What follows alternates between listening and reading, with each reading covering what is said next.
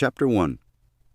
Her naked body was displayed just so, arms and legs splayed like a paper doll, head gently resting on the bottom step as if she had slid down the staircase on her back.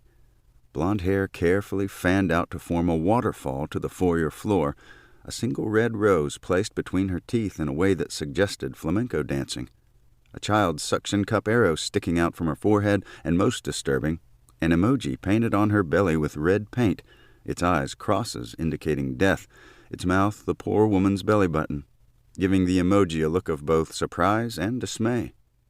All this gave Detective Simon Grave the distinct feeling that lunch would be delayed. Simon Grave had been a detective in Crab Cove for more than 20 years, and in all those years he had never once had a case involving a murder in a mansion. So, as thrilling as it was to see a body sprawled on a staircase with more steps than the Washington Monument, under a chandelier capable of lighting Dubuque, Iowa, he had grave misgivings that the CSI folks, a crew capable of almost nothing, would be up to the task at hand. As for hands, he couldn't help but notice that the victim had only one, at least within her reach.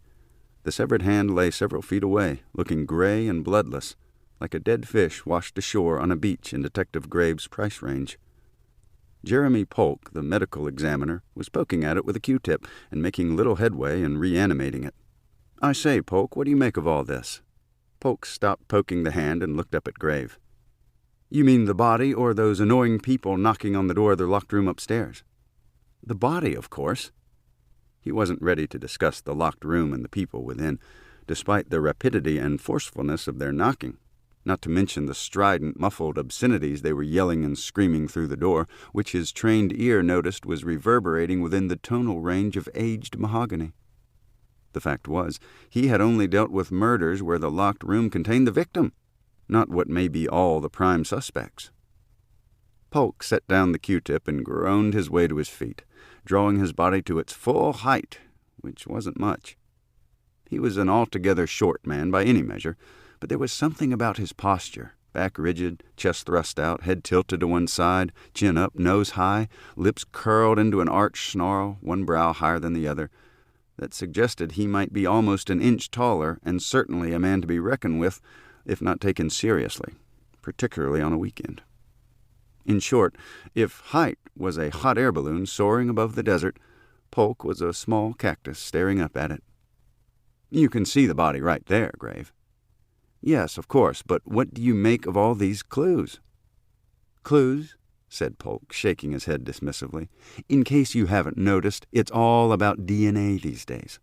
All we have to do is take DNA kits upstairs, collect samples from the likely suspects, match their DNA to the evidence from and around this unfortunate young woman, and we'll have our killer. Ipso facto e pluribus unum." The medical examiner had then laughed in a way that gave Detective Grave pause. He was unsure about the nature of the laugh. On the one hand, it was pure sardonic mischief, while on the other hand it had all the qualities of a dismissive chuckle. He could have gone on to third and fourth hands, but he preferred to be anatomically correct in such matters. "Polk, I fully recognize the relentless intrusion of science on criminal detection, but remember, DNA spelled backwards is and. There's always something else. There's always an and, whether it's a careless remark or something as simple as a poorly timed laugh. There's always something else to hoist the criminal on his own petard." Polk rolled his eyes and laughed a second time. "Well, say what you will, Grave, but I'd rather bring DNA evidence to court than a poorly timed laugh." This second laugh was clearly dismissive, coming as it did with eyes that seemed to roll hard, like dice thrown down a craps table by a man down to his last toss, set to lose everything, including the blonde on his arm. Grave tried his best to shake off the troubling image. Polk with a beautiful blonde? Ridiculous. He decided to move on. "Is there anyone else around?" "Just me and the usual carnival of uniforms," said Polk, sweeping his arms around the room to take in what must have been a dozen uniformed officers, each trying their best to look busy, but most just gawking at the interior of the mansion and looking forward to describing it to their wives or girlfriends. "No, I mean, if everyone's locked in that room upstairs, who called this in?" Polk couldn't believe his ears. "What? Have you never heard of cell phones?"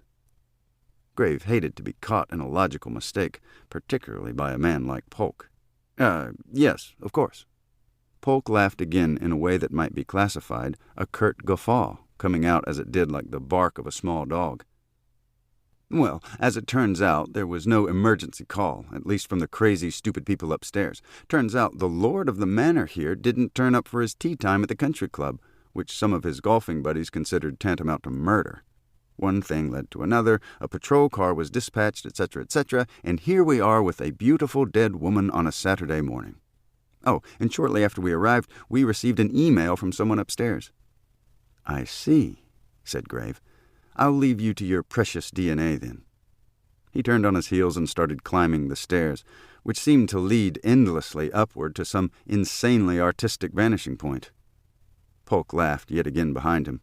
"You can't accept the primacy of DNA, can you?" "I can't, shan't, want," he said, continuing to proceed up the stairs without looking back. "You know," said Polk, "that want isn't a word." Grave paused on the stairway and looked back at Polk. "How would you know, without checking its DNA? And besides, it rhymes." He continued walking up the stairs, the silence from Polk nearly unbearable. He made a mental note to brush up on his skills in rational argument, at least where contradictions were concerned. After a few more steps, he paused again to give his throbbing legs a rest and to look back on the crime scene. Even at 30,000 feet, the approximate height of the mansion staircase, a crime scene could reveal important clues. In Graves' experience, murder was often the result of a misunderstanding of fact, situation, or intent. And the more grave the misunderstanding, the more chaotic the crime scene, indicating a level of passion, whether from hate or love, disproportionate to the perceived slight. But the crime scene he was looking at here, even from his rarefied altitude, was not chaotic at all. In fact, it was clearly a planned and laughable, overwrought tableau. The pounding coming from upstairs continued unabated. He climbed on, his stomach rumbling from hunger. Chapter 2. The stairs seemed to go on, testing his fitness, his calves and thighs burning from the effort until he finally reached the landing of the second floor, revealing hallways left and right that seemed to outdo the stairway in length, each stretching on forever, with doors every 20 feet or so, indicating enough bedrooms to house every member of Congress. Not that bedrooms and congressmen was ever a good idea. The carpeting on the floor, which must have been a wonderful golden color in days past, was well worn and smelled of dust and mildew. Things were not as mansion fresh as he would have expected, given the pristine wonder of the marble staircase. Polk called out to him from below. "You're not really going to go in there dressed like that, are you? You look like a damned Italian gigolo." He waved him off and returned his attention to the door in front of him, which was indeed mahogany, aged to near black and thrumming from the sound of pounding fists. He was clearly no Italian gigolo, although he could claim Italian heritage through his mother, Maria, who provided wildly gesticulated counterpoint to his father, a reticent man of German descent who could be found, even today, sitting on a plastic-encased recliner and crinkling his way through sitcom after sitcom, their laugh tracks the ribald soul of his existence. On the other hand, Grave was certainly dressed for the part.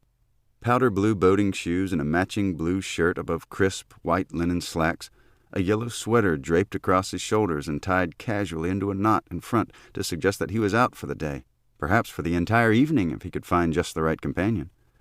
In truth, he had planned to spend the day in an outdoor cafe near the marina, sipping at a latte and hoping to attract a beautiful woman, his clothing a bright deception, like a fishing lure, suggesting that one of the yachts bobbing in the harbor was his, and that he was a prime morsel of vintage manliness for any woman who might happen by with yachthood in mind. Not that he really needed such deceptions. He was one of those men that people described as lean, a pleasant midway point between skinny and grotesquely muscular, the kind of man that suggested dalliance, if not outright debauchery, both of which were far from the core of Graves' personality, which tended more toward Dudley Do-Right with a soupcon of a slightly off, less deductive Sherlock Holmes thrown in. He was tall, but not basketball tall, and square-jawed, to be sure, and held his chin skyward, suggesting both arrogance and innate innocence, or at least a long attention span. His eyes were blue, in the way that ice calved from a glacier is blue, and gray in a way that clouds were gray before a storm. hovering betwixt the two on most days, but definitely tending toward storm clouds when he was on a case, their turbulence causing many a suspect to avoid eye contact and want to drop to his knees in confession. His nose was strong and prominent, with a little speed bump in the middle, the result of a wicked left cross from the fists of his childhood friend Ray Pickens, who, like most of his friends, had disappeared into the mists of time. He had lips, of course, and they moved more or less as lips should do when he talked, but there was not much to say about them. His hair was something else entirely, thick and black and glistening from the combined effects of shampoos and conditioners faithfully applied each morning and topped with just enough gel to hold each wavelet in place. Not that there weren't chinks in his armor of good looks.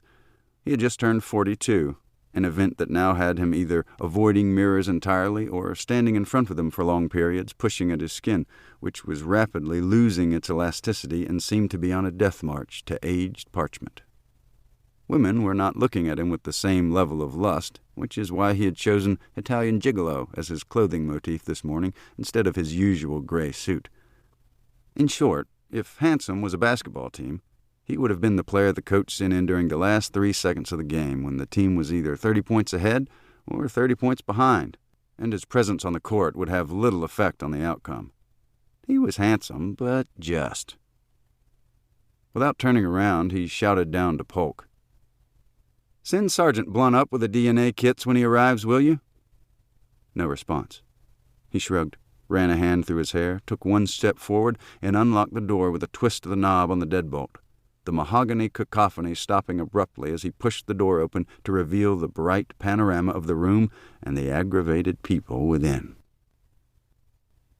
Chapter 3. The first thing he noticed upon opening the door was the arrow headed straight for his head, which he plucked from the air an inch from his nose, its suction cup dripping with the spit of the small boy across the room in full Native American costume, including the full-feathered headdress of a war chief. The mouths of the other 6 people in the room gasped, some from horror at the actions of the boy, some from regret that the arrow had missed its mark, and some clearly from admiration of his skills and reflexes, which were self-described as cat-like, on the brief biography he had posted on the precinct's website. In truth, the room was smaller than he had expected, no more than a brightly lit and cramped artist studio. Paintings, all of red fish, in various stages of completion stacked against and covering every wall, a large easel at the room's center, the artist herself standing behind it, head stuck out peering at him with what looked like lustful interest, her brush dripping red paint, which seemed to be the only color on her palette. The back wall of the studio was all windows, floor to ceiling, making it the perfect room for an artist, but not necessarily a detective, the sun making silhouettes of everyone in the room. He held a hand up to partially block the light, revealing a total of 7 suspects. The young Indian chief, the artiste in rose, an older man, an older woman, a young woman in a nurse's uniform, another youngish woman in a wheelchair, obviously the twin of the artist, and a tall gentleman in a tuxedo who could only be the butler, so stiff was his posture and deferent his attitude as he stood next to the 40-ish couple. He closed the door behind him and took another step into the room, trying his best to establish his authority, or what authority he could muster dressed as he was like an Italian gigolo. The older man, in the turtleneck, perhaps in his late 40s, took a tentative step toward him. "Are you Reginald from the marina? I'm afraid I sold the yacht yesterday." And, "No, sir," Graves said, flashing his badge. "I am Detective Simon Grave, and I think you know why I'm here." The man looked mystified and confused. "But how could you know about this already?" "We'll get to that, I'm sure, but for now, who are you and the others, and how did you come to be locked in this room?" The man gathered himself and scanned the room as if he was unaware of exactly who was in the room and needed to do a head count. "I am Darius Hawthorne. You may know me as the fabulously wealthy CEO of Ramrod Robotics, makers of fine domestic robots. This is my wife, Filamina, my daughter, Whitney, behind the easel, her twin sister, Edwina, in the wheelchair, our nurse and governess, Lola LaFarge, next to her, and, of course, young Roy Lynn Waters, Whitney's young son, who, unfortunately, is going through his Indian chief phase." Grave made notes of all this in his little black book, nodding as each person was identified and giving each his patented smile of recognition. The wife, 40-ish and dressed all in black, looked like an aging goth. The red-headed artist, 30-ish, was beautiful, if a little crazed-looking. Her twin just sat there, beautiful even in a buzz cut, and blankly expressionless, as if she were somewhere else. The nurse was a petite knockout, but seemed to have an attitude. She looked like trouble. The artist's son, maybe 8, looked like he'd had his way more often than not, giving Grave a practiced sneer. That left one more person. "And the tall gentleman standing next to you?" asked Grave. Hawthorne laughed, but it was more like a mechanical chuckle, the kind of annoying laugh you might hear coming from behind you in a movie theater, from a person you'd like to punch. "Uncanny, isn't it? He completely fooled you, I see. That's the thing about ramrod robotics. They're so human-like, so real." "He's a robot?" "Well, technically an android, and more specifically, a Ramrod Robotics SimDroid 3000 Series 2. But yes, a robot, if you will. We call him Smithers. It just seems to suit him, particularly since he's been programmed to serve as a butler." "After the Smithers character in The Simpsons?" Hawthorne shook his head. No. As obedient as that character may be, he is not a butler. No. Smithers here is named after Veronica Lodge's butler in the Archie comic series." "Oh, of course." The reference brought back memories of many a college debate over the choice between Betty and Veronica, Grave as indecisive as Archie in the matter. He looked at the robot for some time, trying to find something not human about him, and failed. He turned back to the topic at hand. "So, how is it that all you fine people, and one robot, came to be locked in this room? And for that matter, why does the room have a door that can only be locked from the outside?" At this point, Filamina Hawthorne stepped forward. "The door has been that way since I was a child," she said. "The room was used to house my younger brother, at least for a while. You may remember him as the Dockside Ripper?" Grave blanched. The Dockside Ripper was the most famous serial killer in the history of serial killers, with 87 known kills. His name was Chester Clink, and he was still at large. "So your maiden name is Filamina Clink?" "Yes, of the Crab Cove Clinks." She looked down at the old carpeting. "Although we have seen better days." Grave's head was spinning with the possibilities, including a quick resolution to the murder, but one thing nagged at him. The victim wasn't ripped and stabbed 21 times with a bowie knife. In fact, other than the severed hand, Polk had seen no signs of trauma. "I'll make a note of that," he said. "So how did you come to be locked in this room?" Whitney, the artist, a ravishing redhead with flashing green eyes, stepped from behind the easel. "I can answer that, Detective." Her words did not register in the way that words should usually register, passing through the ears and into the brain in turn recognizing them, parsing out their meaning from its internal dictionary and book of basic grammar, and then sending signals including an appropriate verbal response to the voice box, tongue, and lips. Her words, in fact, seemed to fall apart and fly around the room as he tried his best to come to grips with the fact that she was completely naked, the brain locking in on the words curvaceous, wondrous, and ample, with a drool response thrown in for good measure. Another word then came to mind, discombobulated. "Why, Detective," she said, "what a wonderful shade of red in those manly cheeks of yours. I must capture it for my next painting." Grave puffed out his cheeks and gave his head a little clearing shake and tried his best to reply in a way that suggested he was part of the species Homo sapiens sapiens. "Sorry, you startled me." "Indeed," she said coyly. "So, to the facts. Everyone, all of us, assembled here last night at exactly 8-ish to view my latest work, a painting of the renowned MacGuffin Trophy." She paused and let the words hang in the air for effect, but seeing none in the face of Detective Grave, she let the words drop to the floor and scurry away before attempting to clarify the situation. "Surely you've heard of it? The most prized yachting trophy in the world, at least at our local marina, the winning of which sets a skipper apart from all others, and Daddy's won it 7 times. Grave shrugged and shook his head. "Well, that's why you're here, of course," said Hawthorne. "What?" Grave really was confused. "The trophy, man, the MacGuffin Trophy," said Hawthorne. "It's gone missing," said Whitney, with a coquettish shrug of one shoulder. At this moment, Grave was certain he heard the kind of sharply rising chords that an organ would make when a silent movie reached a dramatic turn of events. But it was just a knock at the door. A tap, tap, tapping, and nothing more. Chapter 4. Grave motioned everyone to stay in place, went to the door, and opened it. At first he saw nothing, but then a face began to appear, which he eventually recognized as Sergeant Barry Blunt. "I'll be with you in a moment," Grave whispered. He shut the door before Blunt could reply and turned back to the people in the room. "Sergeant Blunt has just arrived. I'll let him in the room in just a second, but first I want to explain how we're going to proceed." The suspects peered back at him blankly. "First, is there a room nearby where I can meet with each of you privately?" Filamina looked left and right to see if anyone else would speak up first, then spoke up herself. "There's the library, 2 doors down on the left. It has a desk and several chairs, and we can bring in tea, coffee, and little crust-free sandwiches if you like. Assuming, of course, you'll let Smithers carry on with his duties." "Of course," said Grave, motioning to Smithers, who made a slight whirring sound and minced electromechanically to the door and then out of the room. "Now, Sergeant Blunt will keep you company as I take each one of you, one by one, to the library for questioning. I ask that you not talk amongst yourselves during this process. He will also be taking DNA samples from each of you and escorting anyone who needs to relieve themselves to the bathroom.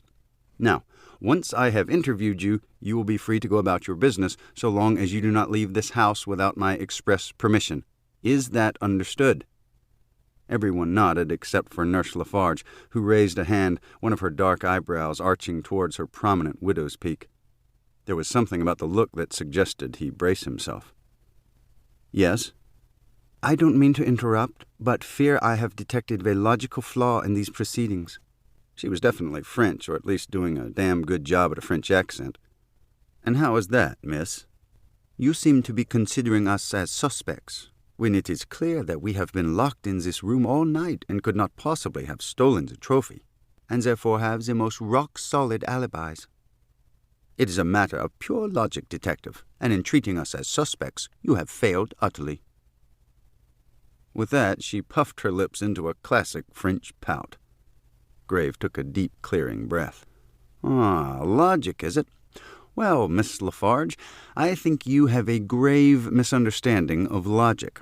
It has been my experience that logic is wholly unreliable when it comes to locked room mysteries. No, what we need to do is wring logic out of the sponge of our understanding and then place that sponge in the waters of the evidence and let it soak up what is true. "I have no idea what you just said," said LaFarge, "but please consider soaking up this evidence. We are here. The trophy is not. There is only one door in and one door out. Therefore, someone who is not us took the trophy, left the room, and then locked us in." Grave smirked.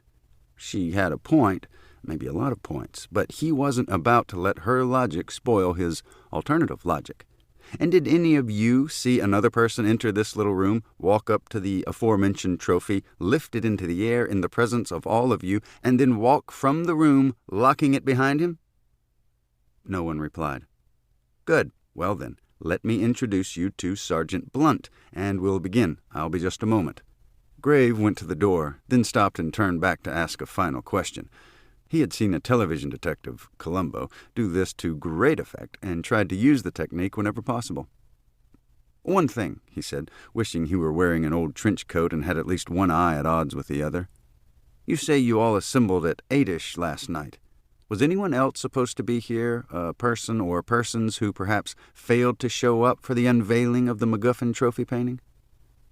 Everyone put on their best deep thought face, most shaking their heads as Whitney stepped forward, nodding and giggling as if she had won a prize. "Of course, we're missing Piff." "Piff?" said Grave. "Yes, Epiphany Jones, my art dealer and sometime lover," said Whitney. Grave took a step closer to Whitney. "And could you describe her for me?" "Of course. She's a little shorter than me, blonde to near platinum, eyes bluer than blue, skin as pale as alabaster, with thighs so smooth they melt me to my core." "I see," said Grave, already imagining them wrapped around each other flagrante delicto. And did she have 2 hands the last time you saw her?"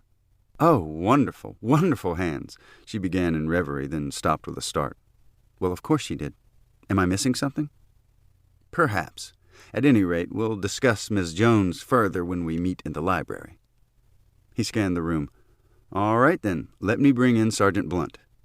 He moved to the door and slipped out of the room. Sergeant Blunt was standing there next to the door, or at least Grave thought it was. "Blunt, is that you?" he said. "Yes, of course," Blunt said, his voice seeming to come from an unexpected direction. "Well, here's the deal. The people in there are unaware of the murder. They think a trophy has been stolen. Do nothing to make them think otherwise, and keep your eyes and ears open. I've told them not to talk among themselves, but my guess is they will forget you're there and open up. Also, check the walls for any possible secret passageways. Do you have the DNA kits?" "Yes, of course," said a voice behind him. Graves spun around. "Good. Oh, one more thing. If anyone needs to use the bathroom, you are to escort them. The last thing we need is suspects disappearing left and right, let alone little puddles and piles in every corner."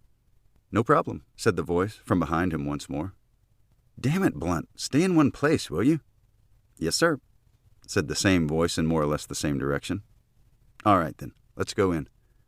Grave opened the door wide, and they walked in, Blunt's feet flapping noticeably on the floor, which was not unexpected. Sergeant Blunt was an ordinary man in every respect except for his feet, which were also quite ordinary except for their size, which was midway between size 12.5 and size 13, leaving him little choice but to wear shoes too big and flap down the street like a clown, or too small and walk as if he were dancing with an invisible ballerina. Today he was clearly a clown. Not that many people would notice, because the fact that he was not just ordinary, he was nondescript to the point of near invisibility. When he walked into the room, everyone realized the door had opened and something had changed in the room, but they would have been hard-pressed to say that a man well over 6 feet and as wide as Frankenstein's monster had entered the room with Grave. Blunt was like the waves of heat you see hovering over a desert highway, there but not there. His features, such as they were, did nothing to expose him to the world. If you focused on his eyes, which may have been almost any color, you immediately forgot his nose. A small lump of flesh and cartilage, more or less in the center of his face, just above his lips, which were razor-thin and appeared to blend into his chin in a way that suggested stealth technology was at work. He had taken full advantage of his invisibility early in his career when he had served as a Navy SEAL, carrying out mission after mission without detection. He was so good, in fact, that he had been recruited by the CIA. Unfortunately for Blunt, and perhaps world peace, the CIA had insisted that he had failed to show up for his interview, even though he had been there all along, the interviewer tapping a pencil on his desk as Blunt tried and failed to get his attention.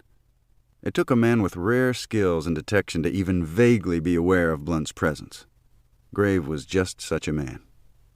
He had discovered Blunt one night in a local bar where Blunt was trying his best to pick up women with predictably miserable results. Grave had watched in amazement as a woman sidled up to the bar stool Blunt was sitting on and, thinking it empty, slowly nudged him off the stool with her hips. In truth, this hip action was Blunt's only brush with sex, and the principal reason he went to bars. In fact, if invisibility was a game of checkers, Blunt would have been the checker that had fallen to the floor and rolled under the couch, never to be seen again. But that was neither here nor there, since they were now here, not there, and a roomful of people were now staring at them, or at least at Detective Grave, and wondering what was afoot. Grave cleared his throat and pointed to the flickering image of a man standing next to him. "This is Sergeant Blunt," he said. "He'll be helping me with the case." Grave took a step toward the door and turned back again. He really loved this technique. "One last thing. If I should ever speak with a British accent, please let me know by raising your hand." Everyone raised their hands. "Oh, dear," he said. He made a mental note to schedule a special appointment with his therapist. These lapses in accent had to stop. Chapter 5. The library was just as he had imagined it would be. A square box of room, or rather a cube, with wraparound bookshelves floor to ceiling. It even had ladders that ran on rails to provide easy access to any volume, although the ladder rungs appeared dusty and little used. And although he couldn't imagine Mr. Hawthorne reading a book, The shelves were chock-a-block with books of every description, all arranged alphabetically by author in sections devoted to various genres, most notably sailing. A large walnut desk, its top empty but for a small green-shaded lamp and a set of gold pins put there for show, sat in front of the window, facing into the room and at two burgundy leather chairs. Smithers had apparently drawn back the heavy red curtains and cracked the windows to provide some fresh air. Even so, the room was redolent with the smell of the decaying pages and words of 1,000 authors, mixed with the heady aroma of fresh-brewed coffee, the combined effect of which was intoxicating.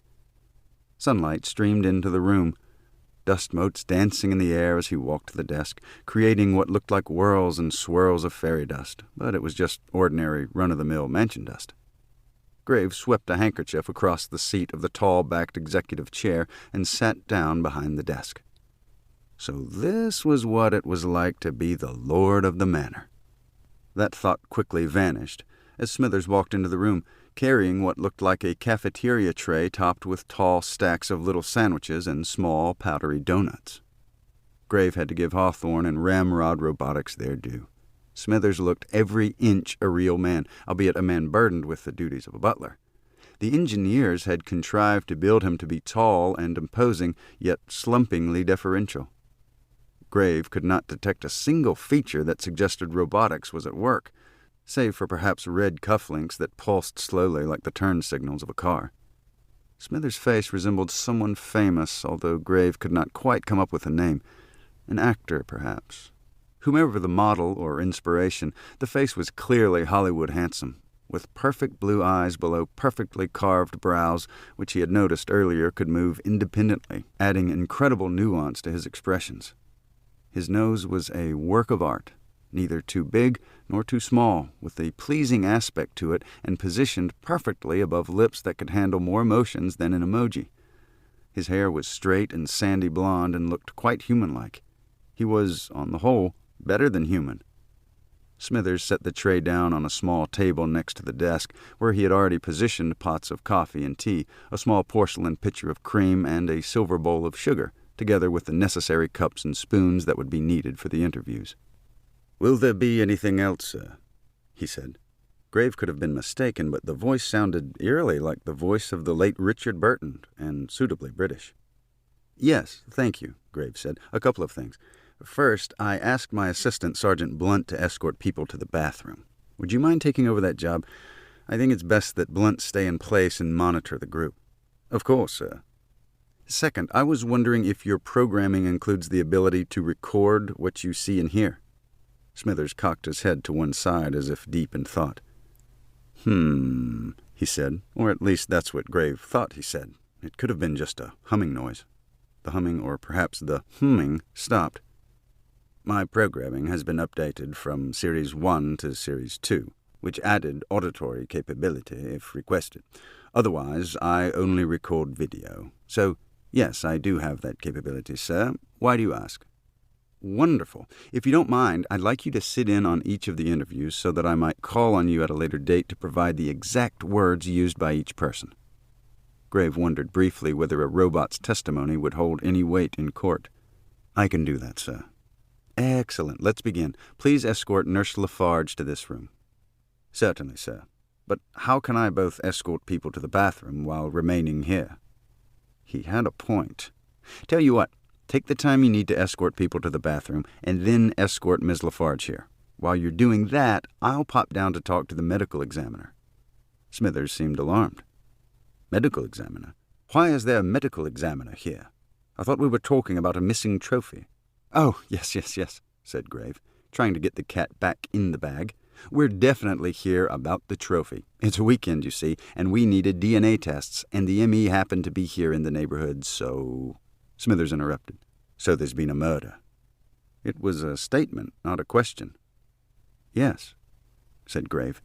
"Yes, there's been a murder." "May I tell the others?" "No, that would not be a good idea." Smithers shrugged. "Okie dokie. I'll see to the tasks and meet you back here in, say, 20 minutes?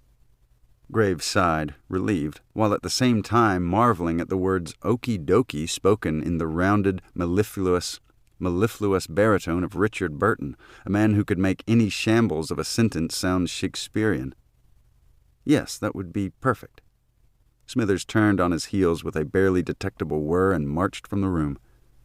As soon as the door closed, Grave was on his feet and greedily stuffing his mouth with doughnuts and the little sandwiches, which seemed to involve crab and coarse brown mustard with a hint of Old Bay seasoning. Chapter 6. Grave bolted down the long staircase, the image of the medical examiner growing larger and larger as he descended for what seemed to be an interminable length of time before arriving at the bottom, bent over, hands on knees, gasping for breath.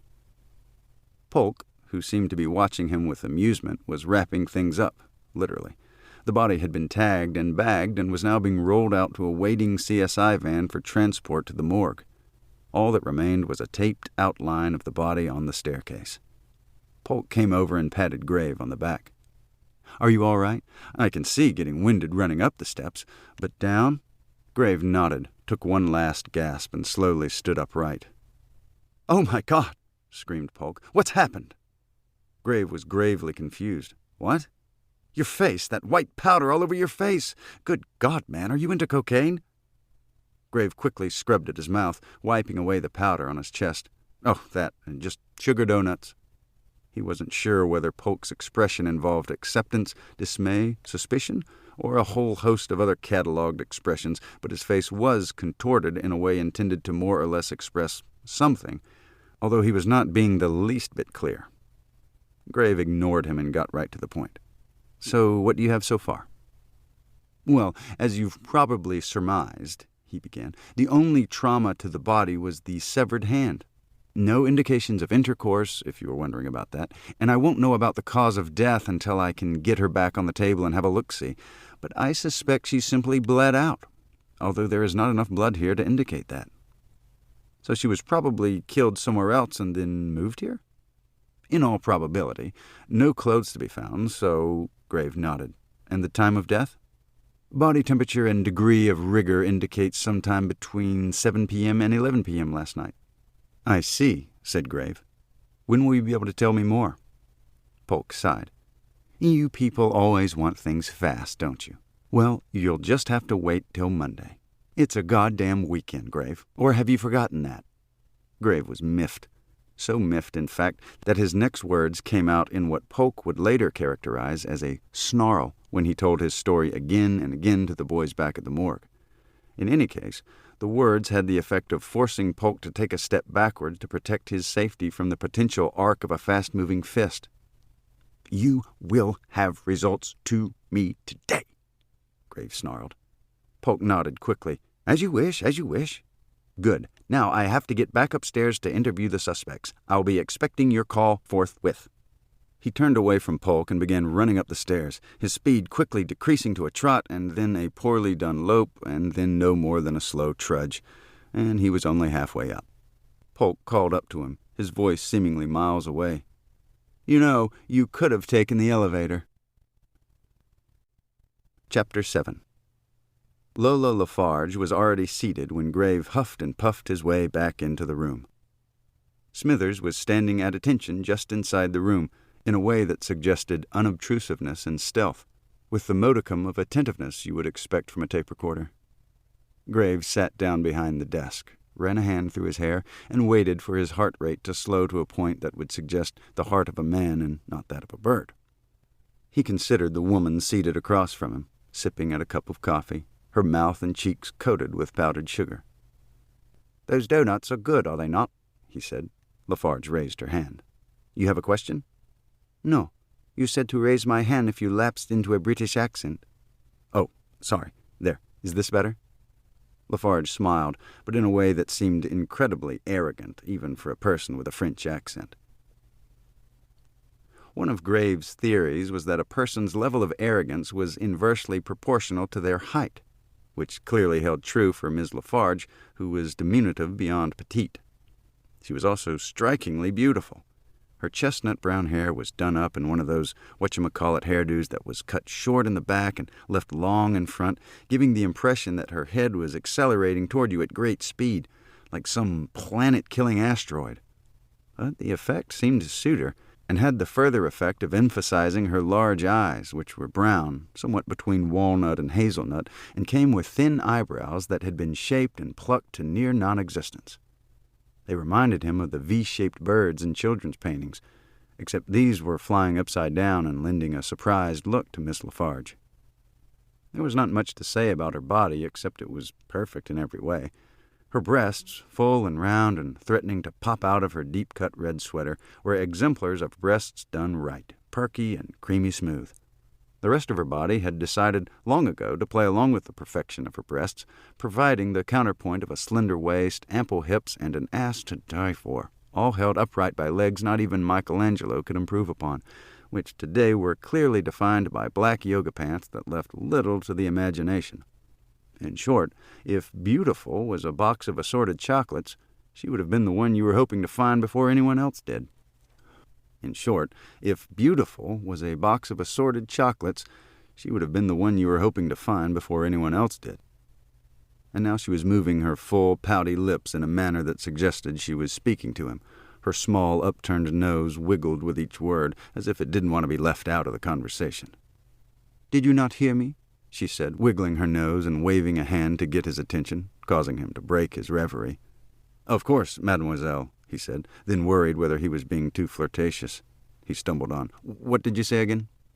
"I said, why the fuck didn't you tell us that Piff has been dead on the staircase the whole time you've been here?" Grave glanced quickly at Smithers, who sheepishly turned his head away. He began, and knew in an instant that was never a good way to begin a conversation you hoped to control.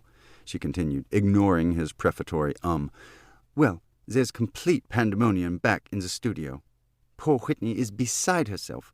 You should have posted an officer there to keep things in hand." "I did. Sergeant Blunt." "Who?" "Sergeant Blunt." He could see she was completely mystified. "Never mind. Just know that I had my reasons." She rolled her eyes. "Like you have your reasons to ignore logic and interrogate us when you should be letting us go so we can grieve for poor Miss Jones." The sentence came out so quickly there was no need for commas, and gave Grave little time to formulate a worthy response. In such situations he found it effective to form his hands into a tent, finger to finger, and flex them slightly to create in the observer an image of a spider crawling up a mirror and thus distract them, if only for a few seconds. "My apologies. I thought by denying you and the others this information, I might glean a clue or two about the killer, whom I am sure is one of you, the people locked in the room all night." "And did you glean anything about me?" she said defiantly, head thrust towards him, her widow's peak slashing towards him like a weapon. A fine spray of spittle made it all the way to his hands, which he then dropped to his lap and inconspicuously wiped on his trousers. "No, not really. When I went along with this MacGuffin trophy nonsense, I was hoping to detect a tell. Are you familiar with that term, Miss LaFarge?" She shook her head. "A tell is an inappropriate or unexpected response to a situation, a small behavior that a person is not aware of, but that reveals something about that person." "I'm not sure I follow you." "Okay, so let's use the trophy as an example. When I reacted in a way that suggested I was definitely there to deal with the purloined trophy, everyone but the killer, of course, would have behaved normally. The killer, on the other hand, would have reacted with a tell, an involuntary and telling response, a surprised look, a turning away, a sly smile, an inadvertent request for clarification, something out of the ordinary, and that was what I was looking for." "And did you see such a tell?" He started to answer, but she held up a hand to stop him. "No, you didn't see a tell at all. You saw nothing. Am I right? And you saw nothing because there is no logical way for a person locked in a room all night to kill a person outside that room or even steal a damned fucking trophy." Grave had had enough. "Miss LaFarge, I am not about to discuss my techniques or what I did or did not glean from our first meeting. Suffice to say that I have reason to believe that one of you is, in fact, the murderer." Miss LaFarge slumped back into her chair, clearly exasperated, and crossed her arms under her breast, pushing them up to briefly reveal the outer rim of her areolas, which were just slightly darker than her skin, with a slight pink blush. She caught him looking. "So, Monsieur Detective, what are you gleaning now? Grave looked away and fumbled with his notebook. Not that there was anything in his notebook about her except one brief, hurriedly scrawled note. Wow. That analysis continued to hold sway as he put her through a series of questions about her background and her role in the mansion. She had immigrated from France 2 years previously with the promise of a job at the Hawthorne mansion to provide daily nursing assistance to Edwina Hawthorne while homeschooling young Roy Lynn Waters, the erstwhile Indian chief and incorrigible son of Whitney Waters. In those 2 years, Edwina remained wheelchair-bound and sullen, and Roy Lynn had developed a French accent. Like the others, she had gone to the studio at precisely 8-ish to see Whitney's paintings of the trophy. The event went smoothly, Whitney revealing the painting to polite applause and ample champagne. Ms. LaFarge, who was not keen on Whitney's painting style, had hoped to slip away at 8:30, but that hope ended when Whitney had checked the door, finding it locked. There then followed a near-comical attempt by everyone in the room to try the door, which continued to remain locked, despite everyone's best efforts to think otherwise. "And why did it take so long to notify the police?" he asked. "I know it's ridiculous in this day and age, but not a single one of us had a cell phone with us." "So how did you notify us? Surely not with the insane knocking I experienced when I first arrived." "No. Just before daybreak, we remembered, or rather Mr. Hawthorne remembered, that Smithers here is equipped with Wi-Fi and has a drop-down keyboard in his back." Grave turned to Smithers. "Is that correct?" Smithers nodded. "Yes, sir, that is correct. And the time of the email message was exactly 6:56 a.m. "And why didn't you offer that service immediately upon hearing that the room was locked?" Grave thought he heard the soft screeching of tiny gears, or perhaps an ill-timed release of robotic gases. "Well, sir," said Smithers, "no one asked, and I thought it would be intrusive of me, nay, inappropriate for me as a butler to offer unsolicited guidance to my masters." Grave made a note of that, and also wondered why it had taken nearly 3 hours for anyone at the precinct to notify him. "Thank you, Smithers," he said, turning his attention back to Miss LaFarge, who had apparently been studying him as he spoke to Smithers, her eyes quickly averted when he looked back at her. He noticed that her neck and chest were now flushed in a way that, in Grave's experience, indicated one of 3 things: anger, nervousness, or arousal. He was hoping for the third option. "Now, Ms. LaFarge, at any time during this hours-long detention, did anyone act either overly dramatic about the situation or perhaps just the opposite, an almost carefree acceptance of your combined plight?" She considered the question briefly and gave him an impish shrug. "Not particularly." Grave sat in silence for some moments, which apparently was enough time for Ms. LaFarge to formulate a question or two. "Detective, can I ask you a personal question?" "I don't see why not," he said, "but I may reserve the right not to answer it." "Of course," she said. "I was just wondering about this man-about-the-docks get-up you're wearing. It doesn't seem to suit you." "Ah," he began, hoping that in "ah" would disguise his true reason for wearing his Italian gigolo duds, namely to pick up women. "I was on a stakeout at that little cafe. Surely you know the one. Le Crab Bleu down by the marina." "A stakeout? For what?" "Drugs," he lied. "We have reason to believe that someone has been bringing in cocaine and heroin in boxes of salt shakers." "So you were hoping to catch some sort of financial transaction between a waiter and a customer requesting salt?" "Well, oui, I see it now. The drug dealer comes to the cafe and looks for the one table that does not have a salt shaker. He sits down, places an order, and when it comes, he pretends not to notice he has no salt, which the waiter, who's in on the whole thing, and wears a black eye patch by way of identification, brings to him with some sort of exchange for money. Perhaps folded bills quickly placed in the waiter's palm, or even a briefcase left behind, or—" Grave had to stop her before she wrote an entire case file. "Yes, that's it exactly." She sat back in her chair, tapped a finger aside her nose, and then rolled her hand in his direction. "So this is not your normal attire?" "No, it's—" "Hush," she said. "Don't tell me. I have a nose for this." Indeed, her nose was wiggling like a bloodhound's. She looked him up and down, her nose sniffing appraisingly. Okay. My guess is you usually wear a suit." No vest, of course. That would be too British, and you'd just lapse into that terrible accent, and the suit would be gray. No, not just gray. Only gray. You have a closet full of gray suits, lined up one after another for each day of the week. Am I right? He offered. Ha! I knew it, she beamed. But there's more. All your shirts are white with button-down collars, and you prefer thin, solid ties, mostly a darker gray, but never black. Well, I do have a Christmas tie. Doesn't count, she giggled.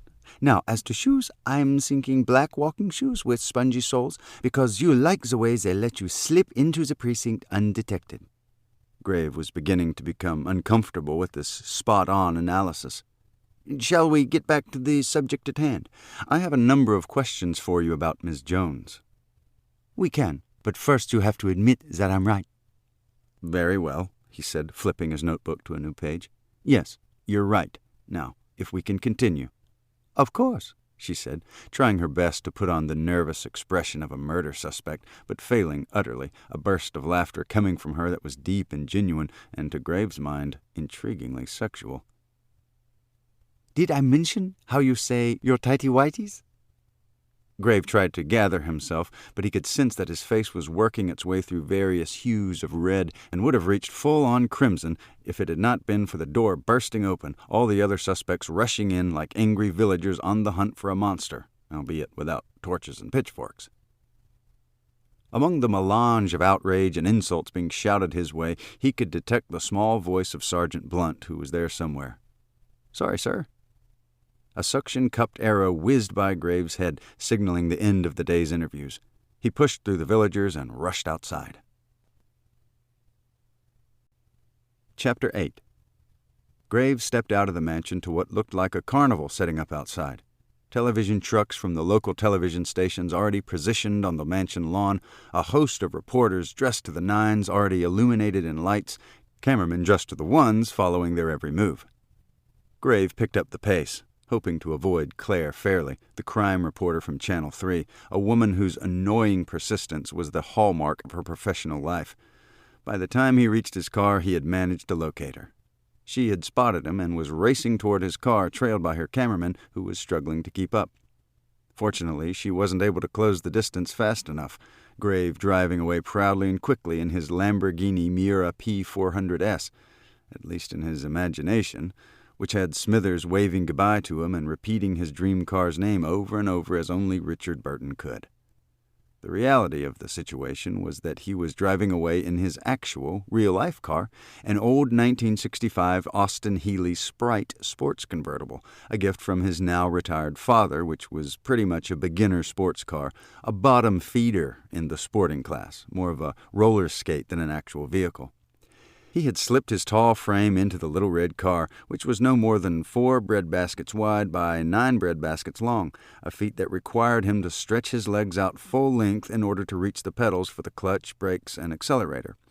One of his old girlfriends, who had eventually run away with a tuba player, said that when he was finally seated in the car, he looked like a man sitting upright in his own coffin, with the same startling effect to passer-by, a driving position that perhaps only the British could appreciate, the body jackknifed at a right angle, legs stretched out, derriere just 6 inches off the ground.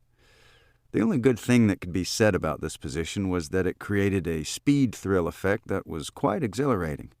At 20 miles an hour, you felt like you were going 60. At 60, you were quite sure you were approaching escape velocity, and at 80, near the end of the speedometer's range, you were not only willing to accept the possibility of time travel, you were absolutely convinced that Marty McFly's trip back to the future actually happened. As he sped away, fairly becoming smaller and smaller in his rearview mirror, the radio came on simultaneously, stuck as always on Radio 780 AM, a Christian station featuring gospel music and the 1-minute hourly reflections of Reverend Bendigo Bottoms, who this hour was in the middle of a sermon on one of his many 11th commandments, in this case, "Thou shalt not rage in the road." Over the many months he had owned the car, Grave had come to appreciate gospel music and the Reverend, but in keeping with the day's commandment, but not observing it, he pounded on the radio several times before giving up and continuing down the lane to the gate, where he turned right and accelerated away from the mansion. He had managed to calm everyone down by releasing them for the rest of the day, with the stipulation that he would return early the next morning to continue his interrogations. Most seemed satisfied with that solution, but he could still see the look Whitney had given him as he left the room, a look that wrapped anger, hurt, betrayal, and grief into a massive ball and hurled it at his head with the words, "You bastard." He glanced at his watch, an oversized Timex with more functions than a convention center. It read 49:57, which could have been the exact time on a distant planet, but was in fact the reading from the chronometer function for the watch and clearly of no help. He fumbled with the watch as he drove, trying to stay on his side of the road as he pushed various combinations of buttons, none of which resulted in the display of the current time. He would have to rely on the position of the sun in the sky and the direction and length of the shadows to determine an approximate time. The rest of these calculations was that, to the best estimation, it was daylight. He drove on, hoping that Polk would still be at the morgue, poking and probing poor Epiphany Jones. Traffic was relatively light, even for a weekend, so he made good time, walking into Polk's examination room at just after daylight, which inexplicably was still daylight. He quickly fixed the watch to discover that it was in fact 1:37 in the afternoon, which clearly explained the renewed rumbling of his stomach, which had had its fill of tiny sandwiches and powdered donuts, and wanted more, much more. Polk hovered over the body, talking into a headset microphone. He caught sight of Grave and motioned him over, continuing his analysis. The smell of the place was somewhere between rotten and cloyingly sweet, and it was all that Grave could do to fight back a looming gag reflex. How did Polk do this day after day? And a small puncture wound through the intercostal muscles, between the third and fourth ribs, just to the left of the spine. He took the headset off and dropped it on a nearby tray. "You should have a look at this, Detective." Grave walked over and looked down at the body, which was working its way through various shades of gray and had a waxy look about it. It, or rather she, had been beautiful in life, even from the backside, or perhaps especially from the backside. Her back the kind of back a woman would want to display in a backless gown, her waist narrowing, then expanding seductively to hips that tried their best to contain an ass that only could have been shaped with the help of a professional trainer. Polk cleared his throat to end Grave's obvious reverie, then tapped the puncture wound on the woman's back with a gloved finger. Here, you see, a devilishly precise kill, through the rib cage and angled slightly to pierce the heart. I dare say the work of a professional, or at least someone with more than a passing knowledge of anatomy and ice picks. That or just blind luck, or rather misfortune for poor Miss Jones. "Ice picks?" said Grave. "Who the hell uses ice picks these days?" "A small list, to be sure. Bartenders, perhaps, or more likely ice sculptors or trained assassins. Of course, the murderer could have used a knitting needle." Grave quickly reviewed his list of suspects, Whitney Waters coming immediately to mind, but only because she was an artist. Did she do ice sculptures, he wondered. As for knitters, he didn't have a pearl of a clue. On the other hand, this new revelation gave him a wealth of potential questions for tomorrow's interrogations. What about the hand? Any clue how or when it was severed? I would say post-mortem, given how clean the cut is. A butcher's saw, perhaps, or maybe the bandsaw of a woodworker. Why on earth would someone do that? Polk shook his head. The larger question, of course, is why he left the hand at the scene. Was he sending a message to someone? Or was he leaving behind one trophy in exchange for the one he had just stolen, the MacGuffin trophy? An interesting thought, Detective. Grave made a few quick notes in his notebook. Anything else, Polk? Polk shrugged. Not for a while. I'm really just beginning. Are you going to be at home, or should I reach you on your cell? My cell. I dropped the landline months ago. It just seems so 20th century. All right, then. I'll give you a call when I'm done here. Grave nodded, looked down at the body once more, and left the room. As the doors swung shut behind him, he could hear Polk talking to the body. Let's open you up, my lovely, and see what's what. Chapter 9. Grave was ravenous. He didn't know whether it was from the passage of time or the time he had spent at the morgue. Death had a way of reminding you that any meal could be your last, so best go at it full tilt. That thought had quickly brought him to Luigi's Trattoria and Crab House for the kind of crabby Italian meal that leaves a smile on your face and your stomach rounded to a belt-stretching fullness. He grabbed a handful of mints on the way out and headed for his father's place. He had promised him a visit, and this new case would provide ample fodder for conversation. Jacob Grave was nestled in his electric recliner, which was equipped with all the necessary accessories required to minimize movement and encourage gluttony. It even had cup holders and a small underarm refrigerator large enough to hold a 6-pack of beer and a package of cheese sticks. An oversized bag of pretzels was stuffed beside him, which would be carried to him by the food service he employed for this purpose.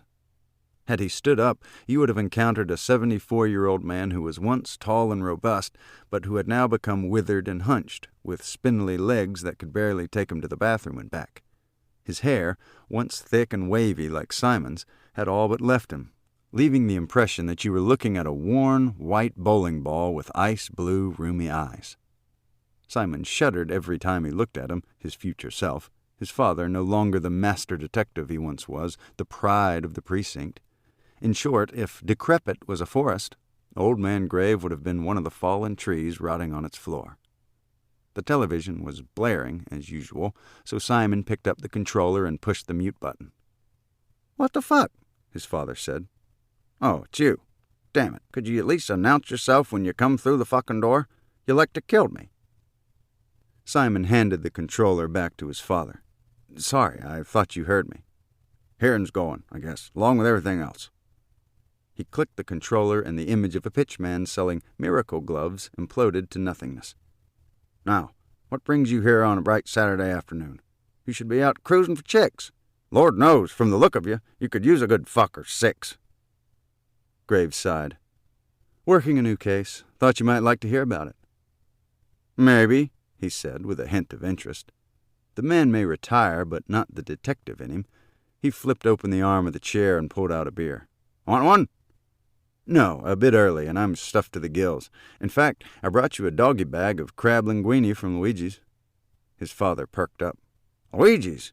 Damn, how can you afford Luigi's on your salary?" He dropped the beer back in and flipped the arm closed.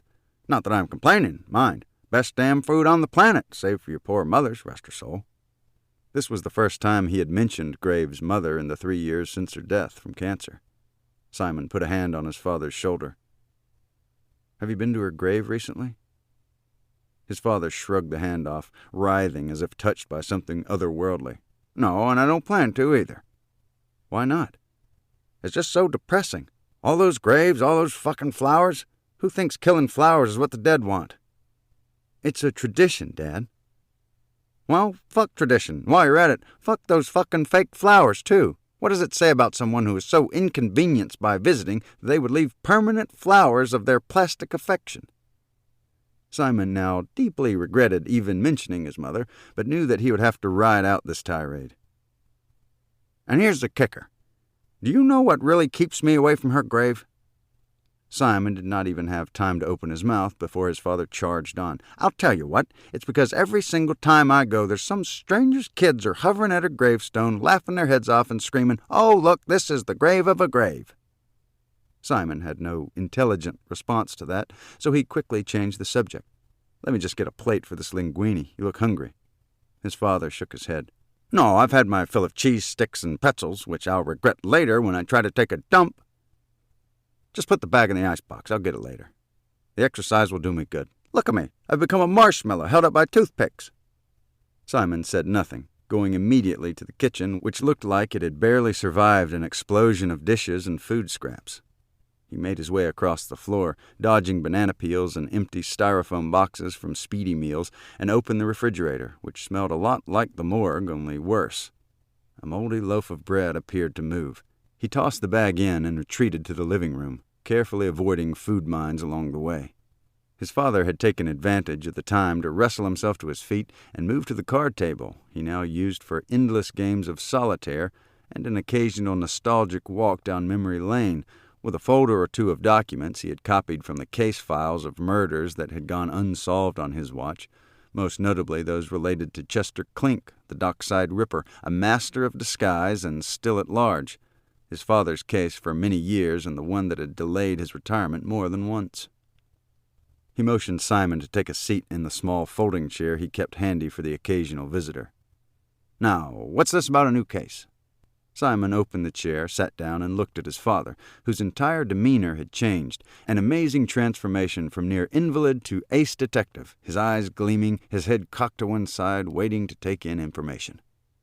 Simon described what had transpired at the mansion earlier in the day, his father perking up noticeably when he heard that Chester Clink's sister, Filamina, was involved. "Filamina, you say?" His father slapped the table, making it bounce. "She and her brother are like two peas in a pod. Psychopaths, both of them. You should put her at the top of your list." "Good to know, Dad, but she seemed rather passive and nondescript except for her clothing. She's one of those people who love black." "Ha! That's not nondescript. That's the low-effect look of a serial killer." Simon was nonplussed. "Wait, you think she's a killer as well? Of whom?"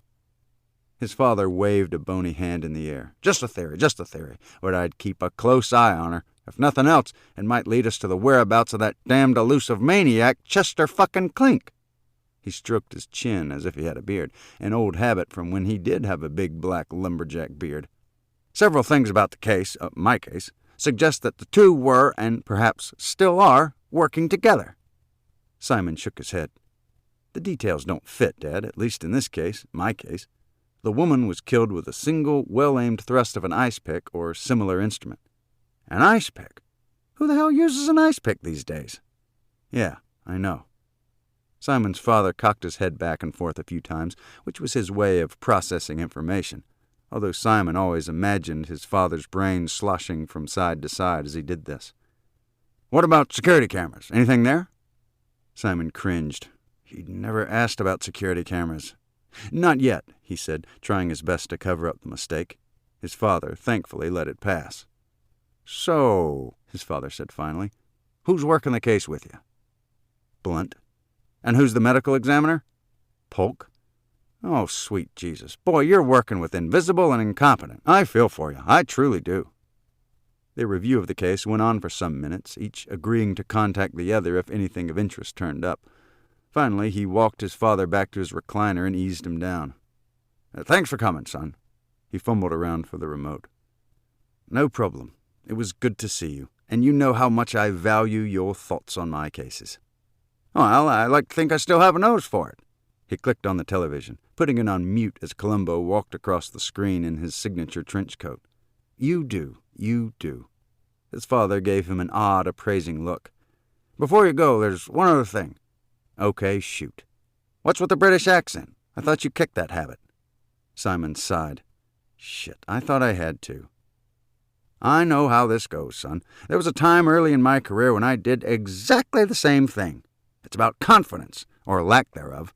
I mean, anything a sophisticated Brit sounds true, right?" Simon nodded. "They could say, 'Up is down,' and everyone would believe them. It lends them an air of authority that apparently you don't think you have." "Maybe." "No, without a doubt. It's a confidence thing, and you need to suck it up and trust yourself and your instincts. You don't need this British accent thing. For one thing, it makes people think you're peculiar." "I know. I've seen the looks." "On the other hand, I know it's compelling. Hell, if I could give advice to any perp facing trial, I'd say, I don't care how guilty you are, use a British accent when you're on the stand, and you'll have a good chance of going free." They both laughed, then grew silent for an uncomfortable period. Finally, his father slapped his hand on both arms of the chair. "Well, then you best get back to your case." The air outside was the freshest and most invigorating in the world compared to the stale, moldy atmosphere of his father's living room. His cell phone rang the minute he had nestled himself in his car. "Grave, Polk here. You'd better get back here." Grave definitely didn't want to go back to the morgue, although considering the state of his father's place, it would be a step up in air quality. "Why, what have you got?" He could hear Polk's exasperated sigh on the other end of the line. "All right, don't come back. I just thought you'd like to see this firsthand." "See what?" "Oil. Traces of oil in the wound channel and the heart." "Oil? What kind of oil?" This case was getting odder by the minute. "Not sure yet. We're running some tests. Should know by tomorrow morning, I think." "Okay, Well, I'll stop by... Okay, I'll stop by first thing and have a look. Grave was expecting Polk to object or say some kind of goodbye, but the line was silent. He waited a few seconds more. Polk, are you there? Yes, it's just... His voice trailed off. Polk, is there something you're not telling me? The sigh sounded like the first gust of wind in an approaching storm. Not strong enough to knock you off your feet, but strong enough to alert you that you best get indoors. It's about the hand. The severed hand? Yes. Well, what about it? By any chance, did you take it with you when you left? He sounded incredibly sheepish. What? Of course not. I thought so. Well, you see, the thing is, it's gone missing. Grave shook his head in disbelief. Maybe his father was right about Polk. Chapter 10. Grave and Blunt arrived at the morgue at precisely 37:45 the next morning, according to Grave's watch at least. Blunt thought the time was more like 7:37, which Grave accepted without further comment. Both men seemed to have read the same memo, each of them dressed in a gray suit, white shirt, and thin gray tie, but only one of them fully visible to Polk, who wondered about the gray blur next to Grave. He blinked a couple of times, and the blur disappeared entirely. Good morning, Detective. Two voices, one from Grave and one apparently an echo, said good morning back to him. Oh, I'm sorry, I didn't see you at first, Sergeant Blunt. No problem, Blunt said. Let's get to it, then, said Grave. I need to get back to the Hawthorne mansion. Polk took a deep breath and got to it. Other than the missing hand, which we still haven't found, we have this oil. Look here. He motioned them to a stainless steel table against the wall and pointed at a small petri dish containing a few drops of a clear liquid. We were able to isolate it and run a few tests. Grave was impatient. Yes, what is it then? Machine oil. You mean like for a sewing machine or something? Polk shook his head vigorously. Oh, no, much more refined than that. The very finest, in fact. This is the kind of oil you'd use on a precision instrument, where tolerances are tight and viscosity can become a real issue. It's called protoglycophenatine, or proto for short, and you can thank our space program for it. Grave was thrilled to have a clue.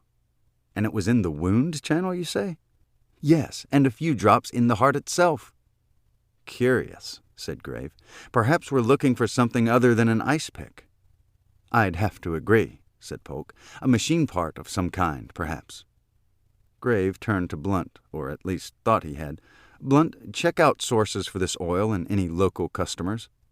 Yes, sir, said a voice from across the room, in the general direction of the table occupied by the late Miss Jones. Over here, sir. I was just wondering about the angles and so forth from the wound. Ah, said Polk. Thanks for reminding me. The ice pick, or whatever was used, was thrust in at a 15-degree upward angle from horizontal, but not with enough force to leave any latent bruising. Is there anything about the angle that suggests the height of our killer? Said Grave. Unfortunately, no. The victim is only 5'4", so even a child could have pulled off the thrust. Plus, we don't know whether she was standing, sitting, or lying down when she received the thrust. What about handedness? Said Blunt, now on the opposite side of the table. Is he a righty or a lefty? A lefty, I would think, said Polk. From the angle of the entry? Asked Grave. No, from the happy face painted on her stomach. He turned the body over. See how the brushstroke swirls and breaks up here? Grave and Blunt nodded. Only a lefty could do that. What about the arrow? Anything from that? Asked Blunt. No, not yet. We've sent off the arrow and the DNA to the lab for processing. Should have the results in a couple of weeks. That suction cup should be loaded with evidence. Grave sighed. 2 weeks? Why does it take so long? Polk had to deal with this question every day of his career. Listen, I must have gone over this with you 100 times. We're a small town. We don't have our own lab. Have to rely on folks in Oyster County. So assuming there's no backlog, and there always is, just the pure lab time takes over 50 hours. And that's not even counting the extensive cleaning that must be done before and after each sequence to assure the accuracy of the testing. And then... Never mind, said Grave. I was just hoping we could expedite it. I'll do what I can, said Polk, but Grave wasn't betting on it. Grave checked his watch. It was already 43:13, and they'd best be on their way. And the hand is gone. Yes, said Polk. I just don't understand it. Maybe the killer retrieved it, said Blunt, who was now standing beside them. I mean, maybe he hadn't intended to leave it at the scene. Grave nodded. Yes, perhaps it was his trophy. And if that's true, if he's into trophies, said Blunt, apparently already headed for the door, then we can expect more killings. Grave thanked Polk with a nod and gave chase, turning at the door. Check the security cameras, will you? Polk nodded. Yes, I'll give you a call. Grave turned on his heels and pushed through the door. Time was of the essence. Whatever time was of the essence. Whatever time that happened to be. Chapter 11. The drive to the mansion was uneventful, if you consider riding in a squad car with a driver you can barely see uneventful. Grave had heard about driverless cars and, frankly, didn't want anything to do with them. Despite himself, he braked several times during the trip. His only hope was to engage Blunt in conversation, if only as a distraction. So, what do you think? Said Grave. I'm wondering if it might be Smithers. Wait, what? You think the butler did it? I know it's a cliché and not something we would want to get around the precinct, but Smithers is a robot, which the last time I checked would be considered a precision instrument. Grave considered this, and as much as he hated to admit it, the new clue elevated Smithers to the status of prime suspect. Or maybe not. Possible, perhaps probable, but remember, where there's robots, there's robot parts that anyone could use as a murder weapon. Good point. I'll see if I can come up with anything on robot parts that might resemble ice pickness. Perhaps Mr. Hawthorne can give us a hand with that. I'll ask. He's first up on this morning's interviews. I thought you still had questions for Miss LaFarge. I do, but I think I'll save her for last. She's not high on my suspect list. She was high on another list, though, a list that Grave was not about to share with Blunt. They drove on for some minutes, Grave watching the surprised, dumbfounded looks of pedestrians as they watched what they thought was a driverless car speed by, and then Grave had a thought. Wait, aren't robots prohibited from harming humans? You mean the law of robotics? Yes, Pratchett's law. Blunt laughed. No, Terry Pratchett was a fantasy author, and while he did touch on the laws of robotics and add to them, he did so in a humorous way. Heinlein's law, then. No, again, Robert Heinlein did write about robots, to be sure, but the author you're thinking of is Isaac Asimov. Grave was incredulous. Asimov? No way. I know I'm right, sir, said Blunt. Go ahead and Google it. Grave pulled out his smartphone and did just that. You seem to be correct, he read the laws to himself. 1. A robot may not injure a human being or, through inaction, allow a human being to come to harm. 2. A robot must obey the orders given it by human beings except where such orders would conflict with the first law. 3. A robot must protect its own existence as long as such protection does not conflict with the first or second laws. Ah, said Grave. I guess this eliminates Smithers.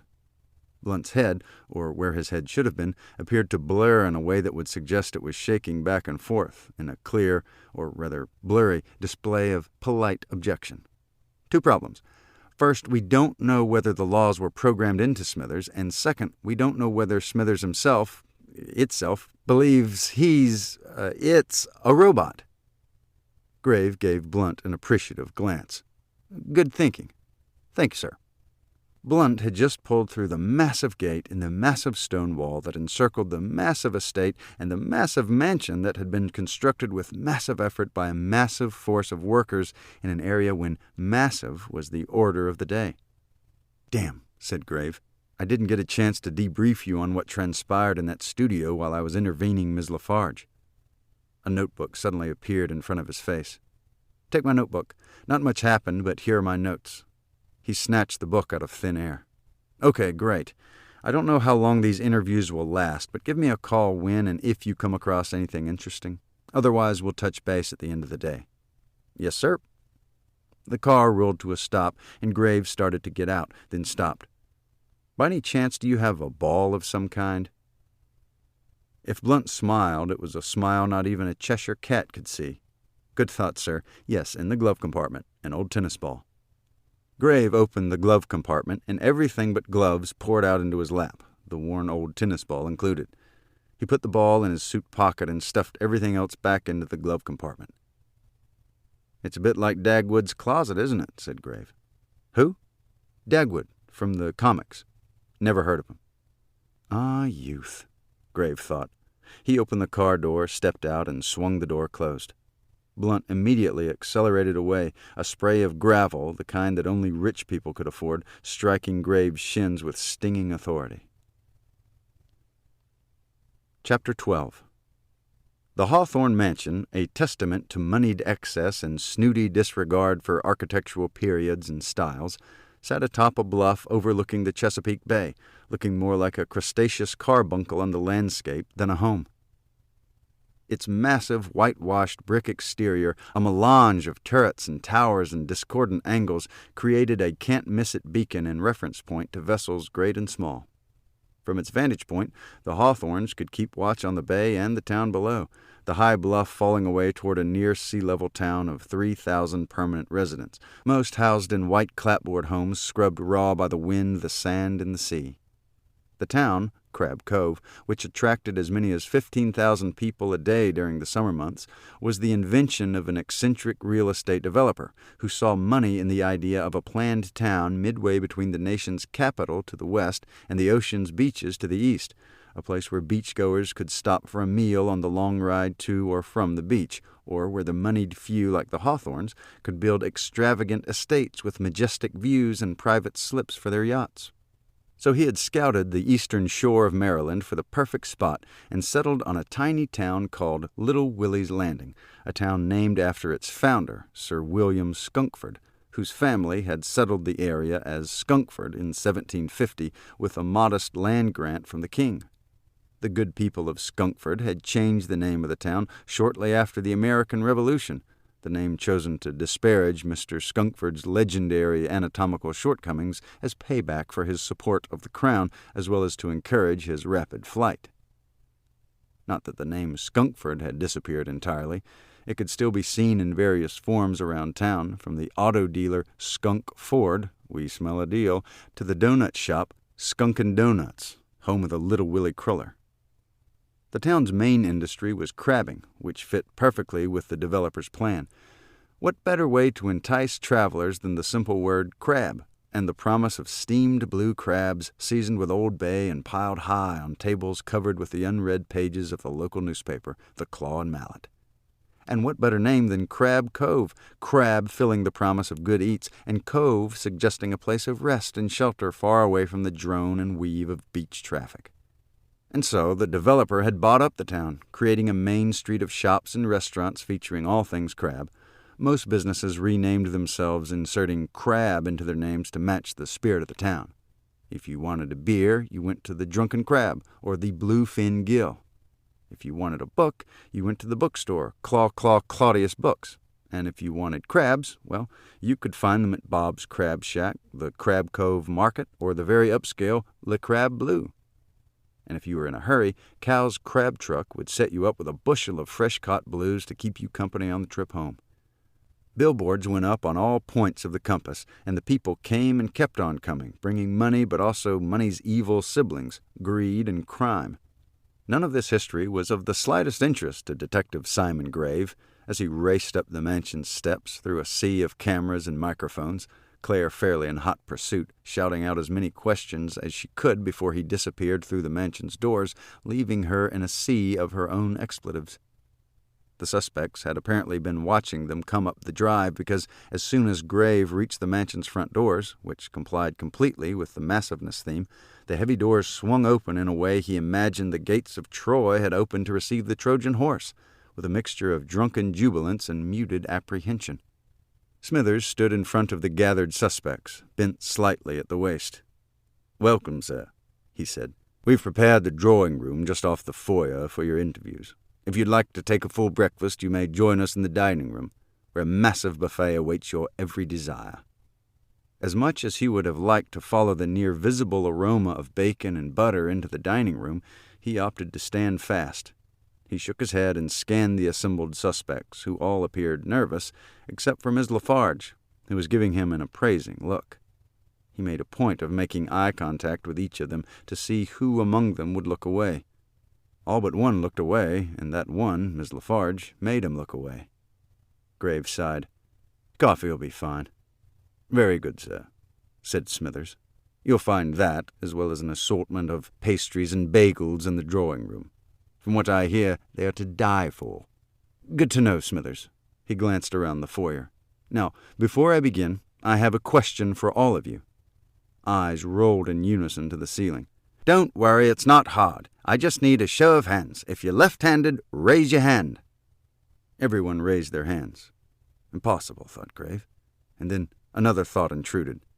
"Ah, I see.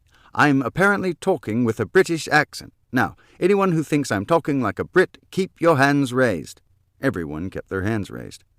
"Bloody hell," said Grave, immediately recognizing that he was, in fact, lapsing again. "Okay, let's try this. First, put your hands down." Everyone complied. "Now don't do anything until I say go. If you're left-handed, raise your left hand, and if you think I'm speaking with a British accent, raise your right hand. Okay then, go." Everyone raised their left hand, and all but Smithers raised their right hand. "So I'm not speaking with an accent, Smithers?"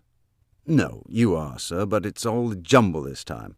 My language processes indicate an accent part British, part Australian, part South African, and part New Zealander. It's not unpleasant, though." "Thank you, Smithers." He moved on to the more important result. "So am I really to believe that each and every one of you is left-handed?" Everyone nodded but Smithers, who raised both hands. "The accent again, Smithers?" "No, sir, I'm ambidextrous." Grave nodded. "Well, of course you are." He sensed the people had had enough of his unintended warm-up exercise. "All right, then, Mr. Hawthorne, if you don't mind, we'll begin with you. And you, of course, Smithers." He motioned Hawthorne toward the drawing-room as the others quickly headed off to the temptations in the dining-room. Hawthorne walked by him and headed for the room, his walk nothing like the flapping gait of Sergeant Blunt. He moved like a horse about to break into a gallop, knees lifted high, toes pointed to the floor with each step. Then again, if he had flapped his arms, he would have looked like a proud rooster. Grave set these barnyard reflections aside and followed Smithers and Hawthorne into the room. Chapter 13. The drawing-room was clearly a room where you could withdraw from the world, or at least a world involving any of the last 4 or 5 centuries. Everything about the room suggested he was about to meet a French king named Louis, although Grave couldn't put his finger on the exact Roman numeral designation for the king and the period furniture in the room. The theme of the room was guilt without guilt. The arms and legs of all the uncomfortable chairs were gilt. The hundreds of paintings on the walls, all of red fish, featured ornately carved gilt frames. The wallpaper was pale blue with columns of golden fleur-de-lis from the floor to the ceiling, which was rimmed with equally ornate crown molding featuring gamboling golden cherubs. The upholstery featured golden threads, as did the carpets, and all of this glowed and glistened in the twinkling crystal light of a golden chandelier. Grave and Hawthorne silently prepared their coffees, both ignoring the pastries and bagels on the sideboard, then sat down opposite each other and did their best to squirm into chairs apparently intended for people the size of children, each appraising the other as they swirled tiny gold spoons in their tiny gold-rimmed cups. Smithers stood at attention and attentiveness near the door. Grave didn't know what Hawthorne made of him, although he sensed some disdain in the way the man's well-groomed, fluffy caterpillar mustache twitched. What Grave saw in Hawthorne was a man who enjoyed playing the part of a new-tech entrepreneur, complete with sandals, jeans, and the ever-present black turtleneck. Darius Hawthorne was a tall man and suffered from the stoop that comes when a boy grows faster than his peers, his extraordinary height problematic for all but his high school's basketball coach, prompting him to hunch over in a desperate attempt to seek eye level with his friends. Not that he would have played basketball, his awkwardness adding to his feelings that he was unworthy to walk among his fellow classmates.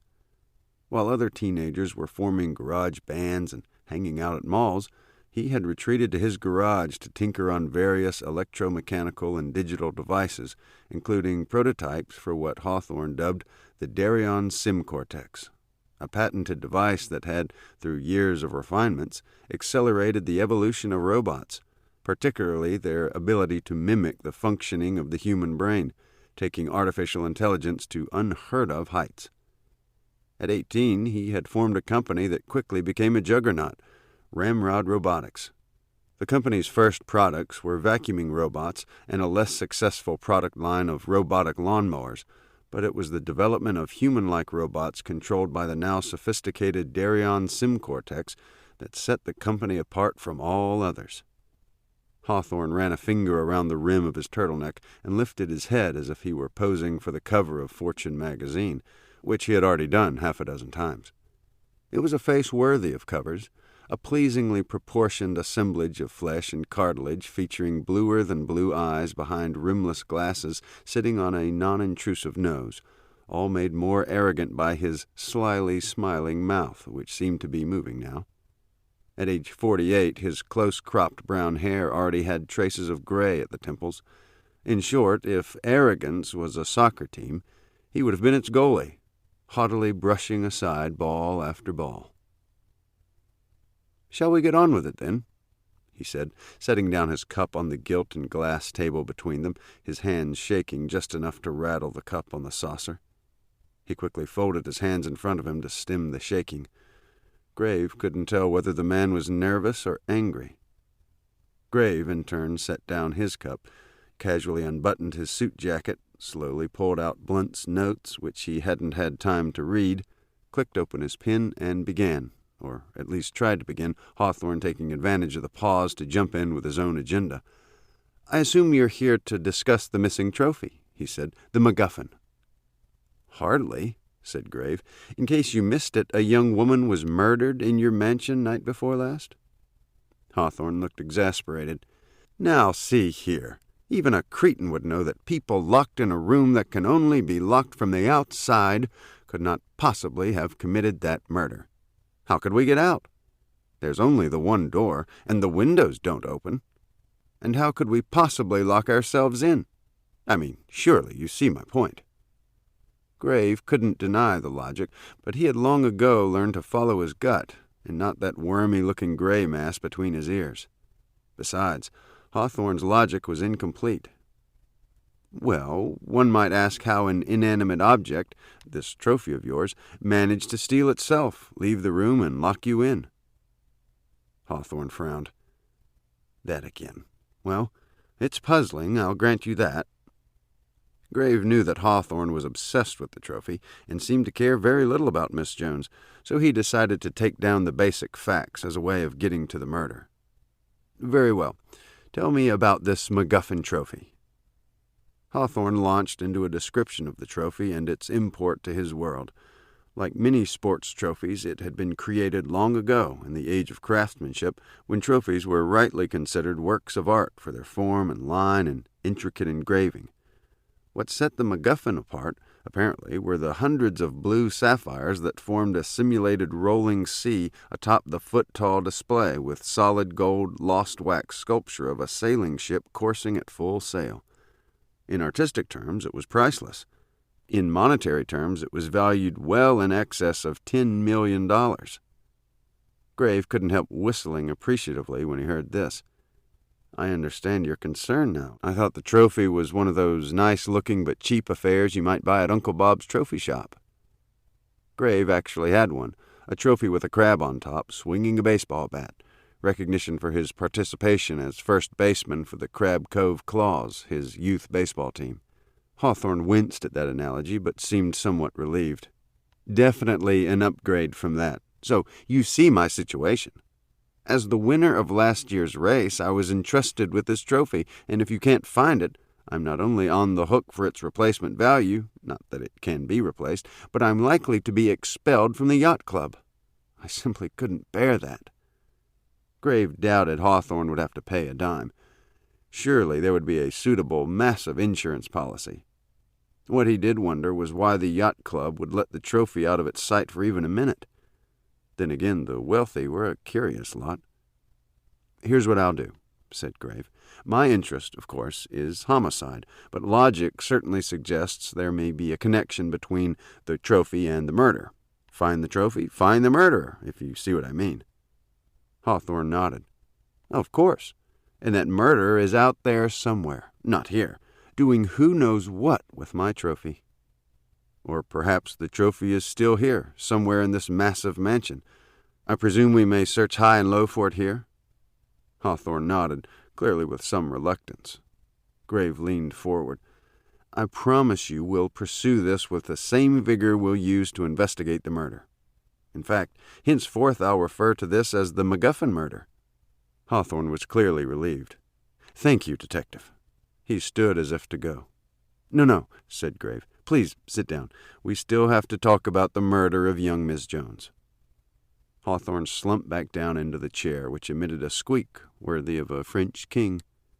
This won't take long, I assure you, said Grave, although he had every intention of asking an exhaustive series of questions designed to learn more about the other suspects and Hawthorne himself. Hawthorne nodded his grudging acquiescence, and Grave began, almost immediately interrupted by a strange whirring sound coming from Smithers, who slapped at himself as if trying to stifle a gurgling stomach. Sorry, sir, he said. Lube cycle in progress.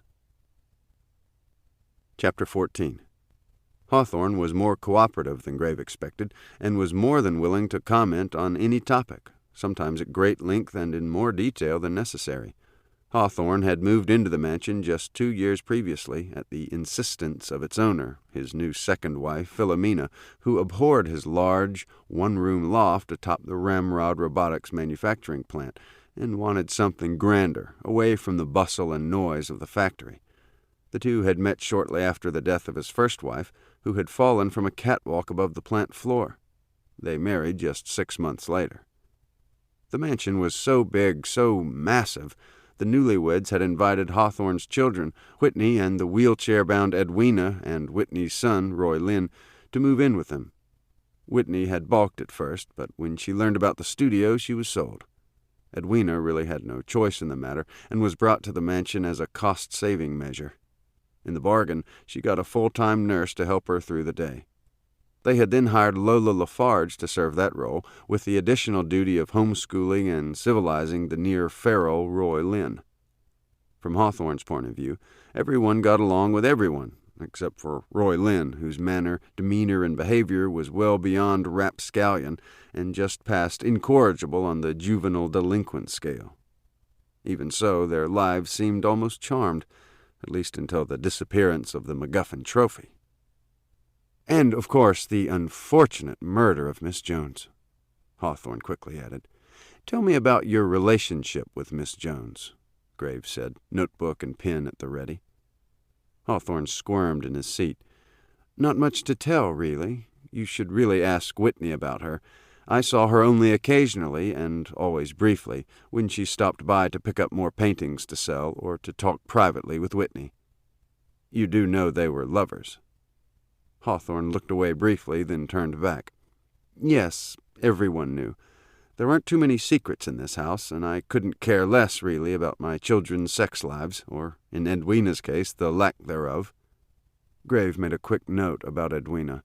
He wondered whether that was true. Whitney's divorced, correct? Oh, no, her husband, Churn-In Waters, died in Afghanistan a few years back, or at least went missing. The troop carrier he was riding in hit one of those homemade mines. Everyone died, but Churn was never found. Probably blown to bits, is my guess. Anyway, Whitney always had leaned more toward women, so when Miss Jones came along, eager to advance Whitney's career, she advanced on other fronts as well. Grave pressed on. When was the last time you saw Miss Jones? Hawthorne didn't hesitate. A week ago. I had been working in my basement laboratory and heard a ruckus coming from the foyer. When I arrived there, Whitney and Piff, Miss Jones, were tugging at a painting, both of them screaming for the other to let go. I intervened, of course, and Miss Jones turned on her heels and left without the painting. And what caused this tiff with Piff? Hawthorne laughed. Oh, it was much more than just a tiff. Unkind words were exchanged, middle fingers were raised. Whitney shouted that she should never come back. Never come back? But why then was she invited back for the unveiling of the new painting, the trophy painting? Hawthorne shrugged. I have no idea. All I can say is that Whitney was insistent that we wait for Miss Jones to show up before she would unveil the painting. They must have made up sometime during the week." Grave made a few notes, wondering whether make-up sex was involved. He suppressed the thought and the obvious imagery that sprang to mind. "Let's move on." "Certainly," said Hawthorne. "What would you like to know?" Grave looked over at Smithers. "Smithers, could you come over here, please?" Smithers walked over, and Grave motioned him into the chair next to Hawthorne. "I can't tell you how much I've enjoyed meeting your Smithers. I love that you've given him a voice like Richard Burton's, but he doesn't look like Burton. I think he looks like an actor, but I can't quite put my finger on it." Hawthorne smiled. "It's Peter O'Toole you're thinking of, one of my favorite actors, and as for his voice, yes, it's Burton's. But not just like Burton's, it is Burton's voice. During his career, Burton said about every word in the dictionary, so it was relatively easy, at least technically, to create a database of Burton's own words for Smithers to access. There are still some rough spots, problems with inflection and word linkages, for example, but on the whole, Smithers can deliver a coherent and smooth onslaught of words in Burton's voice." "I understand the voice, but why not make Smithers look like Burton as well?" Just personal preference, really. Burton's appeal was all about his wonderful voice. He was handsome, true, but his face was just not as expressive as I wanted. Now, Peter O'Toole, on the other hand, could put a complete novel of emotion into the slight twitch of his brows, and his eyes could just penetrate you. "Yes, I can see that." He looked at Smithers, who was working his way through his program, showing off the many ways his brows could twitch and arch. "That's enough, Smithers," said Hawthorne, tapping Smithers on the shoulder, the robot immediately complying, his eyebrows dropping to their default position, quizzical delight. "Fascinating," said Grave, truly impressed. "I'd really like to learn a bit more about robots, Mr. Hawthorne." Hawthorne brightened even more. "They are my passion, Detective. What would you like to know?" "As I understand it, Ashcroft's law prevents robots from harming humans." Hawthorne laughed. "I get this all the time, and it's Asimov's law, by the way, the much-talked-about 3 laws of robotics. Did you know that Asimov proposed a 4th law, which he called the Zeroth law? That one's do no harm to humanity itself and all its fiction, I'm afraid." "Fiction?" "Yes. Smithers here makes no distinction between humans and robots. He sees and categorizes shapes, with high precision, mind, but to be clear, he knows your shape and the way you move and speak is you, even your lapses into a somewhat British accent, but he does not classify you as either human or robot. You are simply a collection of data points identified as Detective Grave." "So he could, in fact, harm humans?" Hawthorne shook his head. "If he did, it would be purely accidental. He is programmed to carry out certain functions based on programmed commands, and nothing more. Butler programming, if you will, and a few other tasks." "But he could harm someone," said Grave. "I mean in a butlerish way, as he carried out his duties." "No. If you're following me, I'm not a detective, and I don't play one on TV, but I have watched a ton of mysteries, and they always, or nearly always, talk about motive, means, and opportunity." "Yes, that's right." "Well, let's say Smithers here is in the kitchen with Miss Jones, and there's a knife handy on the counter. The means. Yes, he would have the opportunity to kill her, but he lacks motive. And he lacks motive because there's nothing in his program that would suggest that he should insert a knife into her back. He lacks emotions, you see."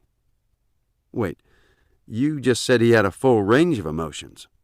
"No, Detective. Smithers here has a full range of expressions, responses to emotion, tone of voice and textual content and content he detects in others. If you call for help, he will express alarm and act accordingly, but his actions are never prompted by emotions." Grave tried his best to digest this. "I see. But what if Miss Jones provoked him in some way, maybe slapped him or something?" "He would attempt to stay on task. If she slapped him again, he would ask for a new instruction. It's all programming, and it's quite extensive. We cover the gamut of possibilities." "Okay, I understand that, but bear with me. What if someone instructed Smithers to stab Miss Jones?" "Wouldn't work. There is simply nothing in his program involving slicing into an object with that shape, in this case, Miss Jones." "I see." "I hope so," said Hawthorne. "Robots have not quite progressed to the levels forecast by science fiction. We're getting there, but for now it's not robots humanity has to worry about. It's humanity itself." Grave slumped back in his chair, reflecting on what he had just heard. Hawthorne glanced at his watch, sweeping it up in front of his face with a flourish benefiting a Rolex. "Will that be all, Detective? I really have to see the other robots." Graves snapped out of it. "What? There are more robots?" "Why, yes. You don't think Smithers could handle all that's entailed with the upkeep of this mansion, do you? But how many robots, and where are they?" "Ah, I see your point. When you arrived the other evening, all of us were locked in the studio with Smithers, and the other robots, 10 in all, were in the laboratory below, nestled safely into their recharging units. Something we do every Friday." He chuckled. "It's sort of like giving the servants the night off." "So they could have locked you in?" "No, that's impossible. Once they hook up for the recharge, they are there for the length of the charge and wouldn't self-activate again until the following afternoon. And I had checked them all before going to the studio. They were all plugged in. Isn't that right, Smithers?" "Yes, sir," said Smithers. He really did look like Peter O'Toole. "Wait, Smithers was with you?" "Yes, he's a little more than a butler, you see. Assists me in the lab from time to time. Hand me this, hand me that, and so forth." "And why wasn't Smithers charging along with the others?" "Normally he would have been, but the event in the studio, you see. We needed someone to handle the champagne." "I see. Tell me, could someone have activated the other robots before they had fully recharged?" "Yes, it's possible, but again, robots aren't programmed to kill people. They just aren't. And for what it's worth, there is nothing to indicate their charge was interrupted. They all reactivated at 2 p.m., precisely, as scheduled, fully charged." "I see. So can I go now?" "One last question, if you don't mind. This charging business. Do the robots behave normally when their batteries are low? Or is it just a case of they're working and then they're not?" "They do slow down a bit, but that typically happens just seconds before the end of their charge. Speech becomes slurred and so on. All the things you'd expect from a fading battery, but again, only for a few seconds." Grave was struggling with just how to form the next question. He kept running into words that suggested an intelligence, a humanness, that was beyond a robot's capacity, at least if Hawthorne was to be believed. He finally gave up and asked the question. What about their judgment, their decision-making abilities? In short, is there any reason to suspect that they might abandon their programming or their protocols when the batteries are running low? Grave could see the answer in Hawthorne's smirk. "No, Detective, they just slow down a bit, like a defensive football player who's been on the field too long." "I see." Hawthorne checked his Rolex again. "Detective, please, may I go now?" "One last question." "I thought you already asked your last question." "Oh, that was the next to the last question." "All right, then what?" "I haven't noticed any security cameras. Do you have any, and if so, where?" Hawthorne shook his head. "No, not a one. Never felt the need. Any important work I do is done at Ramrod Robotics, not here." "What about a basic security system?" "That's yet another question, but no, again.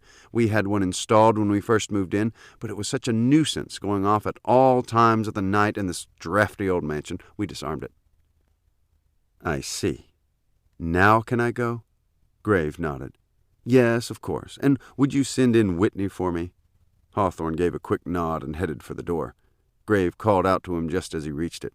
"Think fast," he shouted, tossing the old tennis ball in the air toward Hawthorne, who snatched it out of the air with his right hand. Grave smiled. "So you're not left-handed after all." Hawthorne tossed the ball back to Grave using his left hand. "Actually, Detective, I think you'll find that left-handed ball players catch with a glove on their right hand." "Yes, of course they do," said Grave, stuffing the ball quickly into his pockets. "Bollocks!" Hawthorne and Smithers raised their hands. Chapter 15. Grave took advantage of the time between interviews to read Blunt's notes from the previous day. He had apparently disappeared behind his cloak of invisibility shortly after entering the studio. No one had paid him the least mind, and had talked as if he weren't there. Most of the conversations had been focused on the absurdity of treating them as suspects and their pressing need to use the bathroom, which had several of them dancing in place. It had been a great relief to all, so to speak, when he had received Graves' orders to escort them to the bathroom one by one, and it had been an even greater relief to Blunt when Smithers took over the task. He glanced at the door. Whitney had yet to appear. "Smithers, could you see what's keeping Miss Waters?" Smithers stood. "Of course, sir. I'll be but a moment." He walked to the door in a way that suggested supreme confidence, even arrogance. Grave couldn't help but wonder if Hawthorne ever dressed him up as Lawrence of Arabia. Grave pulled out his cell phone and called Blunt, who picked up after one ring. "Blunt here." "Anything yet?" said Grave. "Yes, it seems that the oil, the proto-oil, has a variety of uses, but its most important application is in robotics." "Interesting. Any connection with Ramrod Robotics?" "Yes. In fact, they're the major user in the entire area. Buy it in 50-gallon drums." "Well, that's certainly a link. What about robotics parts or tools? Anything resembling an ice pick?" There was a moment of silence on the line. Grave could hear papers being shuffled, and then Blunt was back on the line. "Nothing yet, and I doubt there will be. Ramrod, it seems, manufactures most of their own parts. The parts deliveries I've found are exclusively for replacement parts to precision lathes, metal molding machines, and those new 3D printers. Nothing at all like an ice pick, I'm afraid." "I guess that makes sense. Corporate secrets and all that." "Yes, sir." "All right, then. Put that aside for now. The interviews here are going more slowly than I'd hoped, so I could use you here. Believe it or not, Hawthorne has 10 more robots roaming around the mansion.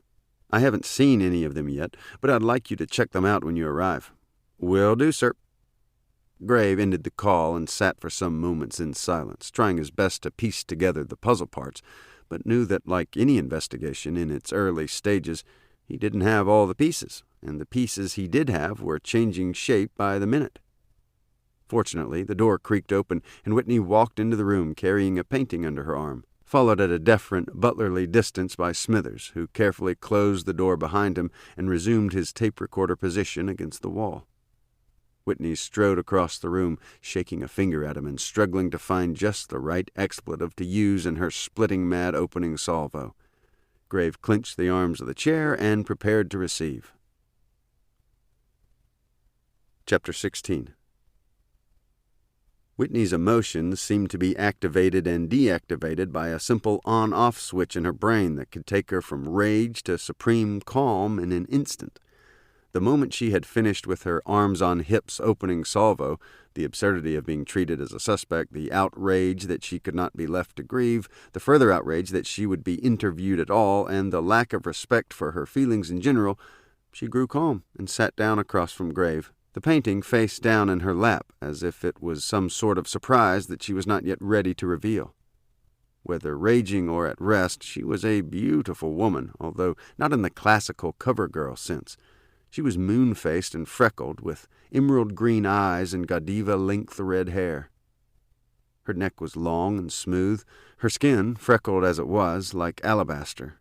When she spoke, the right side of her mouth curled up higher than the left side, which gave every word a sensual, sexual import far beyond the words themselves.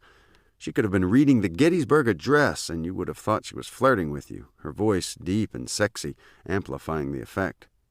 The wondrous body that she had displayed on their first meeting was now clothed simply in a pullover gray jersey and torn jeans. Although she remained barefoot, each toenail painted the same red as all her paintings, with a little silver toe ring on the big toe of her right foot, which bobbed up and down suggestively as she sat there with her legs crossed, smiling at him. In short, if sexy was a baseball team, she would have been the player who hit it out of the park. "Miss Waters, I know you're upset," he began, "and rightly so, but I have a few questions I must ask. And understand, if we are to catch the murderer, I need your fullest cooperation. Every detail, however small, may be important." Whitney dropped the smile and leveled her gaze on him. "Just understand from the get-go, Mr. Detective, I did not kill Piff." She said the last few words as if a full-stop period followed each.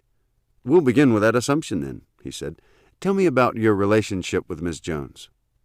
Through tears, which may or may not have been heartfelt, Grave didn't know her well enough to tell for sure, she recounted their first meeting, their rather straightforward artist-broker business arrangement, and that special evening when they shared a bottle of wine after a recent sale, and one thing led to another. The relationship had gone well for many months, but then the economy had turned like the worm it often is, and sales plummeted. As Whitney continued to paint, the paintings themselves overwhelmed Piff's small retail gallery, forcing her to stack them in the back room until even that overflowed. Whitney was forced to stockpile them in the mansion, and as big as the mansion was, even she was running out of walls and storage areas. "As I understand it," said Grave, "the two of you argued heatedly over a painting just a week ago." Whitney nodded, then shook her head. "Yes, I guess so. She didn't want to take the painting, which hurt my feelings. I exploded on her, which hurt her feelings. So it was basically the two of us pushing the painting back and forth, each wanting the other to take it. In the end, it became absurd, and we ended up laughing it off." "Really? I heard that harsh words and gestures were exchanged." "Just words, Detective." She waved a hand in the air dismissively. "So there was no animosity between the two of you?" "No, not at all. We were just letting off steam, and we were still very much in love." "Do you know anyone who would want to kill Miss Jones?" "I've been thinking of little else, Detective." She shook her head. "But I can't think of anyone here who would do her harm, not even Filamina." "Mr. Hawthorne's wife, your stepmother." She visibly winced at stepmother. "Yes, she's a piece of work, that woman. Hates us all, I think, but I can't see her hurting anyone physically. She kills with looks, if you know what I mean." "No, what do you mean?" Whitney gave him a smirk. "Let's just say it was Dad's idea to let us all stay here. Filamina was against the whole idea, and nothing would make her happier than seeing us gone." "I see," said Grave, making a quick note and then pressing on. "Do you know anyone who would want you to take blame for the murder?" She seemed genuinely surprised. "Why, no, of course not. Why would you ask that?" Grave told her about the 3 obvious clues from the body, the rose, the arrow, and the happy face. "I would never. Roy Lynn would never," she began. "It's just absurd." The import of the clues then took hold. "Oh, my God. Who would do that to me?" "That's what I aim to find out," said Grave. "And do you see any significance to the rose? Was she into flamenco dancing?" "I really have no idea," she said, "but we do have roses in the gardens. You should ask Dad or our gardener, Jimmy." Grave made a few notes and moved on. "So when you left your studio on Saturday, was there any discussion?" "Yes, we were all annoyed that you would even think to detain us or suspect us of anything criminal." "Nothing else?" Whitney blanched, even her freckles appearing to fade a shade or two. "Again, nothing to be concerned about, at least for your investigation. Dad was confused by how I had done the painting and said as much." She lifted the painting on her lap and turned it face out to Grave. "A fish?" said Grave. "Why would he be upset about a fish? All the paintings I've seen so far have been of the same fish." Whitney shook her head in a way that only an artist would shake her head when she's dealing with a non-artist's interpretation of her paintings. "You see, Dad sees a fish when it's quite obvious that the fish represents the very essence of the MacGuffin trophy." Grave stared at the painting again, then at all the other identical paintings on the walls of the drawing room, and tried his best to transform the red fish he saw into a priceless, bejeweled trophy topped with a sailing ship. "Okay," he said, drawing the word out like taffy. Whitney gave out an exasperated sigh and began pointing at various parts of the red fish. "Look, here is the trophy's base. Here's its handles. Here the proud sailing ship. It's just so obvious." "I guess so," he said, unconvinced. "Detective, I'm surprised, no, shocked, that you, a detective, would not understand that the whole purpose of a red herring is to make people think it's something else." Grave gathered himself to make a couple of points he knew would not be received well. "What you say is true as far as it goes, because, first, a red herring is not what it purports to be, but what it is in actuality, in this case a smoked fish of a red color. And second, that is not a painting of a red herring." "What?" Whitney looked at the painting, then back at Grave. "What do you mean it isn't a red herring? Of course it is." Hand me the painting, and I'll explain." She handed it over, then flung herself back in her chair with her arms crossed. She was not going down without a fight. "Show me, then." He set the painting in his lap, the fish facing Whitney, and pointed at the fish's dorsal fins. "Here is where you made your error, Miss Waters. You have a fish with 2 dorsal fins, here and here, and then a long line of dorsal finlets running down the spine to the rear." She nodded. "Yes, of course I do. They're very expressive, don't you think? In fact, if you look closely at my paintings, you'll find those fins to be highly nuanced, each to symbolize different aspects of the human experience, and in the case of this particular painting, the very trophy itself." It was the kind of artsy-fartsy description you would find in any artist catalog. Grave let her have her moment of vainglorious glory, but then put her back into her misery. The problem, I'm afraid, is that a herring only has 1 dorsal fin with no finlets. She sat bolt upright. "What? Are you sure?" "Quite sure. You can Google it if you don't believe me." Whitney stared back at him blankly, then at the painting on his lap, then at all the paintings on the walls, trying to absorb what she had just heard. "Well, if it's not a herring, what is it?" "A mackerel, I'm afraid." Whitney was clearly crushed and appeared to crumple into tears in the way any artist would crumple when faced with the realization that their entire career had been based on a mackerel, and not a holy one at that. Chapter 17. Grave had been willing to give Ms. Waters a mulligan on her obvious mistake, creating a painting of a MacGuffin trophy in the guise of a red herring, when in reality a red mackerel, completely distorting any resemblance to the hallowed trophy, but she had been inconsolent and had rushed from the room, tearing her painting to shreds as she left, the door slamming hard behind her. Smithers walked over to Grave, who was trying to collect himself in the wake of her abrupt departure.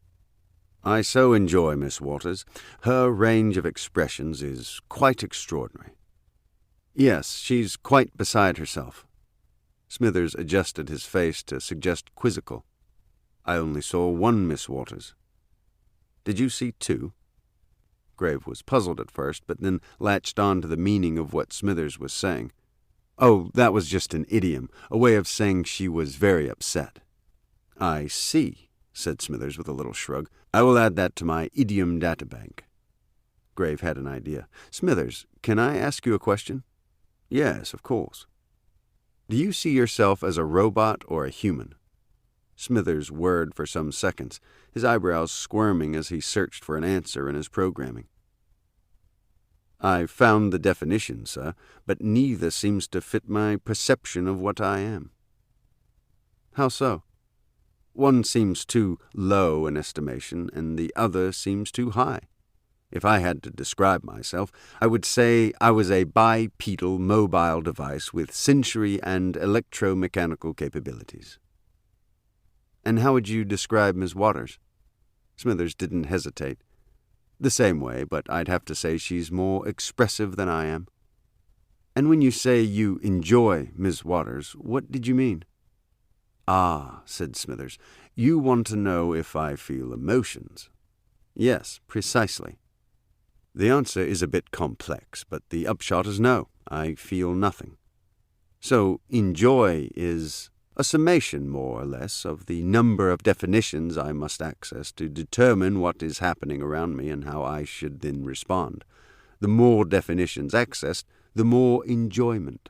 But the enjoyment, as you put it, doesn't make you smile?" Smithers seemed puzzled. "No, should it?" "No, I guess not," said Grave. "Let's move on, if you don't mind. I'd like to interview Edwina. Could you bring her here, please?" "Certainly." Smithers turned and walked from the room, leaving Grave to reflect on the interview with Whitney, Edwina's twin sister. He wasn't sure he bought her explanations of the argument she had with Miss Jones or her father. She was holding back something, or at least that's what the bipedal mobile device that was Detective Grave had perceived. But he was enjoying the fact that he was working on a case that no longer involved hundreds of red herrings, not that there weren't a few. Chapter 18. Echoes are funny things. Done well, they resound as if from every direction. Done in a massive mansion of marble and gilt, however, the echoes have the effect of self-locating, particularly when obscenities are involved. So it was that when Lola LaFarge pushed open the door to the drawing room and rolled wheelchair-bound Edwina in, the echoes of Whitney's shrill concatenation of every obscenity known to man, and perhaps robot, came rushing from her studio, whooshing down the staircase and into the drawing room, reverberating endlessly until Ms. LaFarge quickly closed the door and uttered one word, "Bitch." The room grew comfortably quiet, save for the noticeable squeak coming from the left wheel of Edwina's wheelchair. Ms. LaFarge pushed aside the interview chair and rolled Edwina to a stop across from him. Save for her hair, which had been buzz-cut to near baldness, Edwina was the very image of Whitney, each freckle seemingly locked in place like stars in the night sky. The lack of hair had the effect of making her green eyes appear larger than Whitney's, but not to the point of suggesting the preternaturally large eyes in a painting by Keane. Her body, at least from the waist up, was just as glorious as Whitney's. The rest of her was hidden beneath a blanket with a tartan pattern, which, if he had to guess, was for members of Clan MacDonald and its septs, which he suspected included Hawthorne, a crosshatch of red lines creating not unpleasant squares of various hues of green and blue. His knowledge of all things clans came from a previous case in which the killer mistakenly used a Stewart tartan instead of a Campbell tartan, the "and" he had tried to explain to Polk. Edwina stared at him as if she were looking past him to some distant void in the universe. In short, if awareness was a motel, hers would have been flashing a vacancy sign. He attempted to make contact. "Good morning, Miss Hawthorne." Nothing. "I'm afraid she's not that talkative," said Miss LaFarge. "I see," said Grave. He suppressed the impulse to wave a hand in front of Edwina's face to see if anyone was at home. There clearly wasn't. Has she always been this way? "Well, since I've known her. Apparently she saw something that greatly upset her, I have no idea what, and just shut down." "Completely?" "Mostly. She can chew and swallow and do everything else related to processing food, often without warning, but she doesn't speak or walk or use her hands except for an occasional involuntary twitch. I've tried getting her to blink for yes or no, but even that doesn't work. She's pretty much a vegetable on wheels." Grave frowned at Miss LaFarge, surprised by her insensitive comment. "Don't give me that look, detective," she said. "I'm the one who has to lift her and wash her and take care of her every need." "I didn't mean to suggest," she sighed, frustrated. "Sorry, but sometimes all this just gets to me." "I understand. I really do." Grave sat back in his chair and considered what to do next. He hadn't expected Edwina to be this unresponsive. Hadn't she raised her hands in the left-handedness exercise? He felt sure she had, but with so many hands in the air, perhaps he was mistaken. At any rate, given this harsh news, Edwina was clearly not a suspect. Even so, it was important to place her whereabouts before and after entering the studio on Friday night. "You'll have to be her voice, then." "Okay. What do you want to know?" "How did the two of you get into the studio that night?" "Pretty straightforward, really. I left my bedroom at about 7:45, went to hers, got her out of bed, made her presentable, and pushed her down the hall to the studio. We were a little late, maybe 10 minutes or so." "And did you see anyone else along the way?" Ms. LaFarge briefly looked at the ceiling, which in Graves' experience was a common posture for people trying to recall past events. In fact, he was always suspicious of people who didn't look at the ceiling and just came straight out with the information, as if they had practiced it over and over. "No, not a single soul, but—" Her voice trailed off. "Yes?" "It's probably nothing. I thought I heard a thwacking sound coming from the foyer." "Thwacking?" "Oh, squelching. Really hard to describe. It was like the hitting sound made by one of those damned arrows with the suction cups that Royland shoots every which way. Of course, it couldn't have been him. He was with us, and I was watching him like a hawk." "Did others arrive after you?" She paused briefly, then shook her head. "No, we were the last 3 to arrive." Graves suddenly realized that Smithers, his erstwhile tape recorder, was not in the room. "Damn!" "What?" "Not you. Smithers has gone missing." He started to go on, then changed his mind. "I wonder, would you mind popping outside to see if you can find Smithers? I'm using him to record my interviews, so—" Ms. LaFarge shrugged. "Not at all. Be back in a moment." She walked across the room and slipped out. Whitney's screams had apparently abated, but in the brief few seconds that the door was open, Grave was sure he saw fish paintings sailing past the door like frisbees. Grave waited until the door clicked shut behind Miss LaFarge to unleash his frustration. Bloody hell! Edwina raised her arm above her head. There seemed to be a mischievous gleam in her eyes. Chapter 19. The few minutes between the departure of Miss LaFarge and her return with a seemingly reluctant Smithers had been exhilarating. Not only could Edwina raise her hands, but under the influence of his most arch British accent, she could answer simple yes-no questions by blinking her eyes, once for yes, twice for no. Given enough time, he thought he might be able to even raise her from her wheelchair. As it was, he was only able to ascertain that Miss LaFarge's account of Friday evening was correct, at least so far. "Here he is," said Miss LaFarge, returning to her position behind Edwina's wheelchair. "Thank you," Grave said, turning to Smithers. "Where were you?" Smithers gave a little shrug. "I was with Mr. Hawthorne, trying to call Miss Waters." He emitted a whirring sound, unsuccessfully, I'm afraid. "I'll let you get back to that in a few minutes, once I finish questioning Miss Hawthorne." "But she—" Smithers began. "I know," said Grave, cutting him off. "Miss LaFarge here is actually answering the questions." "Very good, sir." Smithers resumed his position near the door and recorded in silence. Grave turned to Miss LaFarge. "Okay, you took Edwina into Whitney's studio. What happened next?" Miss LaFarge looked briefly at the ceiling, finding her place. "I positioned her along the side wall of the studio, where she could see the unveiling without getting in the way." Grave gave Edwina a quick glance, hoping for some hint of affirmation, but she was back in her non-responsive mode. "And you stayed with her?"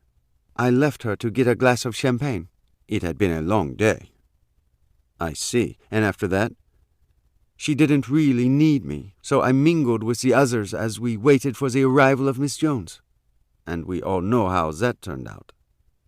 "And how many glasses of champagne did you have?" Miss LaFarge gave him a surprised look. "Is that really relevant?" "Perhaps. How many?" "3, she said resignedly. "No, 4. "Why so much?" She resented him pressing her further on this topic. "As I said, it had been a long day. It was Friday, after all, and I was going to have the next day off. Or at least I thought I was, so." "I see," said Grave. "Now, when exactly did everyone realize they were locked in the room?" "About half an hour later. Say 8:40 or so, I think. Whitney had grown impatient and had set out to see if Miss Jones was anywhere in the mansion." "Couldn't she have just called her?" Miss LaFarge gave her head a little shake and gave him a scolding look. "Detective, you seem to have forgotten that no one had a cell phone." "And why exactly was that?" "Whitney is a phonophobe, if that's the right term. It was a stipulation of attendance. She didn't want anything to interrupt the ceremony she had planned. And we all apparently complied." "So Whitney was the first to try the door?" "Yes, and then me, and then Smithers, I think. Not Roy Linzo or Mr. and Mrs. Hawthorne. Filamina knew it was locked, or at least knew there was no hope of opening the door from inside the room." He had one final question for her. "And from the best of your recollection, everyone was in the room the whole time, from the moment you entered to the moment you left?" Miss LaFarge seemed puzzled. "Well, duh, of course they were. There's only one door, and it was locked." "But you'd had 4 glasses of champagne." "Which can do nothing to help people walk through walls, detective." He nodded curtly. "So it seems." He glanced down at Edwina, whose left eye was twitching. Chapter 20. Grave sat alone in the drawing room, nibbling on a bagel that had managed to go stale during the morning's interviews. Miss LaFarge and Edwina were long gone, and he had sent Smithers in search of Sergeant Blunt, who was probably somewhere in the house with the other robots. Grave had 2 conflicting thoughts on what to do next, both offering exciting possibilities. First, his success in rousing Edwina back into awareness could be the key to the whole mystery.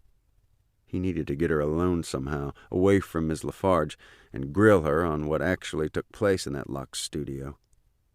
Second, and perhaps most tantalizing, he wanted to bolt from the mansion, drive to his therapist's office, and boast about the newfound advantages of the British accent she had been trying to wrest from his being these many months.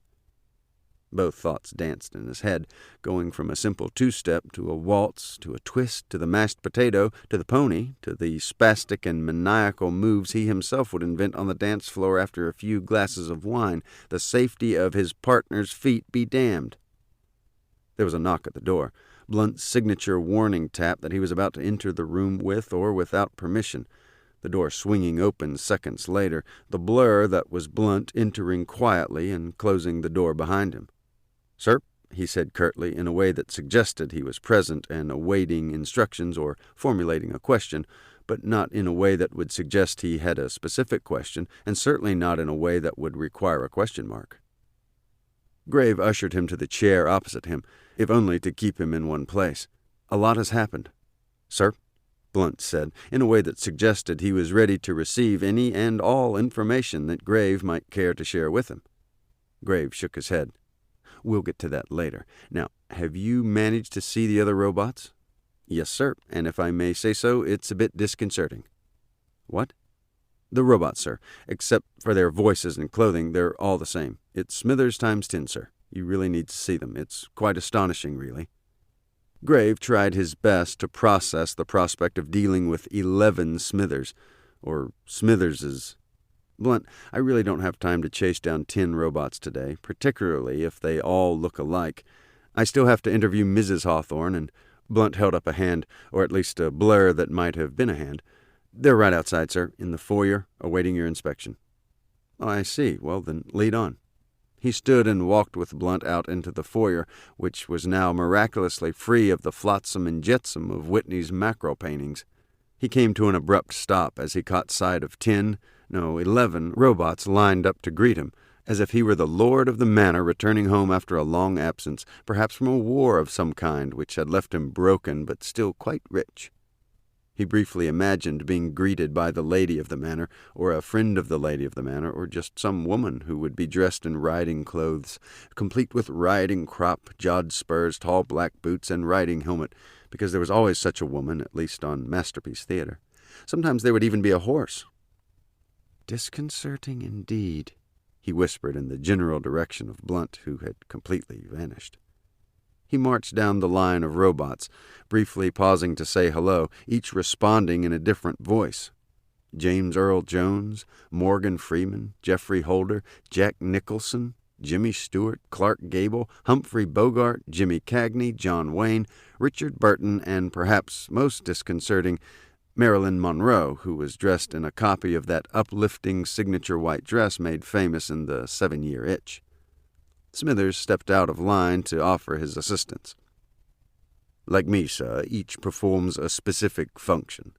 He walked down the line of Peter O'Toole lookalikes, tapping each on the shoulder as he went.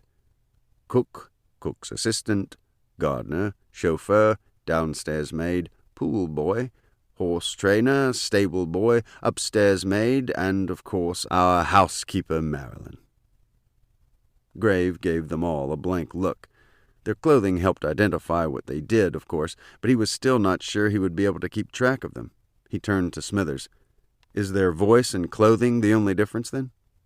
Smithers looked confused at first, then pointed at his name tag, a small rectangular piece of gray plastic with Smithers engraved on it in all caps, and Butler engraved on the line just below in smaller type. Why hadn't he noticed this before? "Oh," said Grave, "I see." He glanced at the closest robot other than Smithers, whose name tag said Marilyn, housekeeper. Grave seemed relieved. "That will be a great help." "Will there be anything else, sir?" said Smithers. Grave glanced once more down the line of robots. "I'd like to have a word with the gardener, if you don't mind. The rest can go about their business." Smithers must have given the robots a secret signal, because they marched away in different directions, each no doubt returning to their duties. The gardener and Smithers remained. Grave glanced at the gardener's name tag. "Jimmy, is it?" said Grave. The voice of Jimmy Stewart responded. Yes, it is." Tell me, Jimmy, if a rose were to disappear from your garden, would you be aware of it?" Smithers started to answer for Jimmy, but Grave motioned him to stop. "I'd like to hear from Jimmy." Jimmy was already uttering a Stewart-like series of ums and wells and let me see here's, finally coming to, "Well, yes, I can." "And have you noticed any roses missing in the last few days? And not bunches of roses, mind, but a single rose." Jimmy whirred and shifted back and forth on his feet. "Well, now that you mention it, yes. Yes, I have. A beautiful one of my favorites, in fact, from the bush by the exterior door to the recharging room." "And I'd be happy to show you that," said Darius Hawthorne, who had come up behind them, startling the three of them, or maybe all four of them. He had no idea where Blunt was. "Oh," said Grave, "perfect timing. I was just about to ask about that room." "Come along, then. I'll give you a tour." Hawthorne began walking toward what was obviously an open elevator door just off the foyer, no more than 20 steps from where the body was found. Grave, Smithers, and Jimmy, and perhaps Blunt, followed Hawthorne into the elevator. Grave made a mental note to have CSI come back and do a thorough blood and fingerprint analysis of the elevator. "How's Whitney?" said Grave, trying to make polite elevator conversation, all the while staring at the lighted elevator numbers above the door, which were making a quick trip from 1 to B. Hawthorne chuckled. "She's a piece of work, my daughter. When she blows up, she really blows up." He held up his right hand, which was crudely bandaged with what looked like a painter's cloth. "Broken frames are sharp." "You should have a look at that," said Grave. "That bloody rag is doing you no good." Hawthorne nodded. "More red paint than blood, actually. Anyway, not to worry about my hand or Whitney. Same thing happened when she went through her mauve squirrel period. We'll make a bonfire of her fish paintings, and then that will be that. Tomorrow I have no doubt she'll be painting something else and be as happy as a clam." As the door opened, Grave wondered whether she might actually be painting clams by tomorrow, and whether she would have the good sense to Google clams before she embarked on her clam period. That brief moment of wondering was quickly replaced by a much longer moment of wonder as he took in a room that seemed as impossibly large as it was ultra-modern high-tech. Somewhere, Blunt gasped. Chapter 21. The room was a symphony of white and stainless steel, accented by a rainbow of snaking wires that provided power to machines with flashing lights of every color and mechanical arms of every function, all aligned in rows and columns throughout the room. The white tile floors gleamed under the fluorescent lights. "Welcome to my laboratory," said Hawthorne, with a proud sweep of his bandaged hand. "I do testing on prototypes here, as well as minor repairs to the robots. And it's the quickest way to the gardens." Hawthorne ushered them through the room, pointing out various kinds of equipment, including simple lathes and grinders, as well as more exotic machines of indeterminate function. He paused at a row of a dozen tall glass tubes and pushed a nearby button. The tubes rotated to reveal an opening tall enough for a man, or a robot. One of the tubes was occupied by what appeared to be a naked man, but was certainly an anatomically correct robot. Its face was turned away from them. "This is our charging station, where the robots are charged every Friday afternoon. It's a slow trickle charge, so it takes 24 hours, and once they're in the tube, they are in there for the duration." Blunt's voice came out of nowhere, as usual. "Is there no override? For example, if a thunderstorm rolled through and you wanted to prevent damage to them?" Hawthorne nodded knowingly. "It would have to be quite a storm. Who asked that question?" "Sergeant Blunt," said Grave, waving in the general direction of a cloud-like human. Hawthorne tried to focus on Blunt, but failed. "Anyway, the answer is yes, but it would have to be quite a storm. We have surge protectors everywhere down here, and it would be quite a bother to interrupt the charging process. Would pretty much have to start all over, which just wouldn't do." "Noted," said Grave. "And the robot now charging?" "My latest prototype." Grave glanced up at the prototype. "I had no idea they were so correct in every way," offered Hawthorne with a broad smile. "My philosophy is, if you're going to do something, do it right. Do it thoroughly." Grave stumbled through his next question. "So they can, in a technical sense, they could, Hawthorne slapped him on the back. Yes, if they were asked, they could do it till their batteries failed. Grave tried to get his head around this. Sounds like you could have a whole new business line. Hawthorne nodded enthusiastically. Yes, we're in the planning stages. Difficult programming challenge, but we'll see. The importance of foreplay and so on. Anyway, come along. Let's see about that missing rose. They walked on, Hawthorne picking up the pace, perhaps hoping to avoid more questions, but Grave stopped him in his tracks with one. What's that? Grave pointed at what looked like a microwave oven on steroids. Ah, said Hawthorne, a 3D printer. Comes in handy when I need a part for one of my prototypes. Cuts development time by months, if not years. Don't know how I ever lived without one. They continued through the room until they came to an ordinary 6-paned door that obviously led into one of the mini gardens that surrounded the mansion. Jimmy shuffled ahead, opened the door, and led them into the garden, which may have had every variety of rose known to man, some budding, some in bloom, some shedding petals. Here, carefully lifting a thorny branch that had obviously been snapped off rather than cut. Whoever did this must have been in a hurry and taking little heed of the thorns. Grave made a mental note to check everyone's hands for scratches. He then pulled an evidence tag out of his pocket and looped it around the branch, so the CSI folks would be able to find it when he invited them back to examine the elevator, the lab, and the roses. Thank you, Jimmy, he said. Tell me, what do you think about someone who would take one of your roses? Jimmy tilted his head back and forth as if he were weighing his response. Firstly, he would be a thief, which is bad. Secondly, he lacked training or ignored his training. He don't just snap off a branch like that, which is also bad. Thirdly, he took a rose from my favorite plant, which is neither good nor bad, but clearly means I now have fewer blossoms. And how do you feel about all that, Jimmy? Grave held up a hand toward Hawthorne to prevent him from answering for Jimmy, which is exactly what he wanted to do. I do not feel. I observe, assess, and report, and make whatever corrective actions, if any, that are requested by Mr. Hawthorne, or that have been pre-programmed as part of my gardening protocols and defaults. Only by Mr. Hawthorne? No, any human. And how would you know they were human? Firstly, they would have the designated shape, movements, and voice patterns of what is classified as humans. Wait, said Grave, glancing over at Hawthorne. I thought robots made no distinction between man and robot. Jimmy whirred in a way that only Jimmy Stewart would have whirred in a time of befuddlement, then issued a click, indicating that befuddlement had passed. True, sir, but humans differ in one significant way. They issue orders, which only humans can do. Hawthorne seemed relieved, but Grave wasn't through yet. And if someone issued an order to tear off a branch to your rose bushes, would you do it? Jimmy didn't hesitate. Yes, sir, although I would first advise them that proper technique would require pruning shears. But you would do it the wrong way if you were ordered to do so. Yes, of course, said Jimmy, but why would they do that if I have built-in shears? He held up his right hand, which immediately transformed into pruning shears. Grave was surprised and impressed, but pushed on.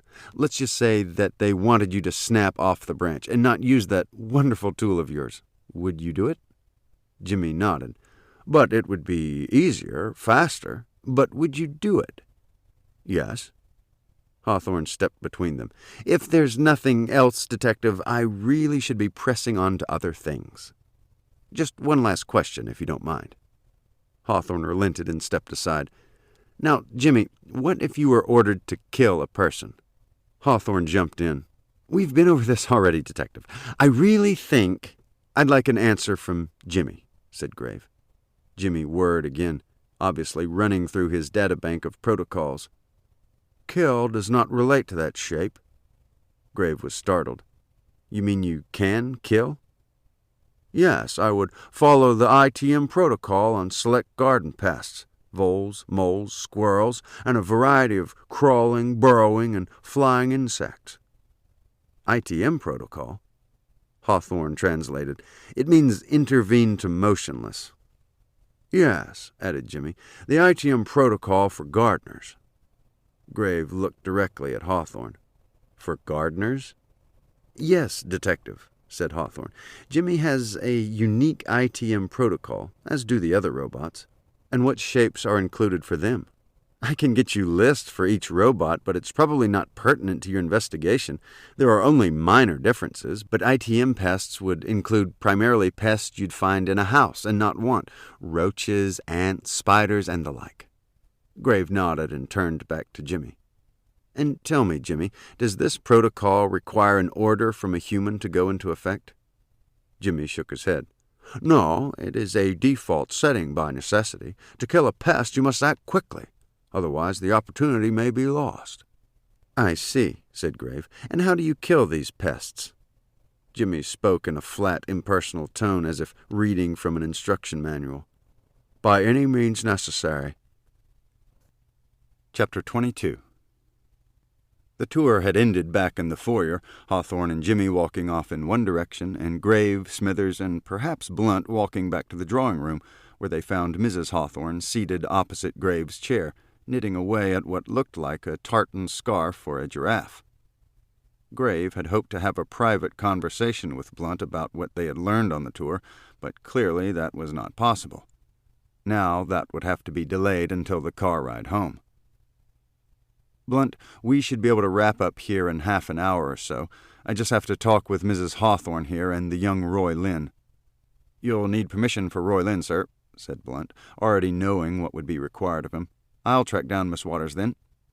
Grave could tell by the flapping sound of Blunt's shoes that he was leaving the room, the sound fading quickly to near nothingness as Blunt ascended the stairs to Whitney's studio. Grave motioned Smithers to his tape recorder position, and then assumed his own position seated opposite Mrs. Hawthorne, who continued to clack away with her knitting needles.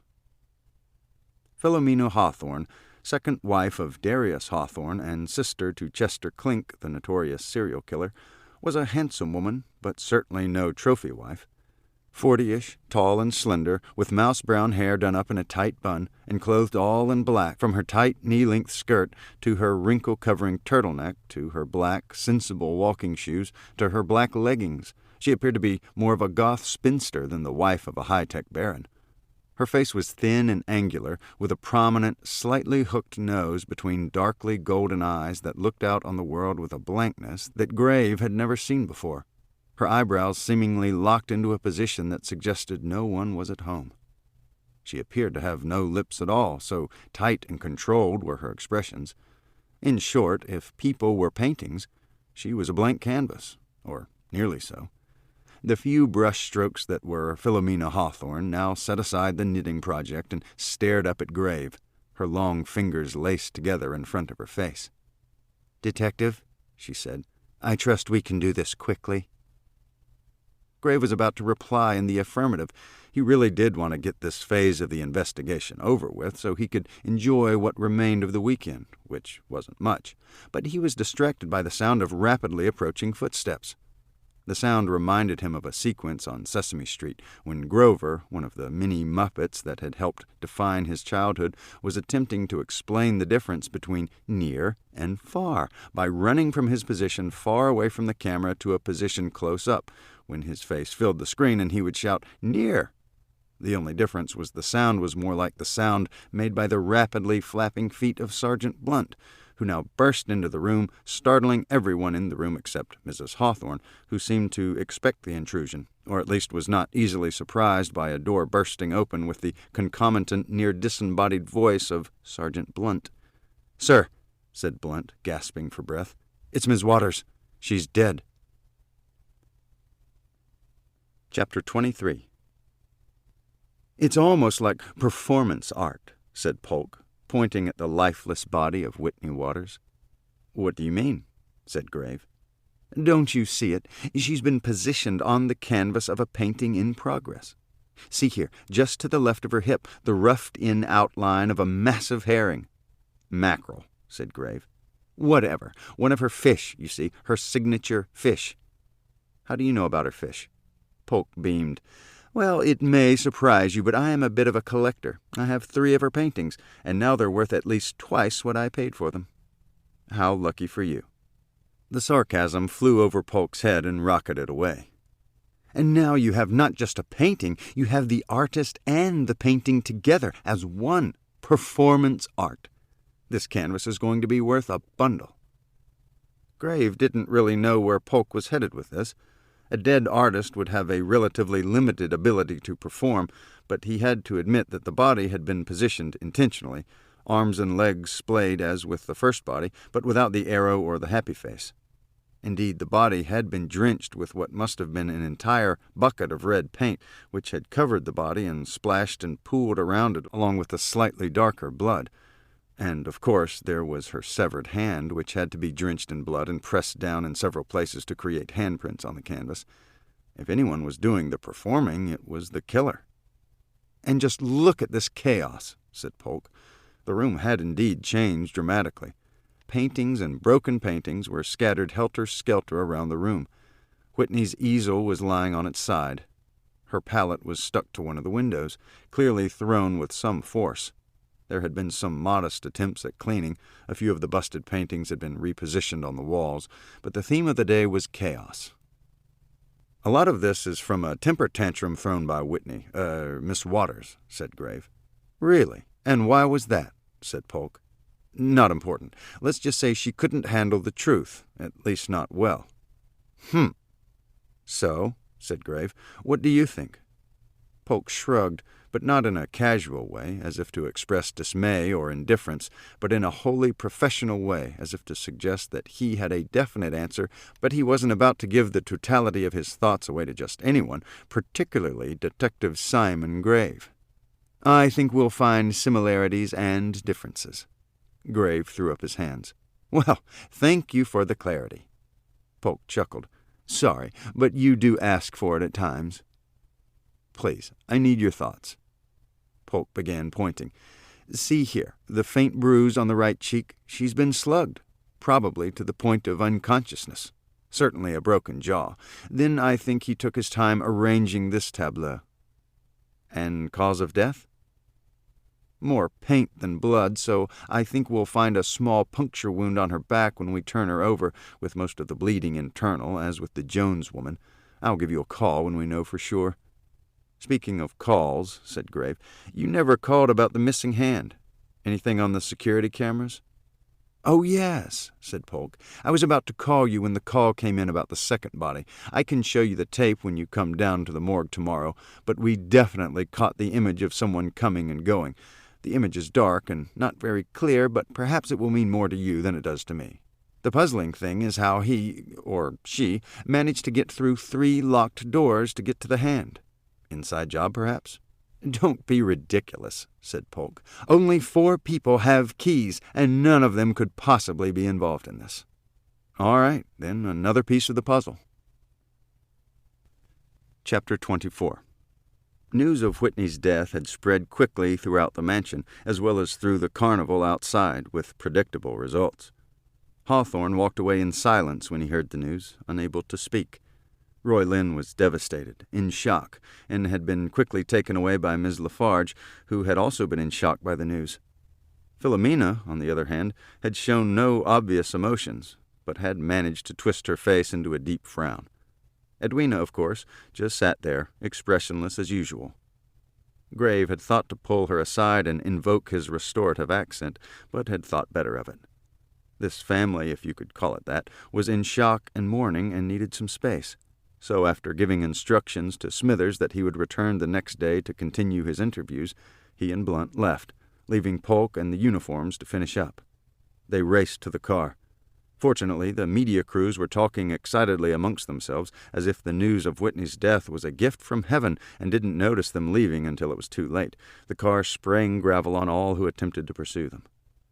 On a normal workday, they would have headed back to the precinct to discuss the case and brief Captain Morgan on their progress. But it was Sunday, so they would have to discuss the case as Blunt drove Grave home. "Something's fishy," said Blunt, breaking a silence that had lasted half the way to Grave's house, both of them deep in thought. "Fishy? How do you mean?" "It just doesn't add up. I mean, the whole happy face thing with Miss Jones' body was clearly an attempt by the killer to implicate Miss Waters." Grave was not sure where Blunt was headed. "So?" If you dislike Ms. Waters so much in the first place, why bother trying to set her up when you could just kill her outright? I see your point, but maybe killing her wasn't enough. Maybe he wanted to make her suffer first, with the killing of her lover. Possibly, but you think we may be dealing with two killers? Yes, sir, a copycat of sorts. But why? They both pondered this quietly for some seconds, Grave the first to break the silence. Or perhaps Whitney's death wasn't planned at all. And something went wrong with the plan? Yes, exactly. They grew silent once more, Blunt making the final turn to Grave's house. What about the robots, then? Said Blunt. Grave wasn't sure how to answer. Hawthorne's assurances seemed to eliminate them. On the other hand, this whole ITM protocol business was disturbing. These robots could kill, at least if the shape of the victim was right, and Grave didn't trust machines of any kind to begin with. He was certain, in fact, that his toaster was a sentient being, albeit a sadistic, toast-burning one. Part of me says yes, part of me says no. I agree, sir. I mean, they're so human. The way they look, the way they move, most people would never guess they weren't real. So who's to say they couldn't kill? The car rolled up in front of Grave's house, an old 2-bedroom bungalow he'd bought from a house flipper 6 months ago. On the outside, it looked like a freshly painted old house with a few new trees planted here and there. On the inside, it was a miracle of stainless steel, granite, and gleaming hardwoods, with all the niceties required to jack up the price and assure a tidy profit. Grave had snapped it up the first day it was on the market. Here you go, sir. Grave got out, closed the door, and then leaned into the open window. I'm going to drive myself to the morgue tomorrow morning. You're welcome to come along. In your car, sir? There was more than a note of disgust and a symphony of horror in his voice. Grave glanced over at the little red car parked in his driveway. Blunt had been in the car only once, but apparently speed thrill in a sardine can was not his idea of fun. Grave let him off the hook. We could meet up there if you like. If it's all the same to you, sir, I'd rather meet you at the precinct. Blowing the whole weekend means I have a lot of errands to run first thing. Very well. Grave turned and walked towards the house. Dark clouds were rolling in, and the wind had come up. Oh, great, he thought. A storm, just what I need. The rain began to fall, hard. He looked at his car again. Its canvas top was not just down, but off, packed away behind the seats, one of the ingenious ways the Austin Healey folks had used to assure that all its drivers got the aerobic exercise they needed each day, particularly on rainy days. He ran for the car. Chapter 25.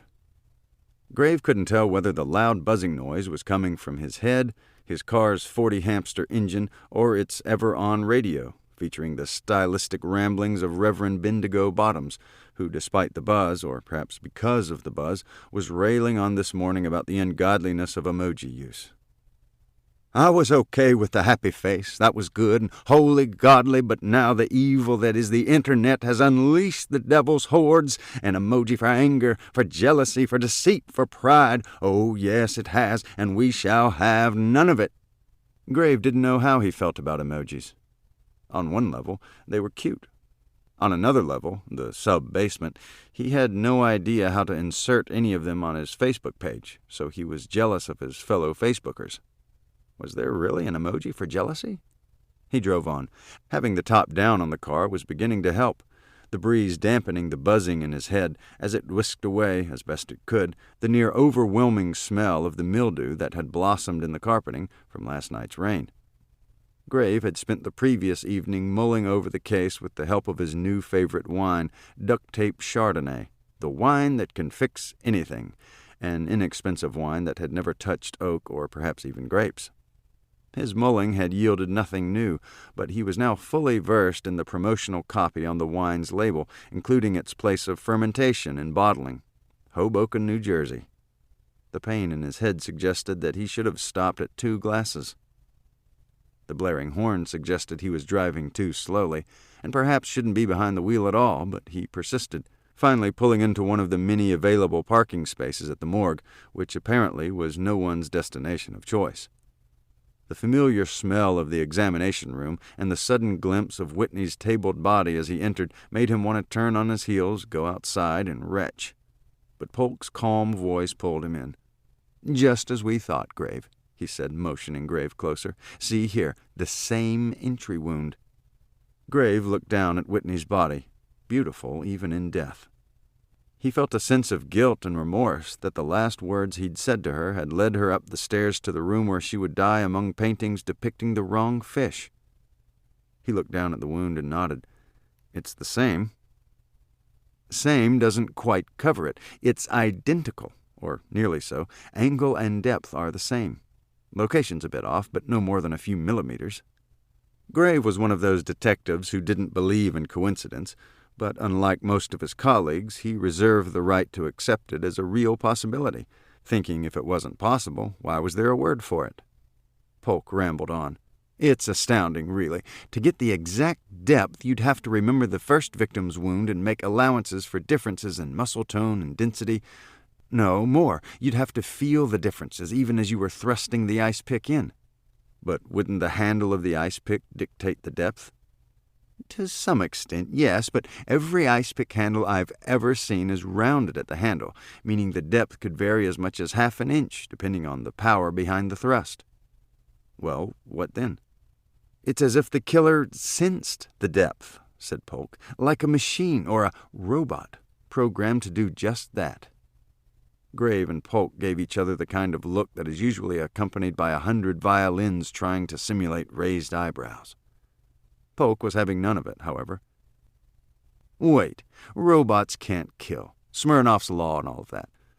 Grave didn't want to get into another discussion about what robots could or couldn't do. "It's Asimov's law, actually, but I really don't have time to discuss it. I'm expected at the station." Polk didn't like being challenged, even when he was clearly wrong, but he took the mistake in stride. "Whatever. But before you go, there's 2 things. First, a man claiming to be the brother of Epiphany Jones came to identify and claim her body this morning, just before you arrived, in fact. I can't believe you didn't see him on your way in." Grave didn't remember seeing anyone, in the building or the parking lot. "No, sorry. And how could he possibly know she was here?" Polk had already considered this. "I suspect that someone at the mansion gave him a call. Seems like a natural thing to do, notifying the relatives." Grave nodded and then had another thought. "You didn't release the body to him, did you?" He glanced furtively around the room. All the other examination tables were empty. Polk was clearly annoyed that Grave would even think of that. "Of course not. I need orders for that." "Well, where is she, then?" "Drawer 6, he said, pointing to the bank of drawers on the far wall. "Good, good," said Grave. "So how did this supposed brother react when you turned him down?" "He just asked about the possible timing of the release. I told him a few days, perhaps a week or so, and he said he'd stay in town until he could claim her body." "And did he say where he would be staying?" "No." Grave considered the possibilities, which ranged from outrageously expensive to dirt cheap. "The Hilton over on Ames, perhaps?" Polk shook his head. No. Think cheaper." Grave went to the other end of the spectrum. "Surely not the in and out."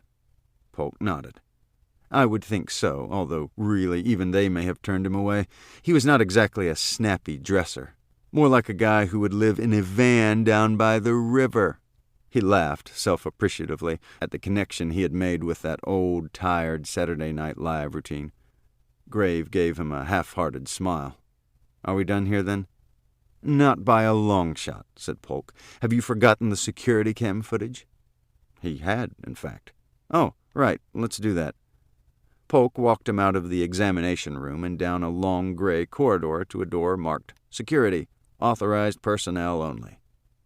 The little room was crammed with electronic gadgets, including 6 monitors providing live stream coverage of hallways few people would ever want to walk down. Sitting behind a console filled with buttons, toggles, and flashing lights was a heavy-set man in a security guard uniform, stuffing his mouth with what looked like a breakfast sandwich of some kind. The room smelled of bacon and overcooked eggs, and given the number of wrappers lying on the console, the sandwich was one of several that had given up the ghost this morning. The man glanced at them, stood, and left the room without a word, chewing as he went and closing the door behind him, his departure covered in excruciating detail on one of the monitors as he waddled slowly down the hall. There was a brief burst of sunlight as he pushed open an exterior door and stepped outside. Polk sat down, brushed the wrappers aside, pushed a few buttons, toggled a few toggles, and sat back with a satisfied grunt as a video appeared on the central monitor. Here you go. They watched as a dark figure moved slowly down the hallway to the examination room. As he pushed through the door, he glanced back to make sure he wasn't being followed, his face briefly appearing full on before he disappeared into the room. "Roll it back a bit," said Grave. Polk fiddled with a switch or two, and the video began to run backwards. "Stop there," said Grave, Polk quickly complying, freezing the frame on the man's face. "Wait, that's not possible," said Polk.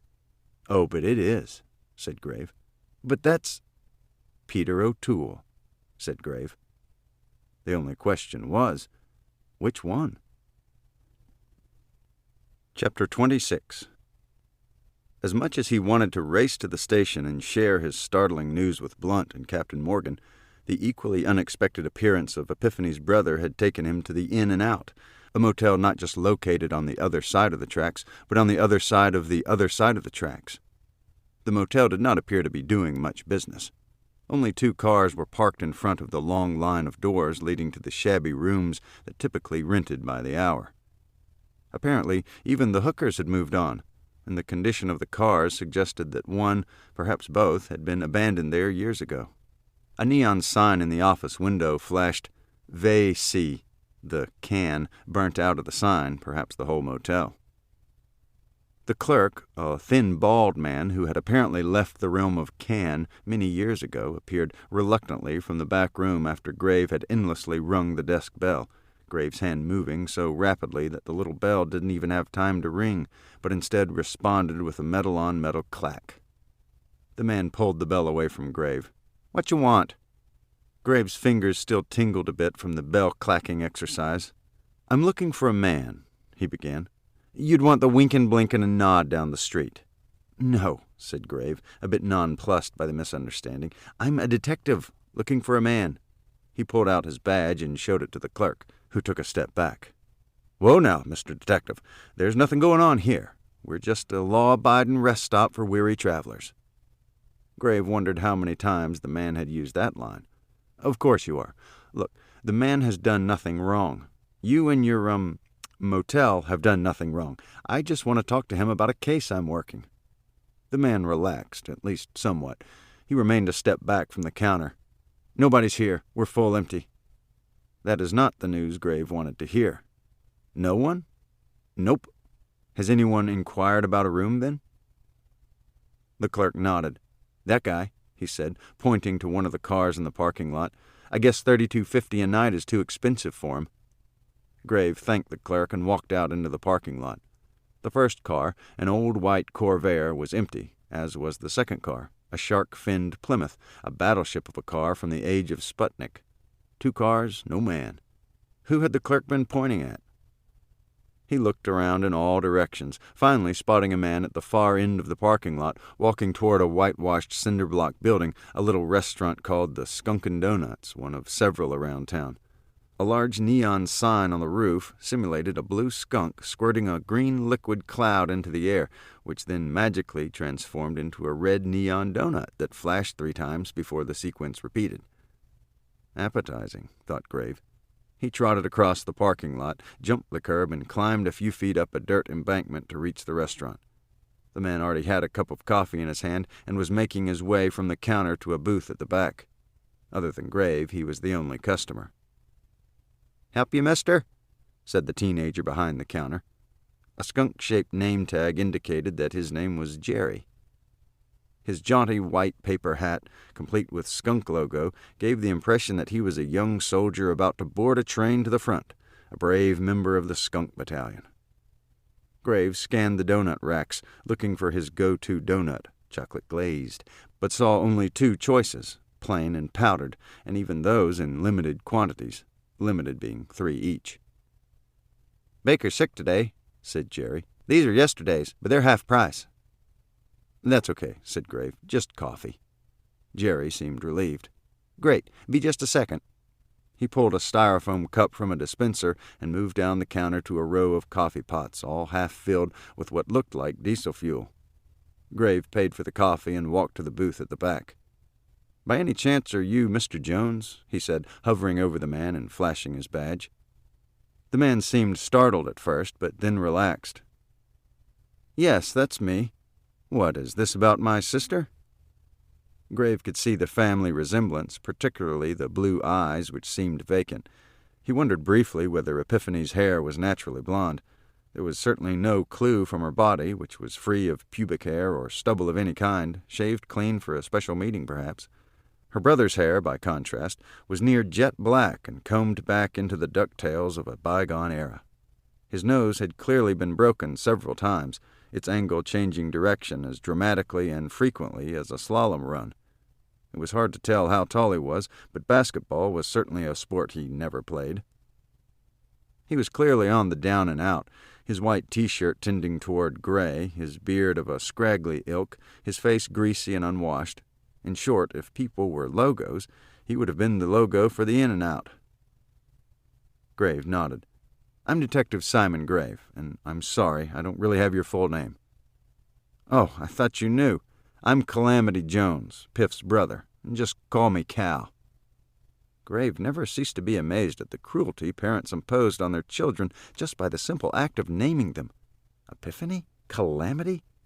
Gads! Even Cal rhymes with Dow Jones was a disaster. Yes, Grave had to deal with all the Simon Says jokes, but still, Calamity? "May I join you?" Jones nodded and motioned for him to sit down. "Of course."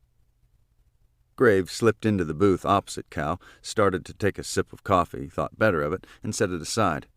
"First, please accept my sincerest condolences for your loss. She was by all accounts a wonderful young woman, and—" Cal laughed out loud, head to ceiling. "Who have you been talking to? She was a bitch on wheels, beautiful in her way, but a true bitch of the first order." "Sorry," said Grave, "just trying to be polite." "No worries here. She was what she was," he said, adding, "and now she's not. There seemed to be not a trace of sadness or loss." Grave asked a question he knew the answer to already. "Were you close?" "Not for many, many years." "And when was the last time the two of you spoke?" Cal slumped back in the booth. Let me see. Oh, it must have been a month ago, I guess. I was having a run of bad luck and needed a spot of cash." Given the look of him, Grave couldn't imagine that went well. "How did that go?" "Look at me, Detective." He shook his head. "Not well at all." "Did you speak of anything else?" Cal smiled slyly. "Of course. You don't just jump to that. You ease into the conversation, ask them how they are, and so forth." "And how was she?" Cal paused a few seconds. "You know, I really don't know. She said all the right things, I'm fine, and so on. But there was something about her voice, almost a sadness, perhaps a trace of ennui with a dash of world-weariness, and—" "I see," said Grave, pulling out his notebook. "Do you mind if I ask you a few more questions about your sister?" Cal shrugged. "Not at all." He began to drum his fingers on the table as if he were late to an appointment. Chapter 27. Clues come at you willy-nilly when you least expect them. Cal's dark hair had been an epiphany about Epiphany. She had been clean-shaven at the time of her death, not a hint of stubble under her arms, on her legs, or even on her groin, as was the fashion of the day. Perhaps she was lured to the mansion that night, Grave thought, or perhaps that was her normal routine for a Friday night. He slowed the car, downshifting to Second, and made the left at Monroe Avenue, which would take him to the precinct. He had missed Bendigo Bottom's latest 11th commandment, but the gospel music gave him all the energy he needed to lift himself up, albeit at full volume, pedestrians stopping in their tracks to watch him drive by, seemingly on a mobile mission from God. There had not been much to learn from his interview with Cal Jones. He was the only living relative. He knew very little about Piff's daily routine, her business, or even her friends. He wasn't the least surprised about her affair with Whitney. She had been a declared bisexual since high school. But the only relationship Piff had talked about was a relationship she was having with a man, who, she wouldn't say. Something about a potentially lucrative art deal. He knew nothing about her Uncharacteristically, she had promised Cal some cash if the deal went through. Cal thought it must have been one hell of a deal because Piff was not known for her generosity. Grave had given Cal his card and asked him to call if he remembered anything that might help with the case, and in any event, to call him once he'd found a place to stay, which may have been in his car down by the river. Grave pulled into a vacant parking spot at the precinct's front entrance and climbed out of the car, his legs stiff from his run across the in-and-out parking lot. He really needed to start an exercise program. As he climbed the steps, thighs screaming, his cell phone rang. It was his father, who seemed unusually animated and exercised about something. "Simon, is that you?" "Yes, of course it's me." "Good. I think I've got something that may be of help. Maybe solve the whole damn thing." "What?" "About the Clinks. It's a bit complicated. Could you come over tonight?" Dad, if it's so important, why not just tell me now?" "No, it's something you have to see. Photos for you to look at." He had learned long ago not to argue with his father. "All right, be mysterious. I'll see you about 6 or so." He rang off, continuing up the steps and pushing through the door. Every time he came into the front entrance of the Crab Cove station house, which was rare, he had the feeling that he had jumped into a painting by Bruegel. Scores of people scurrying about, doing so many things that you couldn't quite focus on any single one. You had to stand there and take it all in. There was the usual lineup of pained relatives sitting on a bench waiting to talk to an officer about what their son or daughter had done, despite their best parenting advice. There were uniformed officers at desks taking statements, their fingers poised over keyboards, getting ready to take down the next statement with the hunt and peck skills of a child learning chopsticks on the piano. There was the coffee pot in the corner, always empty, and a large empty box that had once contained donuts, his favorite, long gone, snapped up by an eager competitor who had claimed dibs on it the moment he had arrived at the station. There was the air itself, as if the station had its own atmosphere, one composed of angst, sweat, and just enough oxygen to keep most people awake. And then there was the fishbowl, the glassed-in office of Captain Henry Morgan, known affectionately, when affection was called for, as Captain Hank. This morning, Captain Hank was standing behind his desk, motioning for Grave to join him in what might have been Sergeant Blunt in his office. He looked upset. No Captain Hank this morning. Captain Henry Morgan loomed in his place, looking all the part of a privateer sizing up a merchant ship to be taken as bounty. The first fusillade always came as the door to Morgan's office was opened. He wanted everyone to know who he was upset with, but not why. "Get in here, goddammit!" Graves stepped in and closed the door. He knew without looking back that every officer outside the fishbowl was leaning toward it, trying to hear what might happen next. "Good morning, Captain." "Is it now?" said Morgan, motioning Grave into one of the 2 office chairs, the other already taken up by Sergeant Blunt, who was no more than a sheepish, contrite cloud and dutifully silent.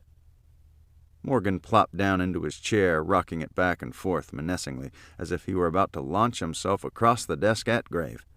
He was a man as wide as he was tall, which was considerable, with a neck as wide as his head, giving him a look complete with crew cut that most people would characterize as the look of a blockhead. Not that anyone who valued their life would ever say that to him.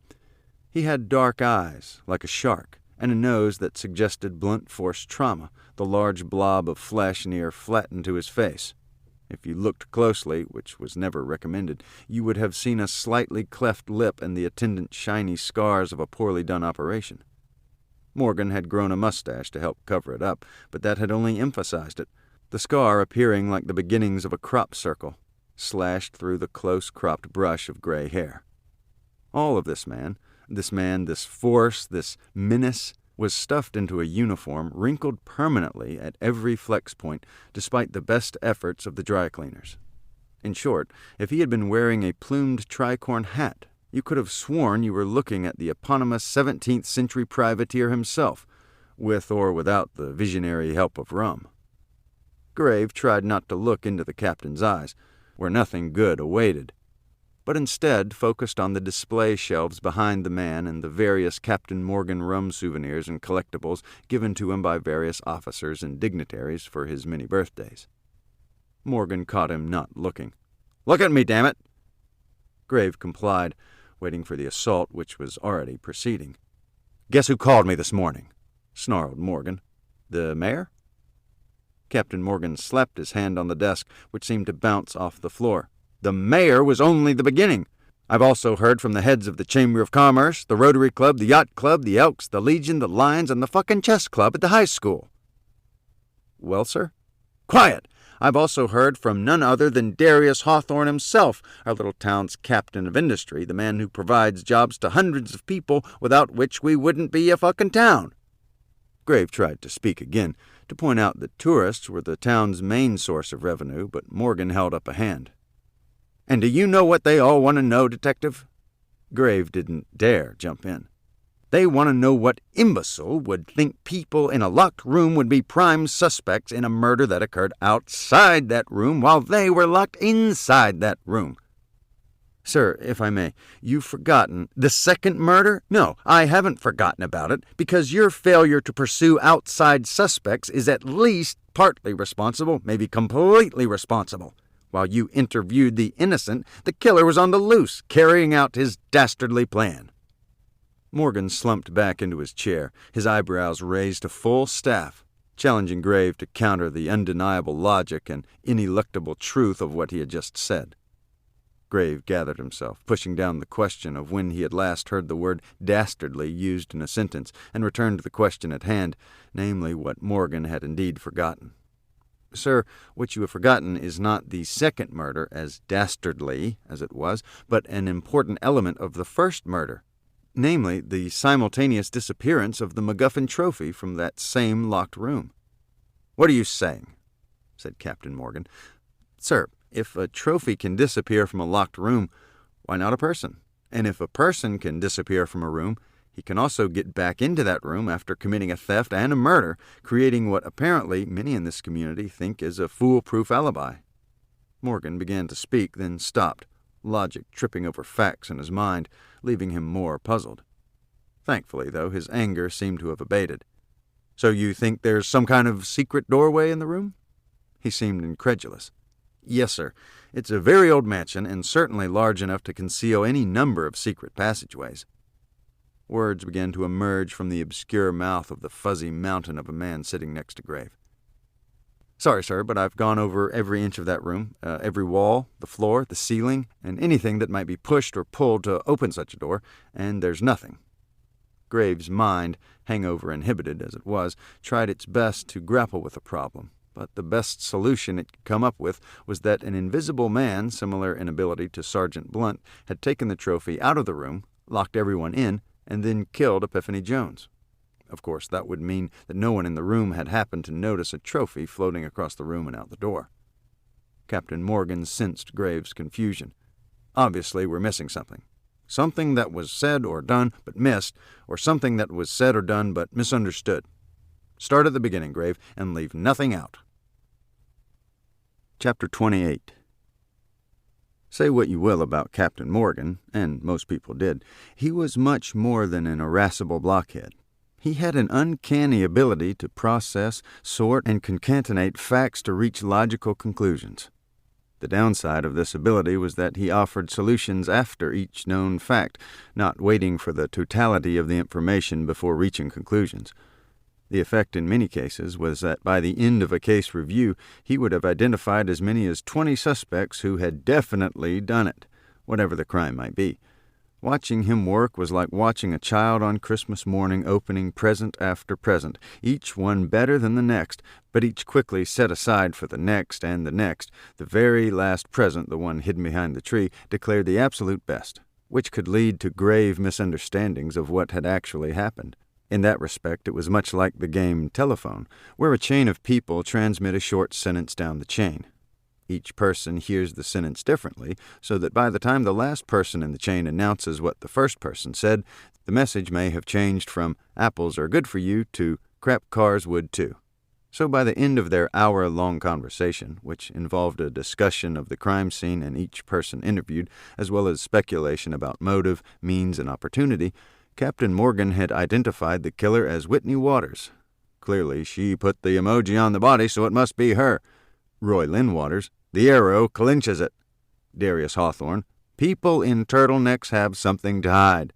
Lola LaFarge, you can't trust Frenchies. Edwina Hawthorne. Perhaps no one was looking down, and she wheeled herself out of the room, the trophy tucked safely under her wheelchair. Smithers. Well, of course it was the butler.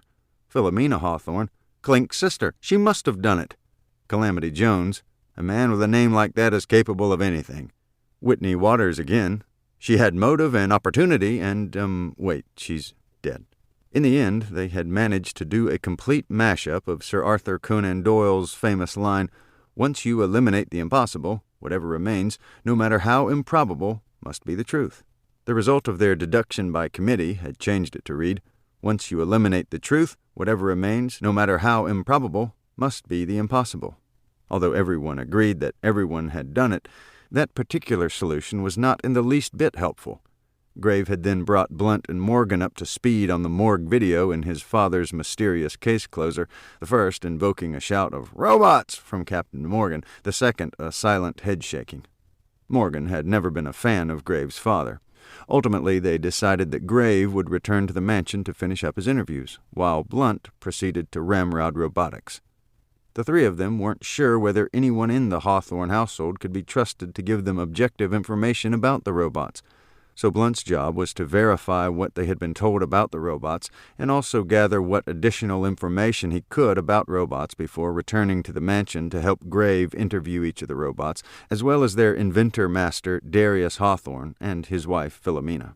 Captain Morgan had been particularly upset that Grave had not checked out Ms. Jones' apartment and gallery on Saturday, so he instructed Grave and Blunt to check out both as soon as the interviews were completed. He'd send CSI over to get things started. If they completed everything in a timely manner, they were to return to the precinct.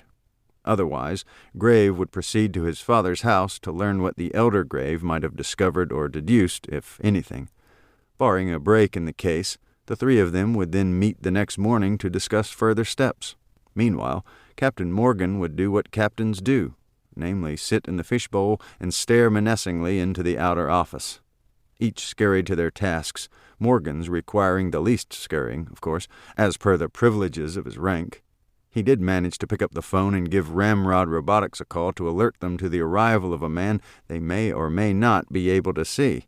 And then he settled back in a chair that had molded itself to his broad, hemorrhoid-rich bottom and watched the swirl of activity outside the fishbowl. Chapter 29.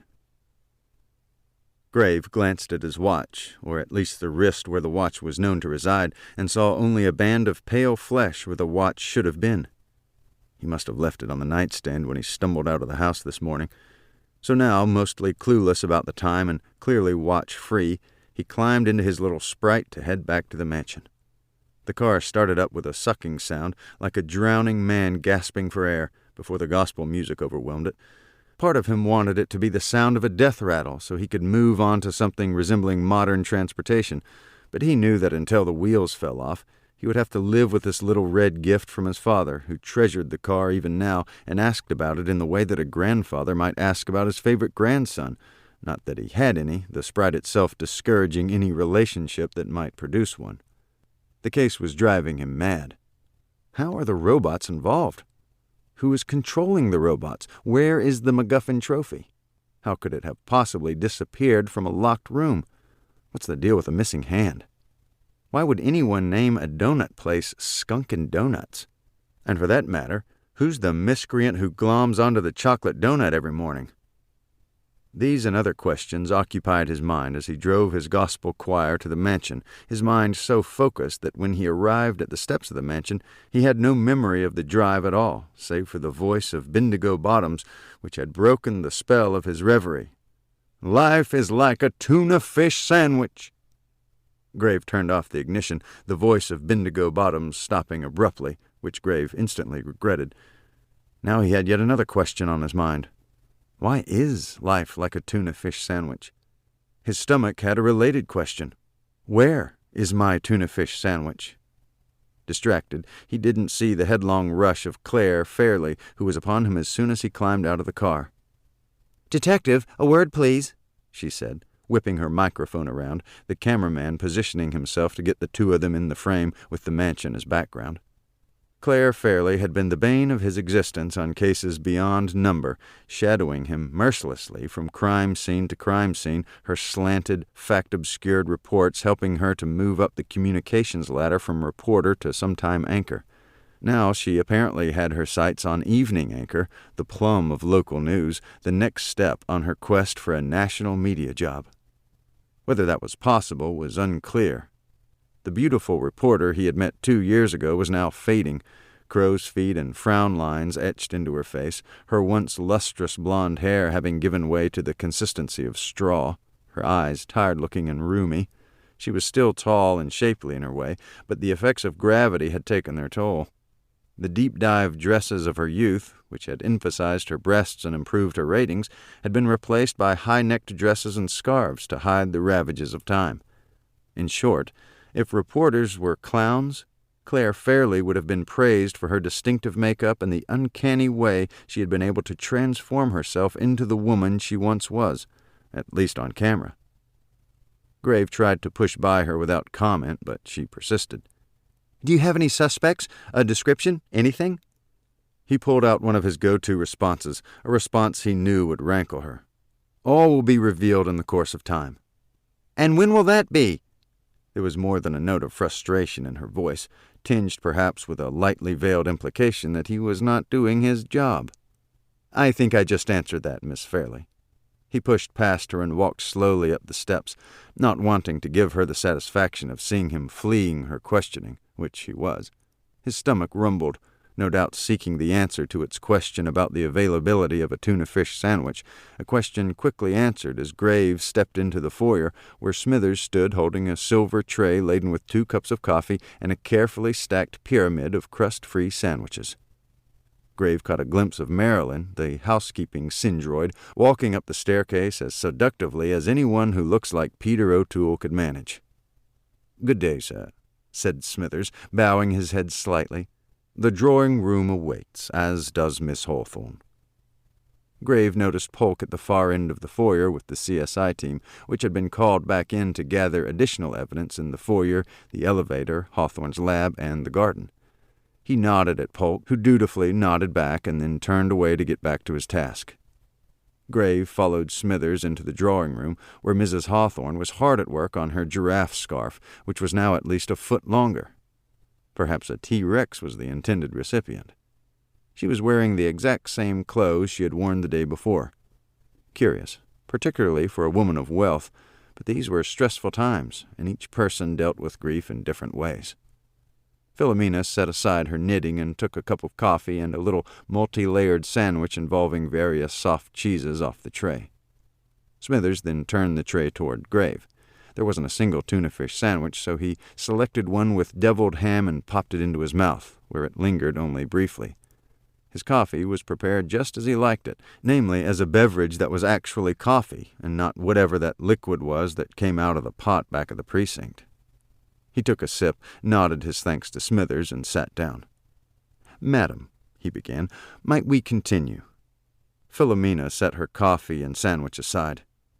"Detective," she said, repeating the words she had said in the first interview, "I trust we can do this quickly."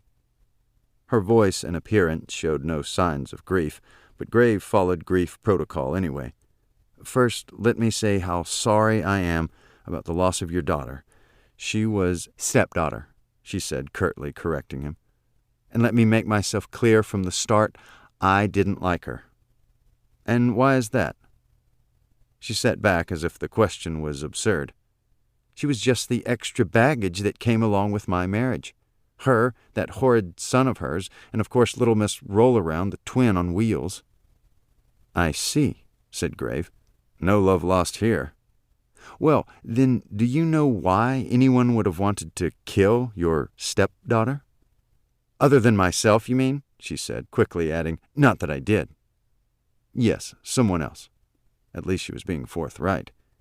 "Anyone who dealt with that bitch, or watched how Darius pampered her, or had to suffer through a house filled with those terrible paintings of red tuna fish."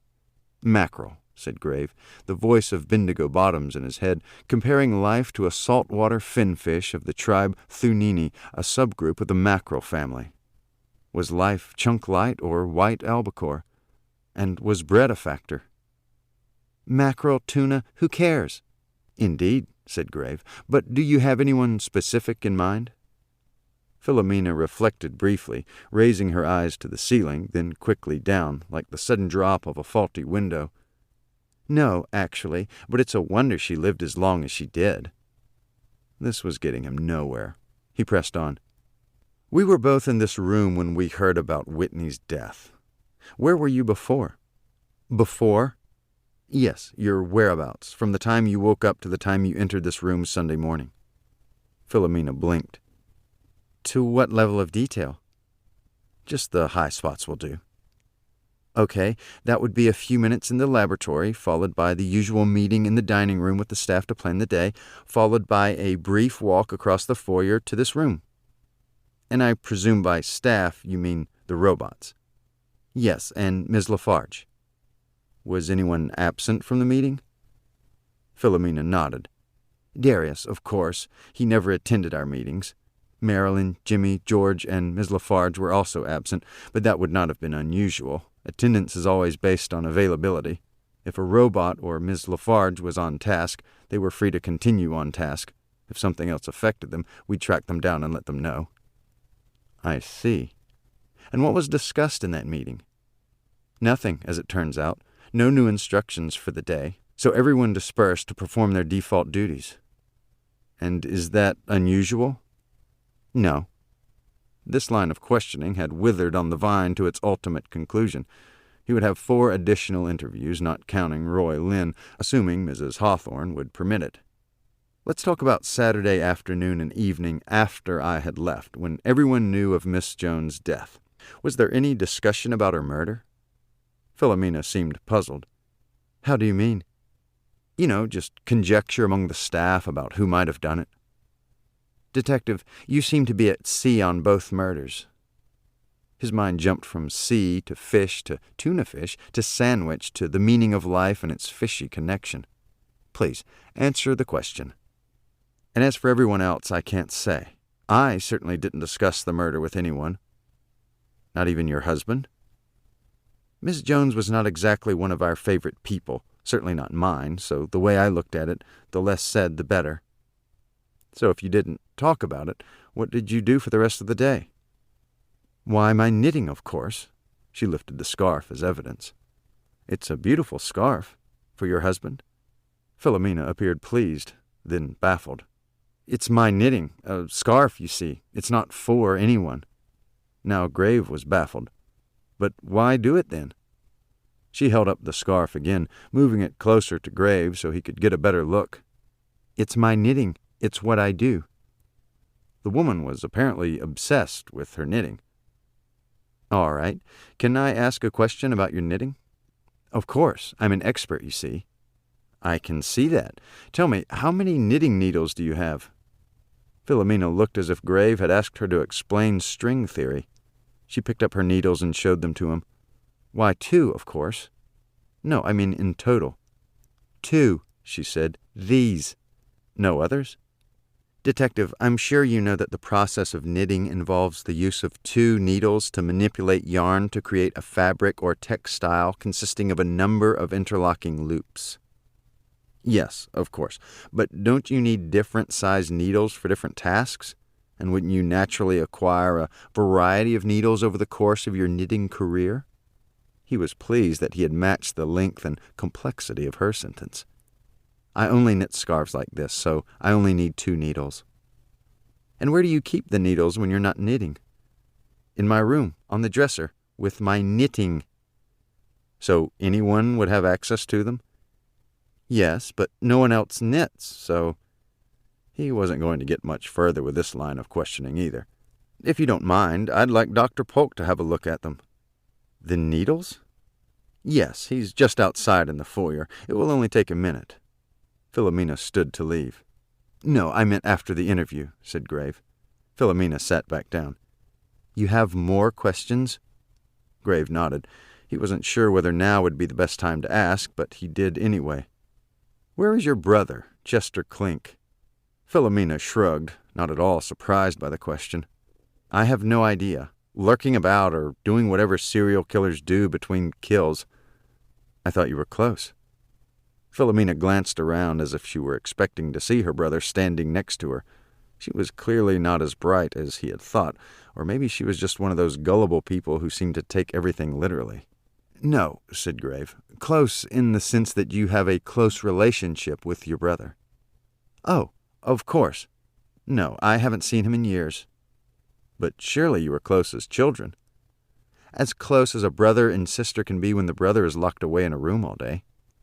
"Ah, yes, the room," said Grave, delighted that the conversation had taken a turn to one of his pressing questions. "Are there any secret passages in the house?" Filamina snorted. "Not that I could ever find, or for that matter, not that Chester could find. If there were, we would have been dealing with a lot of disemboweled cats and dogs." "Well, then." Filamina glanced at her watch. "If that's all, then?" Grave held up a hand. "One thing before you go. Would it be all right if I interviewed Roy Lynn?" Filamina weighed the question, the scales on each side dipping down, then lifting up several times before sinking one final way. "I couldn't care less, Detective." "You could be present, of course." The whole idea seemed distasteful to her. "Whatever for?" "No reason, really," said Grave. "Be sure to show your needles to Dr. Polk on your way out." Filamina gathered up her knitting as best she could and walked from the room, the scarf trailing along behind her like a tartan snake. Grave also trailing, trying not to step on it. Smithers watched her leave, then turned to Grave. "Sir, shall I fetch Master Waters?" "Yes," said Grave, "and Miss LaFarge if she's available." Her presence wasn't technically required now that Mrs. Hawthorne had demurred, but it would be good to have someone in the room who knew the young hellion well, particularly if that someone was as beautiful as Miss LaFarge, a woman who pushed all thoughts of tuna fish sandwiches from his mind. Mostly. Chapter 30. Grave paced back and forth in the foyer, trying to collect his thoughts while he waited for the arrival of Miss LaFarge and Roy Lynn. Polk and his team were nowhere to be seen, although several of their numbered markers were evident throughout the foyer and part way up the stairs. They must have found more than they expected. The elevator door across the foyer opened and Polk stepped out, his pace quickening when he saw Grave. He stopped abruptly a few steps later, beckoning Grave. "There you are. Come along, you need to see this." Grave followed him into the elevator. "What have you got?" Polk said nothing, but tilted his head in a way that suggested Grave would just have to wait and see.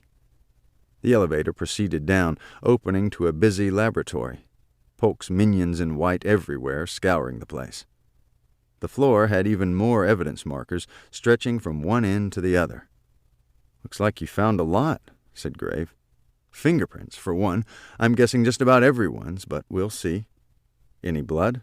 "Yes, indeed."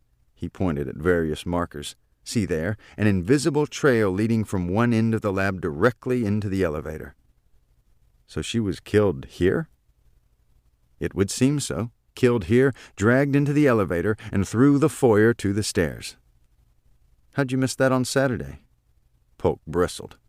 "Because I don't keep all the equipment in the trunk of my car, Detective." "All right, sorry," said Grave, scanning the room once more. "Blood, fingerprints, anything else?" Polk beamed. "Ah, the prize." He walked over to a low stainless steel cabinet and carefully opened the doors. Inside was a neatly folded pile of what looked like women's clothes, topped by a small purse and a pair of shoes. "May I?" said Grave. "Yes, but gloves," said Polk, pulling out a pair of gloves for Grave. "Careful of the purse and shoes. We've already done our fingerprint work, but still, be careful." Grave took a pin out of his pocket and slipped it under the strap of the little purse, one of those impossibly small purses that women take along to cocktail parties. He'd always wondered what small assortment of things a woman could take along in such a purse. He considered the possibilities, or purseabilities. "May I open it?" "Be my guest." Grave undid the little golden clasp and peered inside. A tampon, a lipstick, a tissue, a credit card, and a wrapped lollipop, the kind with a soft center. No money, no cell phone, no keys. "Odd," Grave said. "How so?" said Polk. "No keys." "Ah," said Polk, peering into the purse, "and no cell phone." Grave shook his head. "No, she was told not to bring her cell phone to the unveiling event."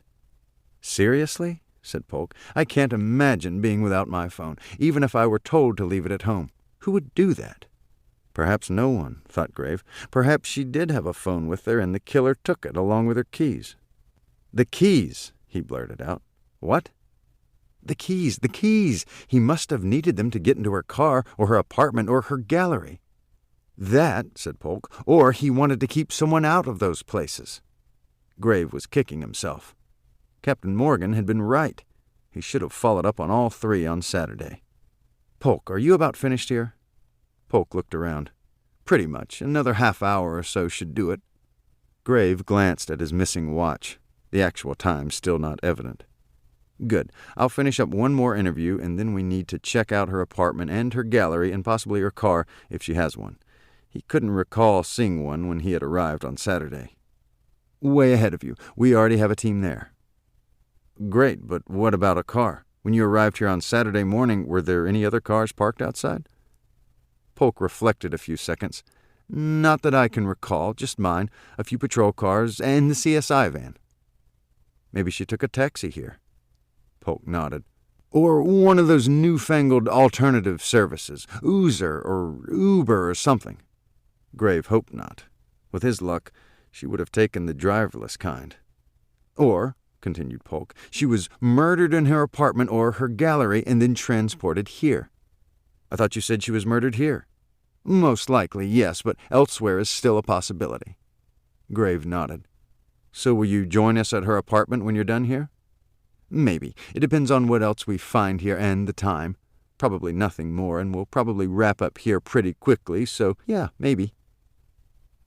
Have I ever told you how much I love your decisiveness? Chapter 31.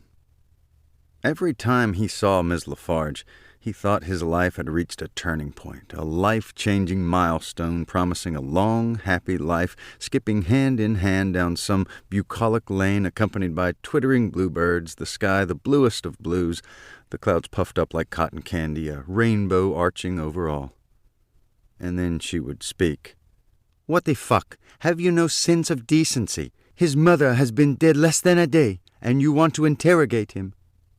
Grave gulped, the sound echoing through the foyer and up the stairs, but Ms. LaFarge seemed not to notice. She was back in uniform this morning, which did nothing to hide her beauty. Say what you will, beauty will out, even in sensible nurse's shoes. He tried to mollify her. "Actually, it's more like a friendly little talk, and I promise if he or you want to end it at any time, just say so." LaFarge snorted. "How about now?" No," said Grave, ushering the three of them, Miss LaFarge, Roy Lynn, and Smithers, into the drawing-room. Roy Lynn, perhaps through grief, perhaps through ennui, had thrown off his Indian chief costume in favor of a Darth Vader outfit, complete with helmet, cape, and lightsaber, which he switched on and began swinging as they entered the room. Miss LaFarge pulled it out of his hand without comment and guided him into the chair facing Grave. "Would you mind taking off the mask, young man?" said Grave.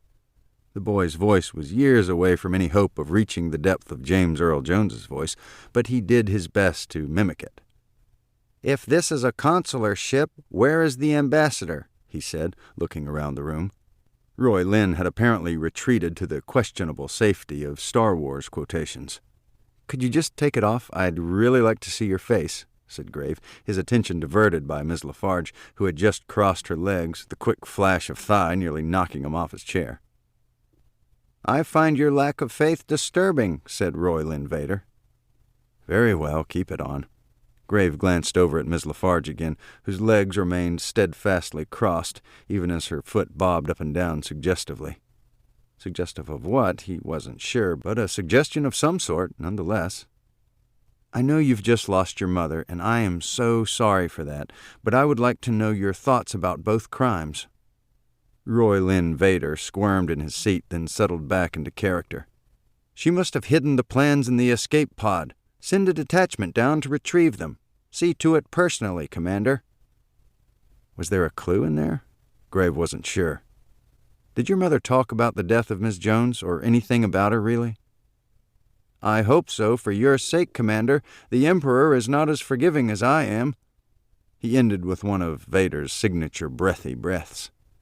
So what did Whitney, your mother, say? That name no longer has any meaning for me. Grave persisted, wondering when Roy Lynn would run out of quotes and answer a question straight on. Grave tried once more. I realize this is a troubling time for you, Roy Lynn, but I really could use your help. What is thy bidding, my master? Roy Lynn's breathy breath was losing steam, as was his attention, his head turning left and right, scanning the room, finally resting on the lightsaber. Ah, said Grave, would you like your lightsaber back? Roy Lynn nodded vigorously. Then please answer my questions. Roy Lynn slumped in his chair and crossed his arms. You have failed me for the last time, Admiral. Now Grave felt like slumping back in his chair. All right, then, do you have anything to say about the murder of your mother? Anything at all? Roy Lynn uncrossed his arms and leaned forward in his chair, the gap between them closing. Sister, he shouted, so you have a twin sister. Obi-Wan was wise to hide her from me. Now his failure is complete. If you will not turn to the dark side, then perhaps she will. Wait, what? Said Grave. Are you saying your aunt had something to do with this? Grave knew she could move, but was she really capable of the effort required to accomplish either murder? He thought not.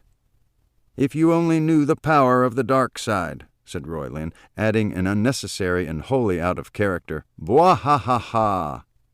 This was getting him nowhere, or perhaps somewhere he didn't recognize as a somewhere. He tried a different tack. Do you think droids were involved?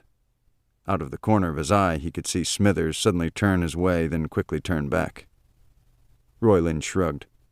Don't be too proud of this technological terror you've constructed.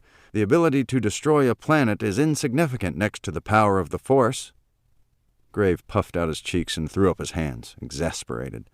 I guess that will be all, Roy Lynn. He turned to Ms. LaFarge. Unless you can translate all this, I guess we're done. Ms. LaFarge shook her head and stood, motioning for Roy Lynn to stand. I don't think so. It's just too soon, Detective. He's locked himself away, as you can see. Very well. He turned to Roy Lynn. You can go now, and thank you for your, help. Roy Lynn stood, took his lightsaber from Ms. LaFarge, and began walking toward the door, dragging it behind him, the Force apparently at a low ebb. This will be a day long remembered. It has seen the end of Kenobi. It will soon see the end of the rebellion. We can only hope, said Grave. The boy stopped as he reached the door and turned to scan the room. I sense something, a presence I have not felt since... His voice trailed off, and then he was gone. Ms. LaFarge watched him leave, then turned back to Grave. It was worth a try, I guess. Grave started to respond, but she was already out the door, her shoes squelching sensibly across the marble floor. He watched her and the boy walk across the foyer. He could have sworn he saw a bluebird hovering over her head. He certainly had more than a few over his. Chapter 32. Blunt was beside himself. She could see him. She could actually see him. More to the point, as she had already remarked in equal wonder, he could see her. Shortly after the confused and puzzled receptionist had accepted the fact that a disembodied voice was speaking to her from across the counter, she had ushered Blunt into a small meeting room off the lobby of the headquarters building of Ramrod Robotics and told him a Ms. Thursday, the company's spokesperson, would be joining him shortly. The building looked like it had been designed by an architect with a fetish for triangles, the whole idea of rectangles seemingly absent wherever you looked. As a result, the meeting room appeared to be lopsided, which may have been the effect desired by the architect when he chose to compose it with a crazy mixture of equilateral isosceles and scalene triangles. If you didn't focus hard, the room appeared to be tumbling away from you. Perhaps it was this assemblage of impossible angles that had revealed Blunt to Miss Thursday and Miss Thursday to Blunt, each of them startled by the clear awareness that they were actually being seen by the other person. If their wide-eyed meeting had been part of a comic strip, they would have existed in a panel showing them with the word sproing in a cartoon bubble over their head, or boing, or some other variant of oing, indicating a level of eye-popping surprise that could only be captured in a cartoon. They sat there for some minutes, studying each other, each delighted by the delight in the face of the other as they went down a checklist of features to make sure that what they were seeing was actually what they were seeing. Eyes, check. Nose, check. Lips, check, and so on. All the indicators that would identify them as humans and not just amorphous clouds floating in space. What Blunt saw was a woman so nondescript she was beautiful beyond measure, at least to him. He had certainly seen more beautiful women, but their beauty had been spoiled by a lack of awareness of him. He simply wasn't part of their world when they scanned the room, their eyes vacant, not seeing what was right there in front of them.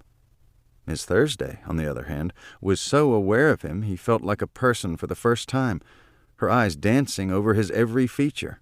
She could barely contain herself, nor could he. After a few minutes of stuttering pleasantries, Miss Thursday managed to gather herself sufficiently to proceed. "How may I help you, Sergeant? He has the cutest nose." Blunt cleared his throat. "Well, ma'am, I'm working on a case involving robots. 2 murders, I'm afraid, and I'm here to gather information about how robots work." How did she get all her teeth so white? "I see," she said. "In that case, I think it would be useful to show you our product gallery." Oh, his hands. She ushered him out of the room and down a long hall of impossible angles that made Blunt think he was walking down a colon constructed by his 7th-grade geometry teacher. At the end was a door marked Gallery, which she opened by placing her hand in a scanner. Why all the security? She has the shapeliest neck. Industrial espionage. It's just rampant. He's taller than I thought. The door swung open to reveal a room seemingly longer than the colon they had just passed through. Various machines and what were obviously robots lined the walls on both sides, with disconcerting gaps necessitated by the obtuse and acute angles of the architect's triangular fixation. She walked quickly past several of the machines, pointing a delicate finger at each. "In the early days, we focused on robotic lawnmowers and vacuum cleaners like those. As you can see, they progressed from rather gawky assemblages to the sleek machines of today, like the Turbo Trimmer 9000 here, our top-of-the-line mower. Once the mower has scanned its target lawn, it can mow at speeds of up to 40 miles per hour. Slightly slower in the corners, of course." I love the way he looks at me. "Impressive," said Blunt. "What I'm really interested in is human-like robots, like those down there." Should I ask her about her perfume? It's intoxicating.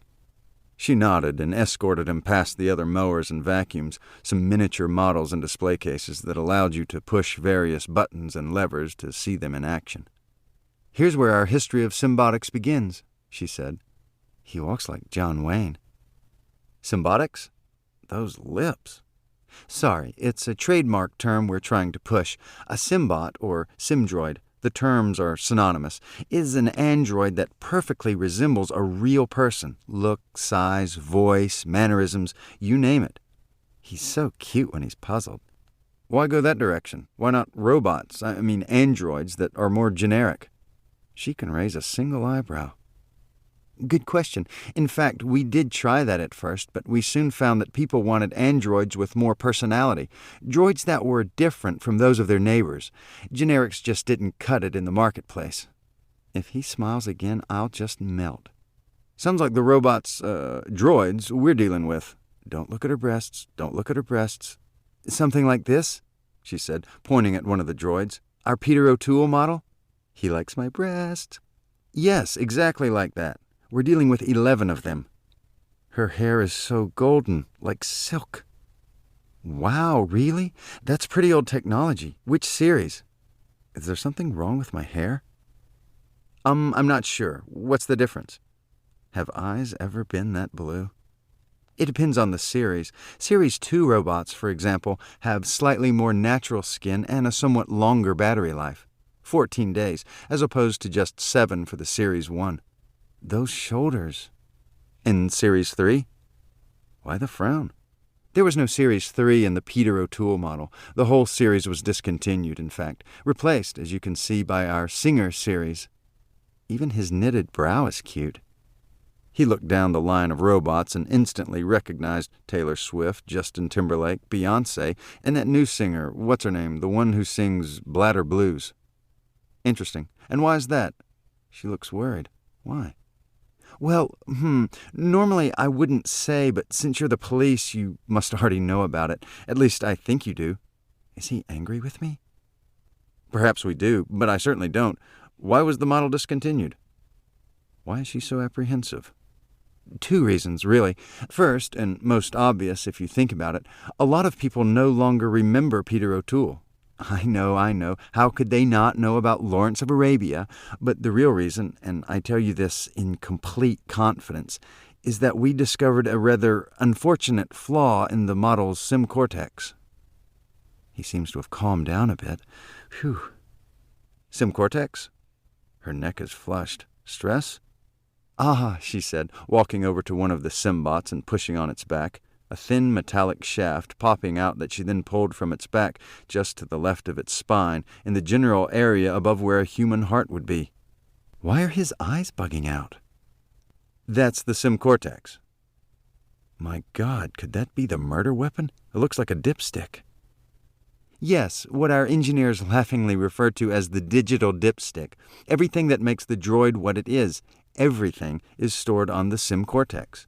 Programming, memory, and so on. Why is his mouth open? May I hold it? She seems puzzled. Yes, of course, but be careful. Its edges can be very sharp. He seems fascinated. She handed it over. It was very much like the oil-level dipsticks found in cars, a long shaft with a disc partway up to prevent it from being pushed too far into the oil pan, as well as to assure that accurate measures of oil levels could be taken. It was about the same thickness as an ice pick, and sharp. A small drop of oil dripped off the end. Proto-oil? She watched him as he turned the dipstick this way and that, examining it from every angle. To me, it's also like a turkey timer, she said. You know, one of those white plastic thingies that pop out when the turkey is done? Same exact thing happens when this model's battery runs out. He's not paying the slightest attention to me. When its battery runs out? He said, finally carefully handing the sim-cortex back to her. She seems relieved about something. Yes, she said, slipping the dipstick back into the robot and snapping it into place, the handle of its shaft disappearing with a click. The disc on the shaft was the same color as the clothing, so once it was in place, it was almost impossible to see. Anyway, she continued, as I said, it will pop out after 7 days, or 10 to 14 in the case of the Series 2. He seems excited. Great. Right. And then, again, why exactly was the model discontinued? You mentioned something about an unfortunate flaw. I love that smile. She blushed. I guess I was being a tad euphemistic. It seems one of the Series 1 droids killed a child on Halloween. Is that what gobsmacked looks like? Killed? I thought that was impossible. Asimov's law and all that. Am I yelling? Yes, usually. The thing is, like all the other sim droids in this series, it was programmed to kill various household pests. In this particular case, when a little girl costumed as a spider came to the door, well, you see what I mean. It wasn't pretty. He is so handsome when he's astonished, like a little boy. She took her hands in his, the effect like an electric shock. This is amazing. And what did Hawthorne do to correct it, the flaw? Did she feel what I felt? Hawthorne? What's he talking about? Hawthorne, your CEO. She seems mystified. Oh, right, Mr. Hawthorne, she said after a long pause. He was tossed out by the board a while back, before my time, actually. He wanted to proceed with a new model, some sort of custom droid, some sort of design-your-own-robot thing, but the board was having none of it. Why is his mouth hanging open? So he no longer works here. She is so beautiful. She shook her head. No, of course not. Please tell me he's not going to leave so soon. Miss Thursday, do you think you could possibly break away from your duties for a few hours to help us with this case? She is so quick to smile, and what a smile. Yes, of course. Calm down, girl. Wonderful. I could just hug her. He pulled out his cell phone, a wide smile on his face, one that Miss Thursday would later characterize as delightful when she was safely at home on her couch discussing her day with her cat, Mr. Jinx. Chapter 33. The drive from Ramrod Robotics to the mansion took only minutes, but Blunt and Thursday had still managed to cover brief histories of their families. June Thursday was the youngest of 3 Thursday sisters, the others named April and May. Her father, August, had continued the family's traditional naming scheme, and in June's case it had seemed doubly appropriate since she was actually born in June, on a Thursday. The family celebrated her birthday every year, of course, but even more so in years when her birthday fell on a Thursday in June. Blunt had explained his family's naming scheme as well, which was based totally on alliteration. So he was named Barry, his father was named Bixby, and his brothers were named Barnaby, Baxter, and Bart. His mother's name, Charlotte, didn't fit the scheme, of course, but everyone called her Bitsy, so it all worked out. June laughed when she heard this. "Well, my mom comes close to fitting our naming convention. Her name is Windy. Windy Thursday. Get it?" Oh, how he loved her laugh. They passed a caravan of patrol cars and CSI vans heading out as they came into the mansion's driveway. Apparently, Polk had finished up for the day. The media, on the other hand, was still encamped outside the front door of the mansion, which would be a problem for Detective Grave, but not for Blunt and Thursday, who weren't recognized as actual people until they were almost through the door. Grave was waiting for them in the foyer and quickly ushered them into the drawing room. Not quite sure who was who, one vaguely human-shaped cloud much like another, although the smaller cloud smelled much better. Blunt quickly cleared things up, his voice coming from the cloud on the right. "This is Miss June Thursday, the woman I spoke to you about?" Grave turned to the other cloud. "It's nice to, meet you." The cloud that was June giggled. "Likewise. Happy to help out, if I can." They went over all that Blunt had learned at Ramrod Robotics, June jumping in from time to clarify the fine points of robots, androids, and simdroids, and confirming that the robots did indeed use proto-oil. Naturally, Grave was interested in that, as well as the sim cortex and Hawthorne's departure from Ramrod Robotics. "I wasn't there at the time," she said, "but apparently it was quite nasty. As I understand it, they even took away his compensation package, so he was left with nothing." "Very interesting," said Grave, "and counter to what we formerly understood, or at least assumed. Well then, I'll be interviewing Mr. Hawthorne in a few minutes. While I'm doing that, I'd like you two to inspect each of the robots. Polk left behind a technician who's gathered the robots in the laboratory. He'll need your help to take samples from this dipstick thingy. We're looking for blood, of course, from either or both victims. Miss Thursday, do you think they'll give us any trouble?" Thursday shrugged. "I shouldn't think so. Once we pull out their sim cortex, they will be totally inactive." "Good," said Grave, turning to Blunt. "Sergeant, the technician needs to tag and bag each of the dipsticks, and leave all the robots inactive for now." "But, sir," said Smithers from the far side of the room. Grave had completely forgotten about him. "What is it, Smithers?" "How shall the family ever cope?" "That can't be helped, I'm afraid." "Oh, but I do so hate performing their duties. Gardening is so dirty." "I'm sure we can skip gardening for today, and the whole process won't take all that long. They'll all be back in action by tomorrow." Smithers seemed satisfied. "Very well, sir." Grave turned back to Blunt. "So can you do that?" "Yes, sir," said Blunt. "What about Smithers here?" Grave looked over toward the door, where Smithers was still looking uncomfortable, even for a robot. "Leave him for now. I want him active for this interview with Mr. Hawthorne. Then we'll see." Grave watched as two clouds drifted across the room and floated into the foyer. "Smithers, go fetch Mr. Hawthorne." Chapter 34. Officer Wallaby, one of Polk's young CSI techs, stood in front of the line of robots like a drill sergeant about to run his troops through a fitness exercise. He seemed totally surprised by the voices coming from behind him, but once he saw the clouds, he knew one of them must be Sergeant Blunt, if only from his voice. "This is Miss Thursday from Ramrod Robotics. She'll be helping us with the sample collections." Officer Wallaby nodded in the general direction of the second cloud. "Great. How exactly do we do this?" "Let's get them into their charging stations," said Miss Thursday, "so they don't collapse on us when we withdraw the dipsticks." "Dipsticks?" said Wallaby. "Don't worry, I'll do it." Wallaby nodded and started moving the robots one by one into the charging stations, like horses into a starting gate. "Can you tell anything at this point?" said Blunt. "They're all Series 1 robots. The simulated hair is the giveaway. Too shiny to be a Series 2 like your Mr. Smithers upstairs." Wallaby shoved the final robot into its station and turned back to Blunt and Thursday. "Ready to go." As Wallaby stood next to her with waiting evidence tags and bags, Thursday gingerly removed each sim cortex, examining it carefully before dropping it into the waiting bag. "Interesting," she said as she dropped the last dipstick into an evidence bag. "They look like Series 1 robots, but the sim cortex is wrong." "Wrong?" said Blunt. "Too advanced, I mean. And by advanced, I mean well beyond a Series 2 even. It looks somewhat like the ones in our Singer series, but still quite different. Once your CSI folks finish with them, it would be a good idea to let our engineers have a look.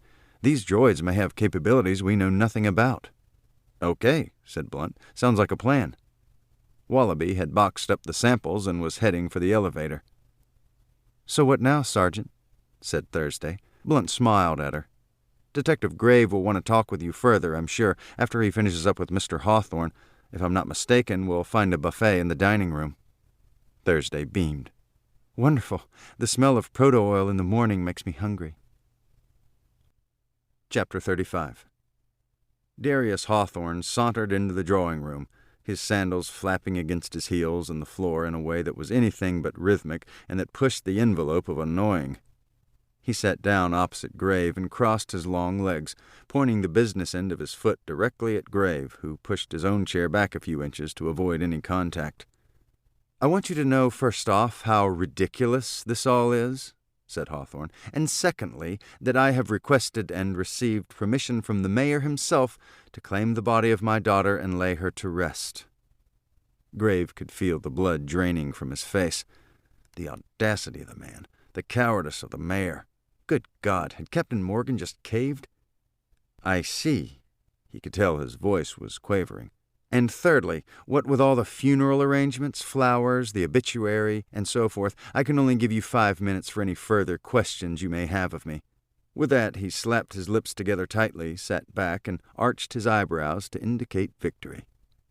Grave suppressed the temptation to close the space between them and throttle the man. Instead, he calmed himself using the techniques taught to him by Master Cho, his Hapwadu instructor, simultaneously clenching his toes and taking a deep, cleansing breath. Hapwadu was a new form of self-defense program that focused on the 4 pillars of self-preservation: deny, delay, deflect, and depart, all skills promoting flight over fight. As such, the one thing Hapwadu wasn't was a martial art. Indeed, it was the latest trendy new thing, one of a burgeoning field of alternative programs known as the partial arts, which featured colorful achievement belts that could be earned without the burden of effort, discipline, or dedication. Needless to say, it was sweeping the country without the effort required by a broom. "Mr. Hawthorne, before you proceed to some inappropriate fourthly, let me assure you that this little conversation of ours will last as bloody long as I want it to last." The thing about Hapwadu techniques is that, as effective as they are, their effectiveness is brief and transient and unsustainable through a long sentence. Hawthorne took it all in stride, sneering back at him and raising his hand, his eyebrows dancing with mocking delight that Grave had once again slipped into a British accent. "Mr. Hawthorne," Grave shot back, "why have you been lying to me?" Hawthorne shrugged and lowered his hand. "Whatever do you mean?" Grave tested the limits of Hapwadu once more. "You said you were the CEO of Ramrod Robotics. We know now that you are not." "I said nothing of the kind, Detective. If memory serves, I said that you might remember me as the CEO of Ramrod Robotics. Past tense, you see. One of the basic tenets of Hapwadu is to ignore or deflect the blows of your opponent. Several techniques are employed, most notably the dampening bell technique. Using this technique, when your opponent strikes a blow, you first imagine him striking a bell instead of you, the size and tone of the bell determined by the severity of the blow, a rather weak blow creating a tinkle in your mind, a strong blow creating a dinner bell in your mind, and a severe blow creating the bells of Notre Dame in your mind. With each blow, you imagine grasping the bell with both hands, dampening its sound and intensity. Or, as Master Cho was wont to say, control the clapper. Of course, this technique only works while you remain conscious. Grave thus took the blow in stride and parried with his own blow. You also lied about the capabilities of your robots, particularly as those capabilities relate to killing. Hawthorne remained calmly obstinate. I said no such thing, Detective. Did too. Did not. The schoolyard exchange went on for some seconds, Grave heated, Hawthorne cool, until Grave was able to break away, the voice of Master Cho echoing in his head. Taunt not. Heavy fists, not hot air. We know, Mr. Hawthorne, know that the reason you were let go at Ramrod was that one of your robots killed a young girl on Halloween, thinking her a spider. The blow seemed to have hit home, at least briefly, Hawthorne quickly regaining his composure. It isn't fair. Something like that was just a freak occurrence. It appears your directors disagreed. Perhaps they thought the possibility of large spiders and other animals and pests was all too common, particularly on Halloween. Damn them, said Hawthorne, although not forceful enough to require an exclamation point. The change in his voice was merely an increase in volume, cool words said loudly. Damn them to hell! I was on the verge of a major breakthrough, and they knew it. Custom robots, you mean? Yes, exactly. It would have been a whole new world.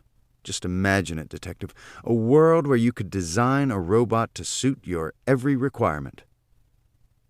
You mean like butler, mechanic, and so on? No, not just servants, but friends, loved ones, replicas, if you will, robotic clones. What? With the same personality, intelligence, and, most of all, independence. What? Like free-range robots? Hawthorne gave him a blank, withering look, if that's possible, and apparently it was for Hawthorne. Don't make light of it, Detective. Imagine, say, you lost a loved one. If the directors had just given me a little more time, I could have made it possible to create a replacement for the lost loved one, accurate in every detail, appearance, mannerisms, memories, everything. He slumped back in his chair and stared at his foot, which continued to invade the space of Detective Grave. You realize, said Grave, that these lies move you up on our lists of suspects. Hawthorne woke up as if from a deep sleep. What? What are you saying? You can't possibly think I had anything to do with those murders. What? Kill my own daughter? Ridiculous. And when are you going to accept the fact that I was locked in that room, that I couldn't possibly have killed Miss Jones? Grave was in no mood to let him off the hook, even though he had not worked out the details of the crime. But you were among the last to see your daughter, weren't you? You and Smithers were alone with her in the studio, trying to talk her down from her tantrum about the fish. But apparently not the last, Detective, and she was my daughter. Cruelty was not part of the Hop Wadu tradition, but Grave wanted to see how Hawthorne would react anyway. A daughter with more issues than you cared to deal with. A daughter with tendencies you disliked. In short, a daughter that you thought to replace with a better daughter, a robotic daughter. Hawthorne had been shaking his head the whole time. How dare you? I loved my daughter, loved her. There was something disingenuous about his tone. The words themselves could have been quite dramatic, but the delivery lacked the intensity you would expect. If he had been auditioning for the part of Mr. Hawthorne, the casting director would have undoubtedly said, Next. Hawthorne stood and marched from the room as if a casting director had said just that, slamming the door behind him. Will that be all, then? Said Smithers from across the room. As with most of the interviews, Grave had forgotten Smithers was even there. Do you think he's telling the truth? Smithers cocked his head. Truth? Objective or subjective? What? Truth, sir, can be objective or subjective, and all the shades in between. The first being what is fact for all observers, regardless of perspective. The second being information sorted to suggest fact from the perspective of one or more observers. A lesser part of the universe of observers, but the purpose of deception or advantage. I love it when you talk dirty, Smithers. What? Nothing. Let's go with objective truth. Smithers hummed a few seconds. Yes and no, sir. He was a bit in the weeds when it came to what is robotically possible. He knows, in fact, that he has already developed the ability to create a custom robot. Is working on one now, in fact. You mean the one that's, anatomically correct, so to speak? No, not Dick, the sex bot. Something completely other. Grave was stunned. Really? What kind of custom robot? Or rather, who? I'm not sure. I saw it some weeks ago when it was far from completion. Mr. Hawthorne was unhappy that I had seen it and covered it up with a sheet. But there's nothing like that in the laboratory now, mused Grave. No, sir. And what about Whitney's tantrum? You were there. What happened? Smithers paused briefly, apparently sorting his memory files. She was distraught, bordering on maniacal.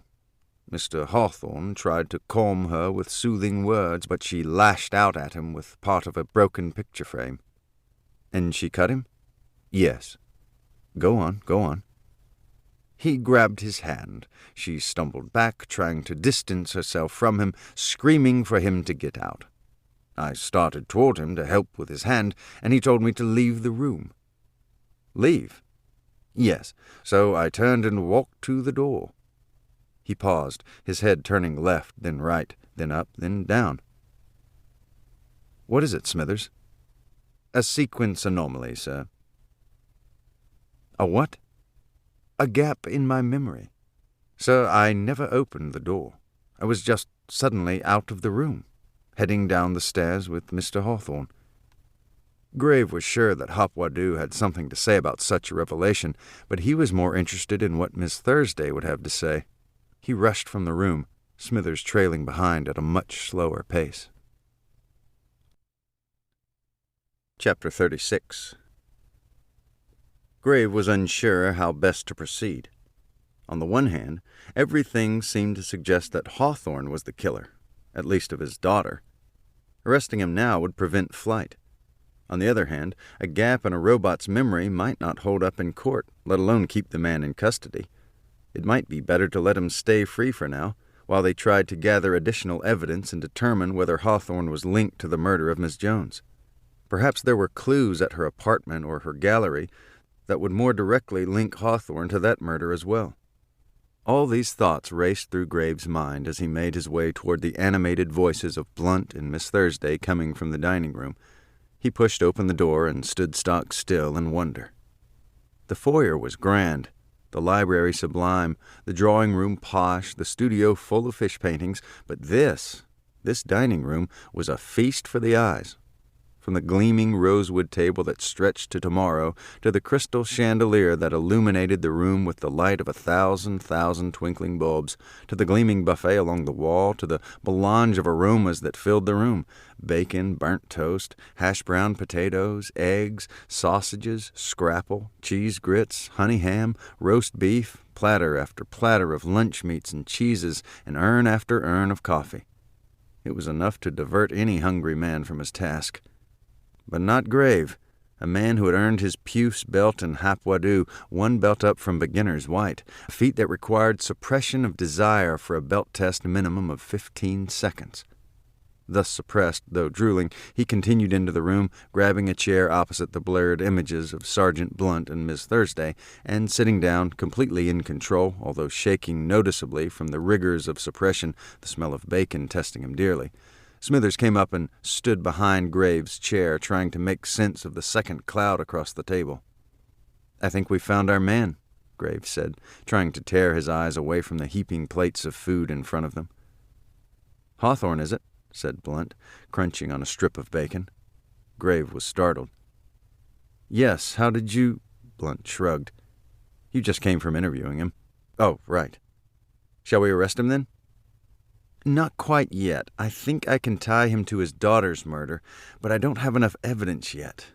I really want us to check out Miss Jones' apartment and gallery. I just have the sense that we're missing something, particularly about the murder of Miss Jones." "Ready when you are, sir," said Blunt, popping a sausage into his mouth, which disappeared into a briefly opening maw at the top of the cloud that was Blunt. Grave wondered briefly whether he would lose his puce belt status if he had just one little strip of bacon, but he resisted, pushing well past 15 seconds. "First, though, I would like to take advantage of your knowledge, Miss Thursday." "Certainly, Detective." "Smithers here says he experienced— what was it again, Smithers?" "A sequence anomaly, sir. A gap in my memory." Ah, said Thursday. I'm not totally up to speed on all the technical mumbo-jumbo. I'm a spokesperson, you see, but I am familiar with that term. That can happen in only two ways. The battery runs out, or someone temporarily deactivates or removes the SIM cortex.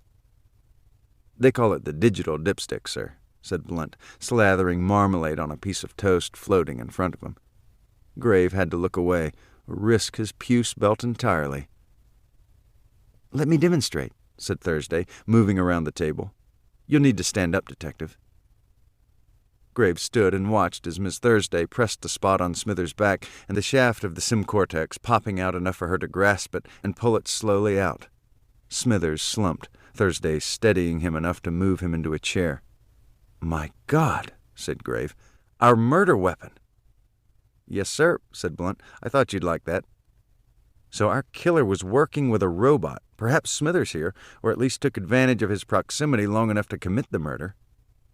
I'm not a detective, but that makes sense to me, said Thursday. She started to put the SIM cortex back into Smithers. No, wait, said Grave. If we're right, that dipstick thingy will have traces of Whitney's blood, which would be more than enough to tie Hawthorne to the crime. Blunt was well ahead of him, whipping out an evidence bag and carefully slipping the dipstick into it. The CSI tech is gone, sir, but I can run this over to the lab on my way to the Jones place. Do we know where that is, sir? Yes, Smithers gave me the address earlier this morning. He pulled out a piece of paper from his suit jacket. 37 Main Street. Apparently the apartment is over the gallery. I'll meet you up there. All right, sir. We'll be on our way. Wait, said Thursday. I think I can be of even more help. How so? Said Grave. Thursday smiled in a way that suggested cats and canaries, although the expression went unnoticed by Grave. The robots. Each SIM cortex is a recording device. We only have to view what each of the robots has recorded over the past few days. And we'll have our robot, said Blunt. And perhaps our killer, or killers, said Grave. Shall we ring Captain Morgan, sir? He'll want to know all this. Grave wasn't sure whether a puce belt and hopwadoo would have the self-control to avoid screaming at Captain Morgan right about now. No, let's stick to the plan. We can brief him in the morning, when we know more. Yes, sir, said Blunt. We'll be on our way then. Grave watched as the cloud floated toward the door. And sit on Polk if you have to. We need the blood work done right away, so we can review the memory banks of all those dipsticks. Right. Blunt and Miss Thursday drifted through the door and out of the room, two clouds on a mission. Grave wondered what, if anything, his father could possibly add to what they already knew, but that would have to wait until this evening. He grabbed a handful of bacon and headed for the door. If he was going to survive the gauntlet of news people, especially Claire Fairley, he would need sustenance. Puce belt be damned. Chapter 37. If anything, the media was in even more of a frenzy when Grave raced down the steps, 1,000 microphones in his face, packs of cameras pursuing him like wolves on the hunt, and Claire Fairley, orange as an orange in her TV makeup, in fervent pursuit but losing ground as her high heels sank into the gravel. He leaped over the door of the Sprite, slid into the seat, and slipped his key into the ignition. The car started up with that sucking sound, the death rattle, and gospel music filled the air. Claire Fairley was on him, thrusting her microphone under his chin as he put the car in gear. "Detective," she shouted, "any news? Any news at all?"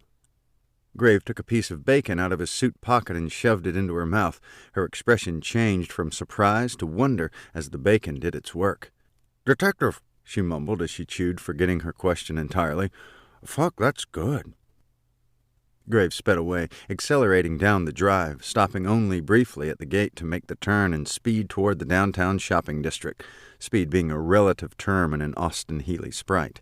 The gospel music stopped on a high note for the Lord, and the voice of Reverend Bendigo Bottoms rang out, warning of the dangers of accepting gifts. "The 11th commandment today is, Thou shalt not accept gifts of money, goods, or services in excess of $25 in the conduct of thy business. Friends, don't be caught in the trap of pay-to-play. Remember what the man said about Greeks bearing gifts. And don't stop at Greeks. The devil takes many forms, his evil to perform. Oh, yes, he does." No, sinners, the only influence in your life should be the Lord, and in that regard this commandment shall not apply. Tithes and donations of any size gratefully accepted for the furtherance of the Lord's work. Oh, I know what you're thinking. I know you well, sinners. You're thinking, Reverend, is this not a pay-to-pray scheme? Wipe that thought from your devious mind and come into the arms of the Lord, who is ready to embrace you and forgive all sins for a donation of any amount, although we do have a $5 minimum for credit card donations. Drop by the Chapel of Everlasting Forgiveness today, 3 doors down from the Skunkin' Donuts on Main Street, or call us at 666-PRAY, Monday through Friday, 8:30 to 5. Angels are standing by to take your call.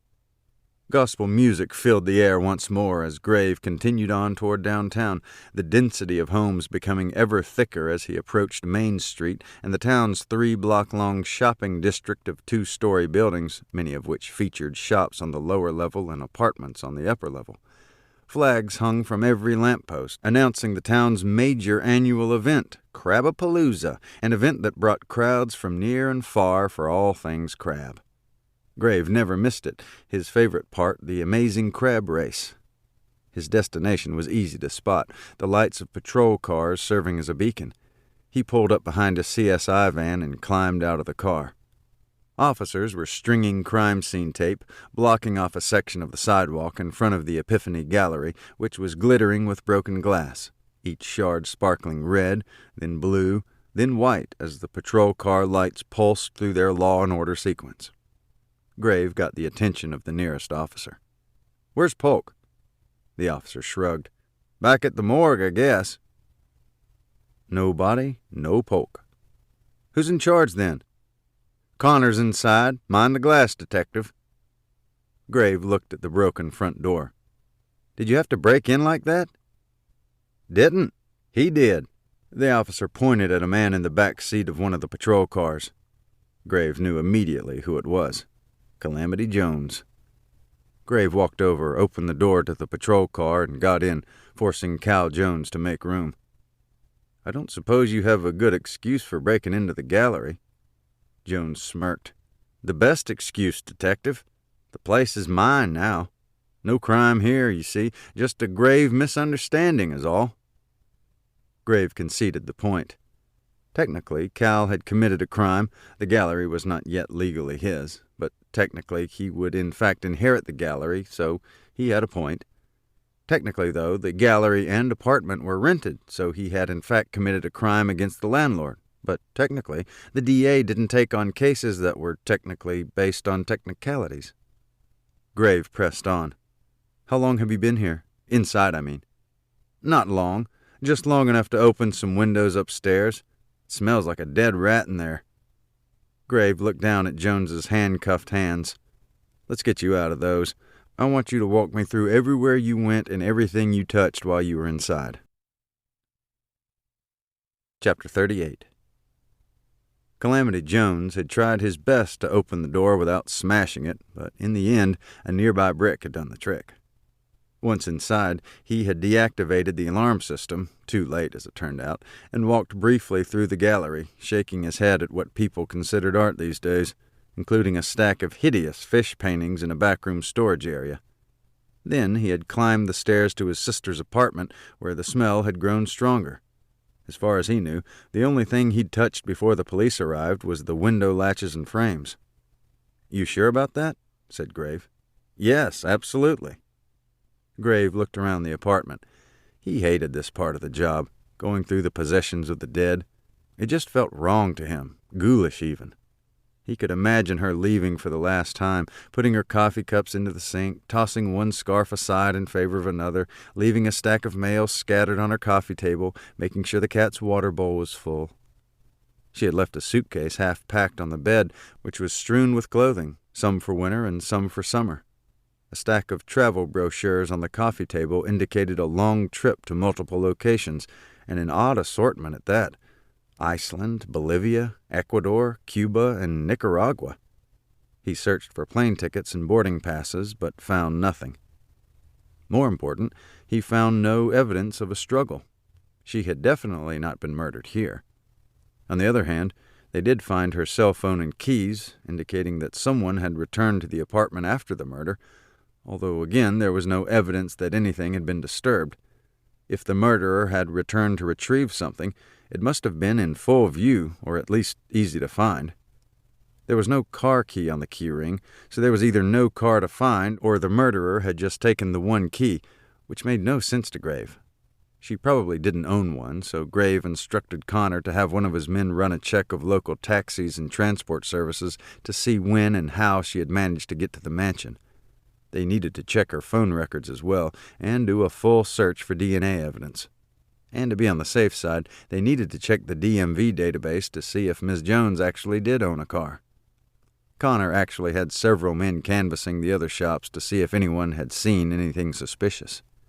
As he mulled over everything he had seen and learned so far, Grave had a sudden thought. Cat? He turned to Sergeant Connor, who had followed them through the house, making notes on everything that Jones had said. Where's the cat? They searched the gallery. Nothing. They searched the apartment, looking under the bed and behind the sofa, the refrigerator, and the washing machine. Nothing. And then one of Connor's men gave a shout. Here! He had opened a broom closet in the kitchen, which contained not a single broom. Instead, what they saw was a safe and the cat atop it, a putrescent hand in its mouth. The cat immediately dropped the hand, snarled, and darted out of the closet to its water bowl, where it lapped greedily. Connor instructed one of his men to bag the hand, but Graves stepped in. No, not yet, Connor. He carefully picked up the hand. It's a modern safe, at least. Opens when the owner's fingers are pressed against these grooves. He pressed the hand against the grooves, a foul-smelling liquid, part blood, part pus, part who knows what, oozing out of the wrist and dripping onto the floor. Grave held his breath, and after a number of attempts, there was an audible click and the safe popped open. Grave had expected to find it empty. The murderer had clearly come back to retrieve whatever was in the safe, but he was wrong. He swung the door open, and there it was, the MacGuffin trophy. Somewhere, a cat meowed. Chapter 39. There was a point in every investigation where you think you are closing in on the killer, where you think you have a complete understanding of what happened, only to be presented with a puzzle piece that stares back at you like a fly in the ointment, a wrench in the works, a stone in one's path, a turd in the pool, a witch in the wardrobe, a hair on the lollipop, a ghost in the machine, or a skunk in the donuts. Grave was not sure that skunk in the donuts was an actual thing, but the whole case stank right about now, and he was hungry besides, so he was more than willing to consider it a valid idiom. Whatever the idiom, Grave was faced with the fact, if facts even entered into it, that Miss Jones had somehow managed to steal the trophy from a locked room without being noticed by the other suspects, and then, after locking her prize away in her safe, had inexplicably returned to the mansion to be murdered and unhanded, her hand transported back to the apartment for no apparent reason after being stolen from the morgue. Unless, thought Grave, unless the murderer put the trophy in the case. But why? And having done that, why leave the hand behind? And for that matter, why steal the trophy in the first place if you were just going to kill a woman, lop off her hand, and hide the trophy away in the woman's safe? In short, nothing made sense as he pulled into his father's driveway and turned off the ignition, the car's engine running on for some seconds before agreeing to follow the ignition's clear instructions to stop. His father had warned him about this, told him to look out for it, but Grave hadn't understood a single word and had turned out his father's salient soliloquy on dieseling, air-fuel rations, and the evil of oil burning. All he knew was he best not mention it on fear of death. He got out of the car, walked up the steps, and started to knock, his father's voice yelling out, "It's open!" Grave walked in and froze. The day had already been filled with enough surprises to fill a lifetime, but the spectacle of his father standing in front of a whiteboard filled with notes, diagrams, and gruesome photos of the dead certainly topped them all. Come see," said his father. The feeble man in the recliner had been replaced by an upright, energized man in a suit and tie, his head topped by the fedora he had earned by making his first collar when he was an up-and-coming detective in Atlanta many years ago. Grave approached, apprehensive. He had seen his father like this before, a man obsessed with finding and arresting his nemesis, Chester Clink, serial killer extraordinaire, still lurking. His father had spent much of his career pursuing the man, and now, even in retirement, couldn't let go. "Don't worry, son. I'm not going to bore you with a recap of every damn murder this man has done. No, just the last two. Look at this." His father pointed at 2 photographs, each showing a woman with multiple stab wounds. "Do you see it?" Grave looked at one photograph, then the other. "Dead women with roses in their mouths. How did you get these?" His father groaned. "I still have friends, Simon, but forget the roses. Yes, they're a significant change in his death tableaus, but look closer." Grave looked at each photograph again. "Okay, if I'm counting right, each one was stabbed in the torso 21 times. Yes, that's his signature number, of course, but that's not what I'm talking about." He motioned for Grave to look again, but Grave saw nothing. His father sighed heavily. "Son, there are times when I wonder how you ever became a detective. Here, let me help you." His father picked up a pencil and pointed at one of the wounds in one of the photos. "Here, look at this wound. Nice and deep. The clear work of a Bowie knife." "Yes, so?" "Now look at this wound." He pointed at a wound in the other photograph. "So?" Grave didn't know what his father was talking about. "You are a dense one. If you look closely, you'll find that the wound on this woman is identical to the wound on the other woman.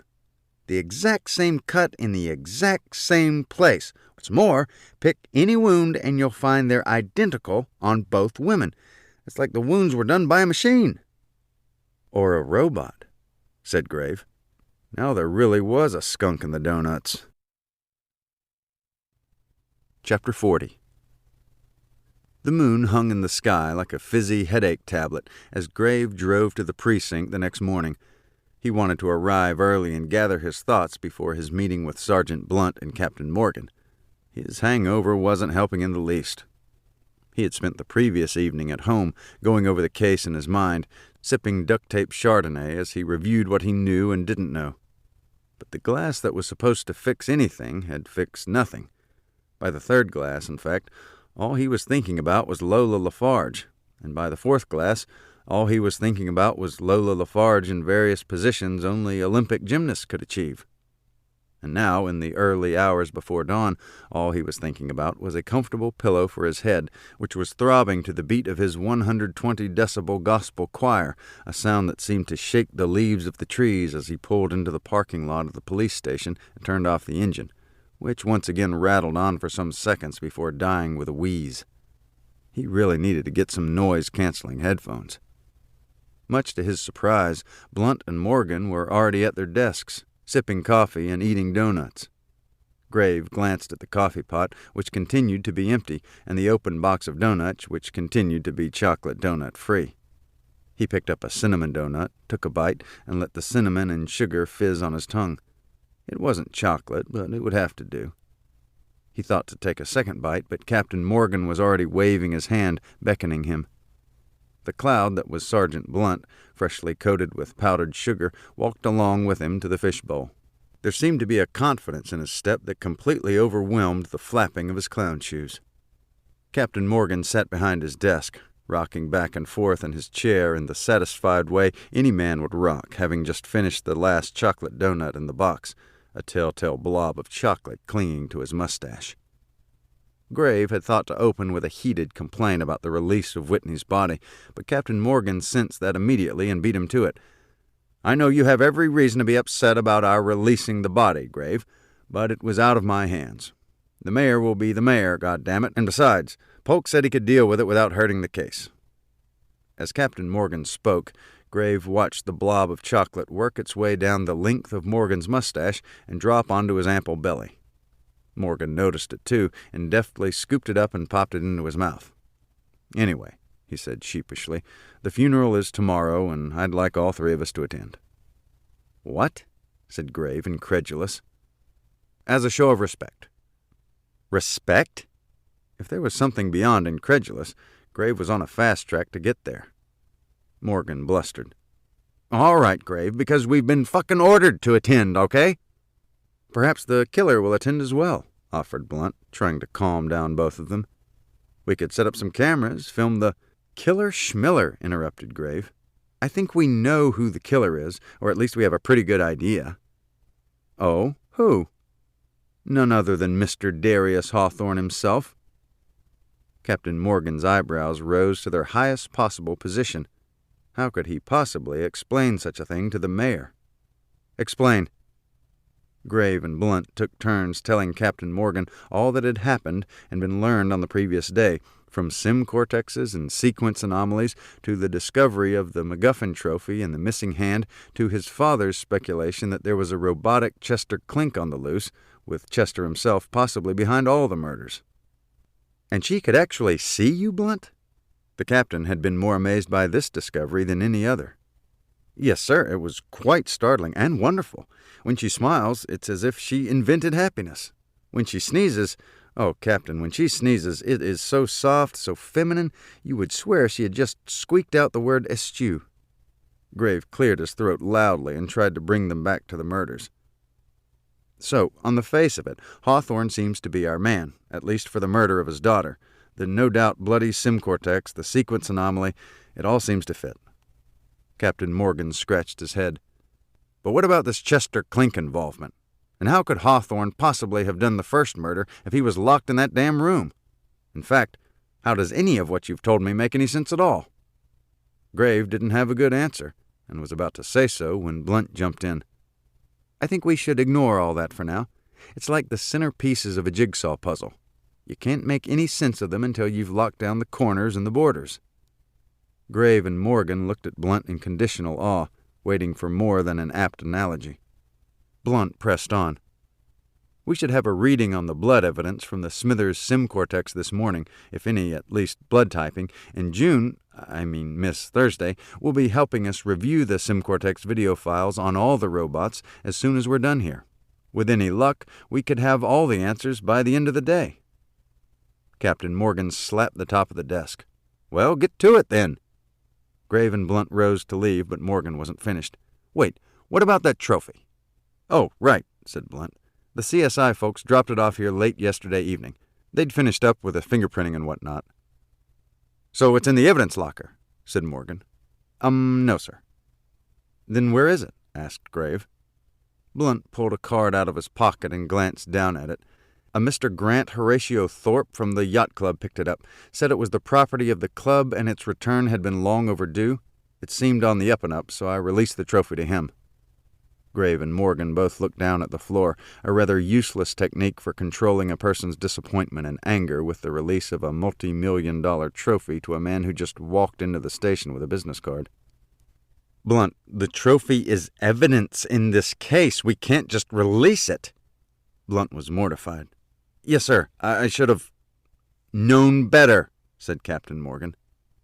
Let me have the card, Blunt, said Grave. He looked at the address, which definitely indicated a location suitably near a large body of water. It's not that far from here. Let's swing by there and pick it up. No, said Captain Morgan. You two head out to Ramrod Robotics. I'll have someone pick it up and bring it back here. Of course, the chain of evidence is compromised, so I'm not sure how this will play in court. Yes, sir. Sorry, sir, said Blunt, a contrite cloud backing toward the door. Grave shared an arched eyebrow look with Captain Morgan and handed him the business card. He's a bit distracted, whispered Grave, if you know what I mean. Captain Morgan nodded and whispered back. You think? See what you can do to get him tracted again. Grave wasn't sure if tracted was even a word, but he wasn't about to issue a Scrabble challenge right about now. Instead, he followed Blunt's lead and back toward the door, turning as he reached it, accelerating through the station and out the front door. Sergeant Blunt was standing on the sidewalk, looking miserable, his long shadow in the early morning light looking like it was trying to escape. Chapter 41. The last thing Grave wanted to listen to was endless apologies from Sergeant Blunt, so instead of taking a patrol car, Grave helped Blunt slide into the passenger seat of the Sprite, which was not an easy feat given the man's size, and took some doing. Once they were underway, the high-decibel gospel choir did the rest, its choral force field completely blocking all other sounds. If Blunt was talking, Graves certainly couldn't hear him. They drove on, the sound enveloping them. And what a glorious sound. In the time he had owned the car, Graves had come to enjoy not just the gospel music, but the deafening sound the broken radio provided, which had a calming effect on him, allowing him to reach a near zen state as he ran stop signs and traffic lights, lost in his thoughts. Blunt's puzzle analogy had been apt indeed. They had 1,000 puzzle pieces to consider, some with blurry edges, some with edges that shifted and changed shape when you looked at them, some that were clear and sharp but seemingly unrelated to any other piece, and some, Graves feared, that had fallen off the card table and rolled under the sofa, leaving gaps in the picture. The voice of Reverend Bendigo Bottoms broke him away from his zen state, which had taken him from the precinct to the gates of Ramrod Robotics, its headquarters building looming ahead of them, looking like a mountain of discarded triangles. "The wages of sin is death, so saith the Lord. Now I know some of you don't believe this. I also know some of you would challenge the Lord's concept of subject-verb agreement. Oh, yes, you would. But the point is, when you're a-sinning, you're working for the devil himself, and your wages are or is not just death, but the loss of your everlasting soul. That's right, that's right." Graves pulled into a parking spot and sat there for a few minutes, hoping the Reverend would return to a discussion of how life was like a tuna fish sandwich. But he was on a rant against the devil this morning and was apparently not interested in sandwiches of any kind. Graves turned off the engine, which stopped immediately without even a hint of running on. He turned to look at Sergeant Blunt, who was bug-eyed, his blurry lips moving rapidly, if soundlessly, the advantage of hearing returning slowly to each of them. "Oh, my God!" shouted Blunt, finally audible. "Did you not see the stop signs or the traffic lights?" He began to hyperventilate. "Not to worry," said Graves, patting him on the shoulder. "It's a Zen thing. No harm, no foul." They climbed out of the car, Blunt requiring the assistance of Graves, who acted as shoehorn, extracting the man from the car with some effort. Once free, they headed up the front steps of the building where a cloud somewhat smaller than Blunt and pleasantly perfumed was waiting. "Welcome to Ramrod, Detective Graves," said the cloud. Graves looked around, trying his best to make sense of the building, the sun glinting off its triangular surfaces in different ways and at strange angles, making the building appear to writhe in the sunlight. The whole thing made Graves wish that he had paid more attention to his lessons in solid geometry. He knew there must be a name for this misbegotten shape. "Good morning, Miss Thursday," said Graves, noticing that Blunt had moved very close to her. "June," said Blunt, his voice low and disconcertingly sexual. "Barry," said June, her tone matching his. Graves cleared his throat loudly. Can we get on with this, then?" The cloud separated, the smallest waving her arm, motioning them to the front door. "This way, Detective." Once inside and beyond the curious stares of the receptionist, Thursday led them down a long hallway, Graves barely able to keep his balance as he made his way along, the triangles refusing to let him focus. Thursday noticed him having difficulty. "Try to focus on the end of the hallway." "You'll get used to it, sir," said Blunt. "Only takes a minute or so." "Who designed this?" said Graves. "I can never remember his name," said Thursday, "but if you Google angular dissonance, his name will pop up." She showed them into a small room, a video studio of some sort, with a large control panel facing a wall filled with monitors, only one of which was on. "Have a seat, detectives," said Thursday. "I've downloaded and queued up the files from the 11 sim droids. There's a lot to go over, so how would you like to proceed?" Graves didn't respond. As distracted as Blunt was by Thursday, Graves was even more distracted by what he saw on a side table. A full coffee pot and a large box of donuts, every one of them chocolate. Thursday followed his eyes.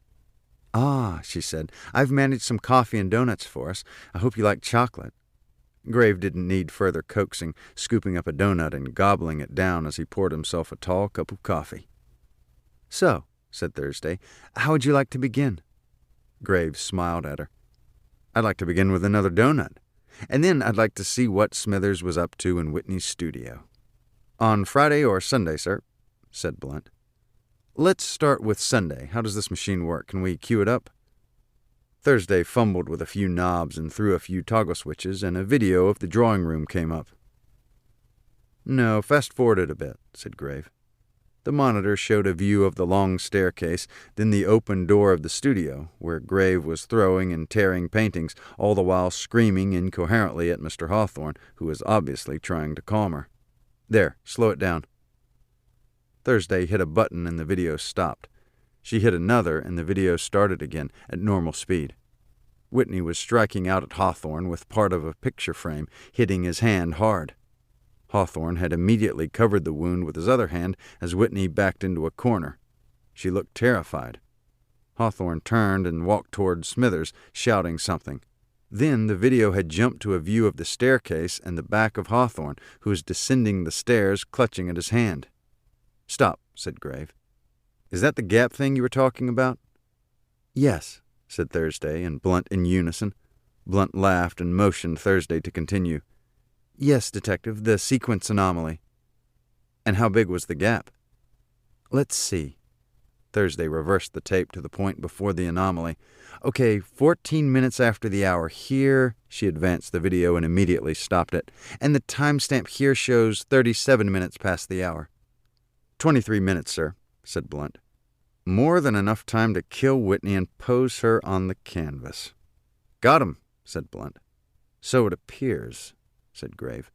"Okay, Miss Thursday, let's roll it back to Friday night, say 7 p.m., so we can see what Smithers was up to before and during the lockdown in the studio." Thursday hit reverse, and the images began to race backwards.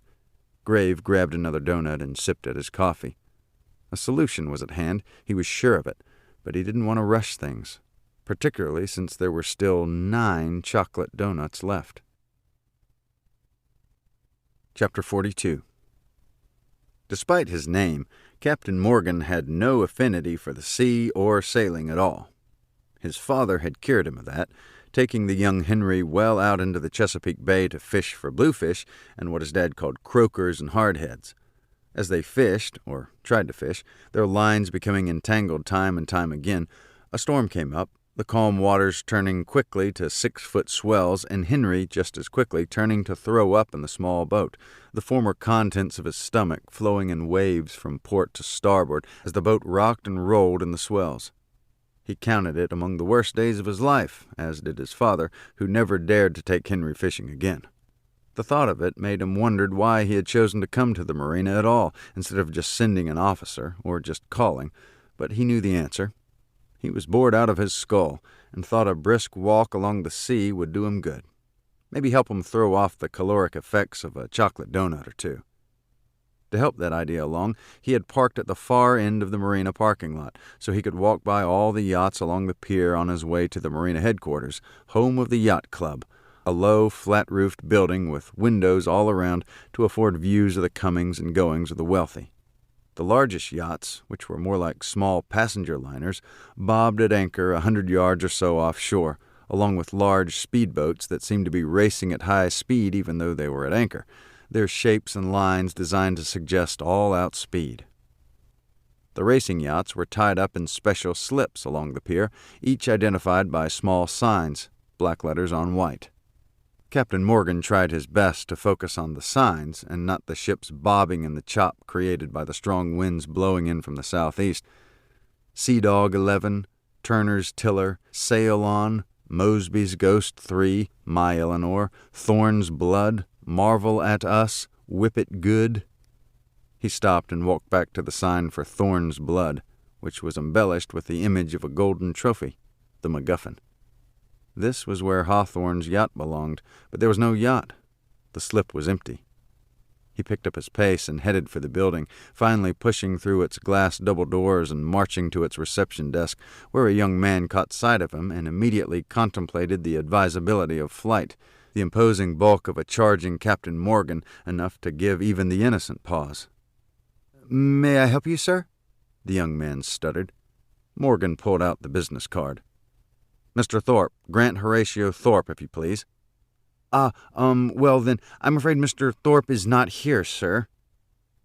Captain Morgan knew he should have called first, but where's the fun in that?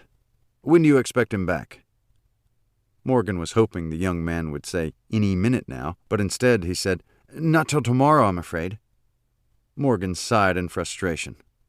"Well, you'll have to do, I guess. I'm Captain Morgan, and I'm here to retrieve the MacGuffin trophy." The young man chuckled nervously at the name, but quickly recovered. "Oh, well, I'm afraid you're out of luck there as well, Captain. Mr. Thorpe took it with him." "With him?" "Yes, sir." "Where?" The young man shrugged. "I'm not sure, sir, but I know he left with the trophy. Perhaps the insurance company? I know he had been concerned about that ever since the trophy went missing." This was really annoying. "How long ago?" The young man checked his watch. "About 2 hours ago." "And you're sure he had the trophy?" "Yes, absolutely. It's hard to miss." Captain Morgan glowered at the young man, stepped back from the reception desk, and pulled out his cell phone, punching in the number on the business card. The phone rang and rang, but no one answered. He turned to leave, but then had second thoughts. He went back up to the desk. "A couple of things, young man. If you hear from Mr. Thorpe, please have him call me immediately. It is of the utmost importance that we retrieve that trophy." "Yes, sir. And your number would be—" Captain Morgan slapped his own business card down on the desk. "Second, can you tell me where Darius Hawthorne's yacht might be?" The man looked puzzled at first and then brightened. "Oh, yes, if it's not in the slip. I expect the new owner has it out for a spin." "New owner?" "Yes, sir. As I understand it, Mr. Hawthorne sold it just a few days ago." "Really? Are you sure? Why would the winner of the MacGuffin trophy sell his winning yacht?" And the answer came almost immediately. He needed the money bad. The young man laughed. "Oh, definitely. Mr. Hawthorne was quite animated about it. Came in and told everyone. Made a killing, he said." "Interesting. A bit odd, don't you think, to sell a winning yacht?"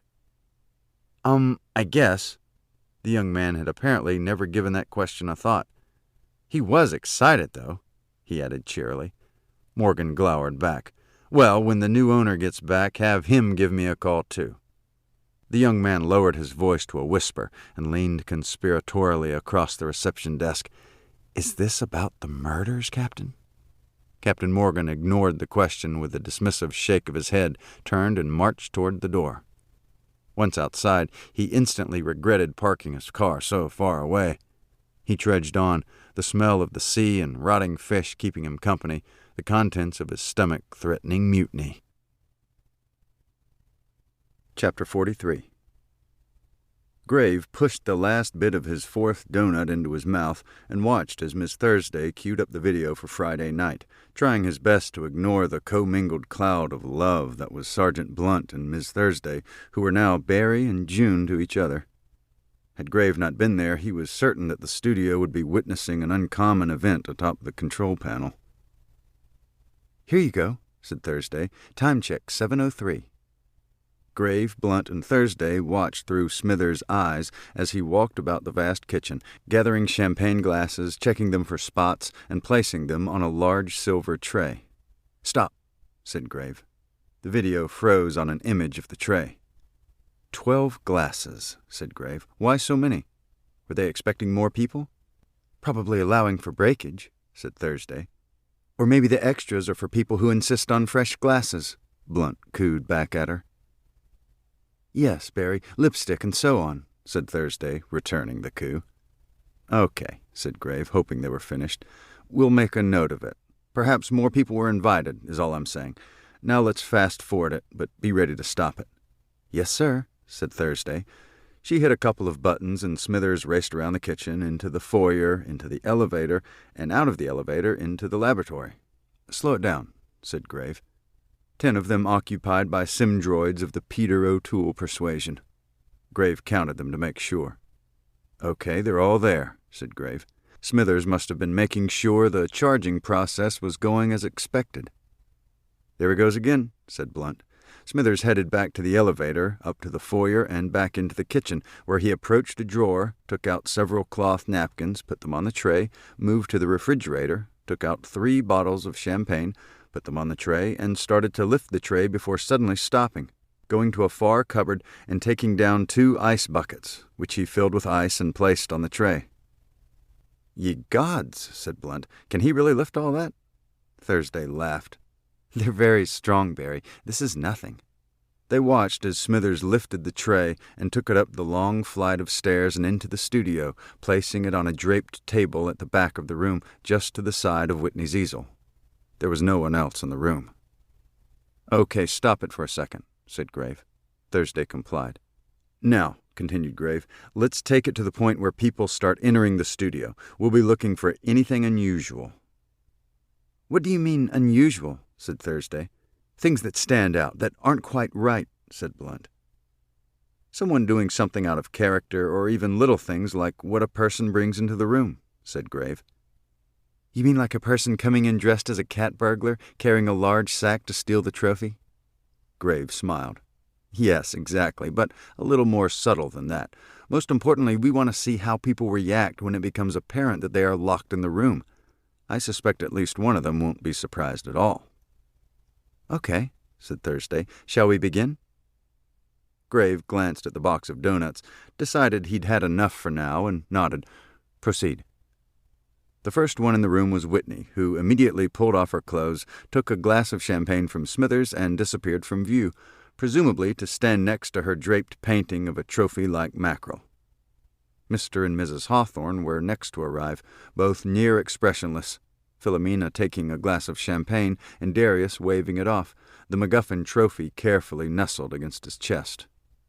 Both disappeared from view as the door opened again, the divine Miss LaFarge wheeling in Edwina Hawthorne, trailed by the Indian chief, Roy Lynn. "Stop it," said Grave. The tape came to an abrupt stop, freezing on Edwina's face. "I have reason to believe that Miss Hawthorne here can actually move her body, so pay particular attention to her every time she comes into view, the position of her hands and so on. Miss Thursday, if you see anything at all, stop the tape on your own. That goes for you too, Blunt. If you see something, shout out." Thursday pressed go and the tape resumed, Smithers walking around the room with a tray of filled champagne glasses as the guests milled about, waiting for the grand unveiling. Grave watched with interest as Miss LaFarge worked her way through glass after glass of champagne, accepting each one as Smithers made his rounds. Edwina sat in place not far from the door. Young Roy Lynn seemed to appear in almost every frame, arrows whizzing in all directions, one even taking out a champagne glass on Smithers' tray, the glass exploding, Thursday gasping in surprise. She suddenly stopped the video. "Look, there behind the glasses, the naked woman there." "Whitney Waters," said Blunt. "Whomever," said Thursday. "She looks angry. Who's she talking to?" Grave leaned in. "That's her parents, the Hawthornes. Can you make out what they're saying?" "Sorry, Detective. I don't read lips." "Why don't we have audio?" said Blunt. "His series records video by default, sound only by request," said Thursday. "Odd, don't you think?" said Grave. "Anyway, our CSI folks might be able to parse that out. Make a note of the time stamp and let's start it up again." The video resumed, Smithers' tray moving on, leaving the brief argument behind. Miss LaFarge took another glass of champagne, and Smithers wheeled back toward the door where Whitney was tugging at the doorknob. And then he was turning back toward Mr. and Mrs. Hawthorne, who were standing next to the easel, Filamina checking her watch and Darius staring blankly into space. The MacGuffin trophy sat on a small table in front of the easel, perhaps so people could wonder at and compare the real thing against Whitney's red mackerel interpretation. Smithers suddenly wheeled his tray around. Whitney was tugging at the doorknob, struggling to open the door and shouting something over her shoulder. An arrow whizzed by her head. Miss LaFarge appeared, also trying the door. Then Smithers set down the tray and tried to open the door without success. Whitney appeared in the frame again, raising her hands in frustration and shouting angrily toward the back of the room. Smithers then turned back and walked toward the easel. Darius and Filamina had not moved. "Stop!" shouted Grave. The image froze on Darius, Filamina, and the still-draped easel and the small table in front of it. "What?" said Thursday. "The table," said Grave. "No MacGuffin." Blunt whistled through his teeth. "It's gone." "Like magic," said Thursday. "Indeed," said Grave. "Roll it back and let's have a second look." A second look became a third look and a fourth, but the MacGuffin trophy mysteriously disappeared each time. They rolled it back a 5th time, measuring the time between Miss LaFarge's appearance at the door and Smithers' turn to show the Hawthornes and the empty table. "I get 12 seconds, said Blunt. "More than enough time to hide the trophy." "But where?" said Grave. "And where's Edwina and Roy Lynn when all of this is going on?" They rolled it back a 6th time, this time to judge the trajectory of the whizzing arrows. "I'm thinking Roy Lynn's shooting from somewhere to the side of the easel," said Grave, "but halfway to the door. Not much of an arc in the trajectory, which suggests a fairly close shot." "I agree, sir," said Blunt. "But where is Edwina?" "Good point," said Grave. "Miss Thursday, roll it back until we see her, then roll it forward until we see her again." "No problem," said Thursday. She rolled it back. Edwina was sitting in her wheelchair, Miss LaFarge standing next to her.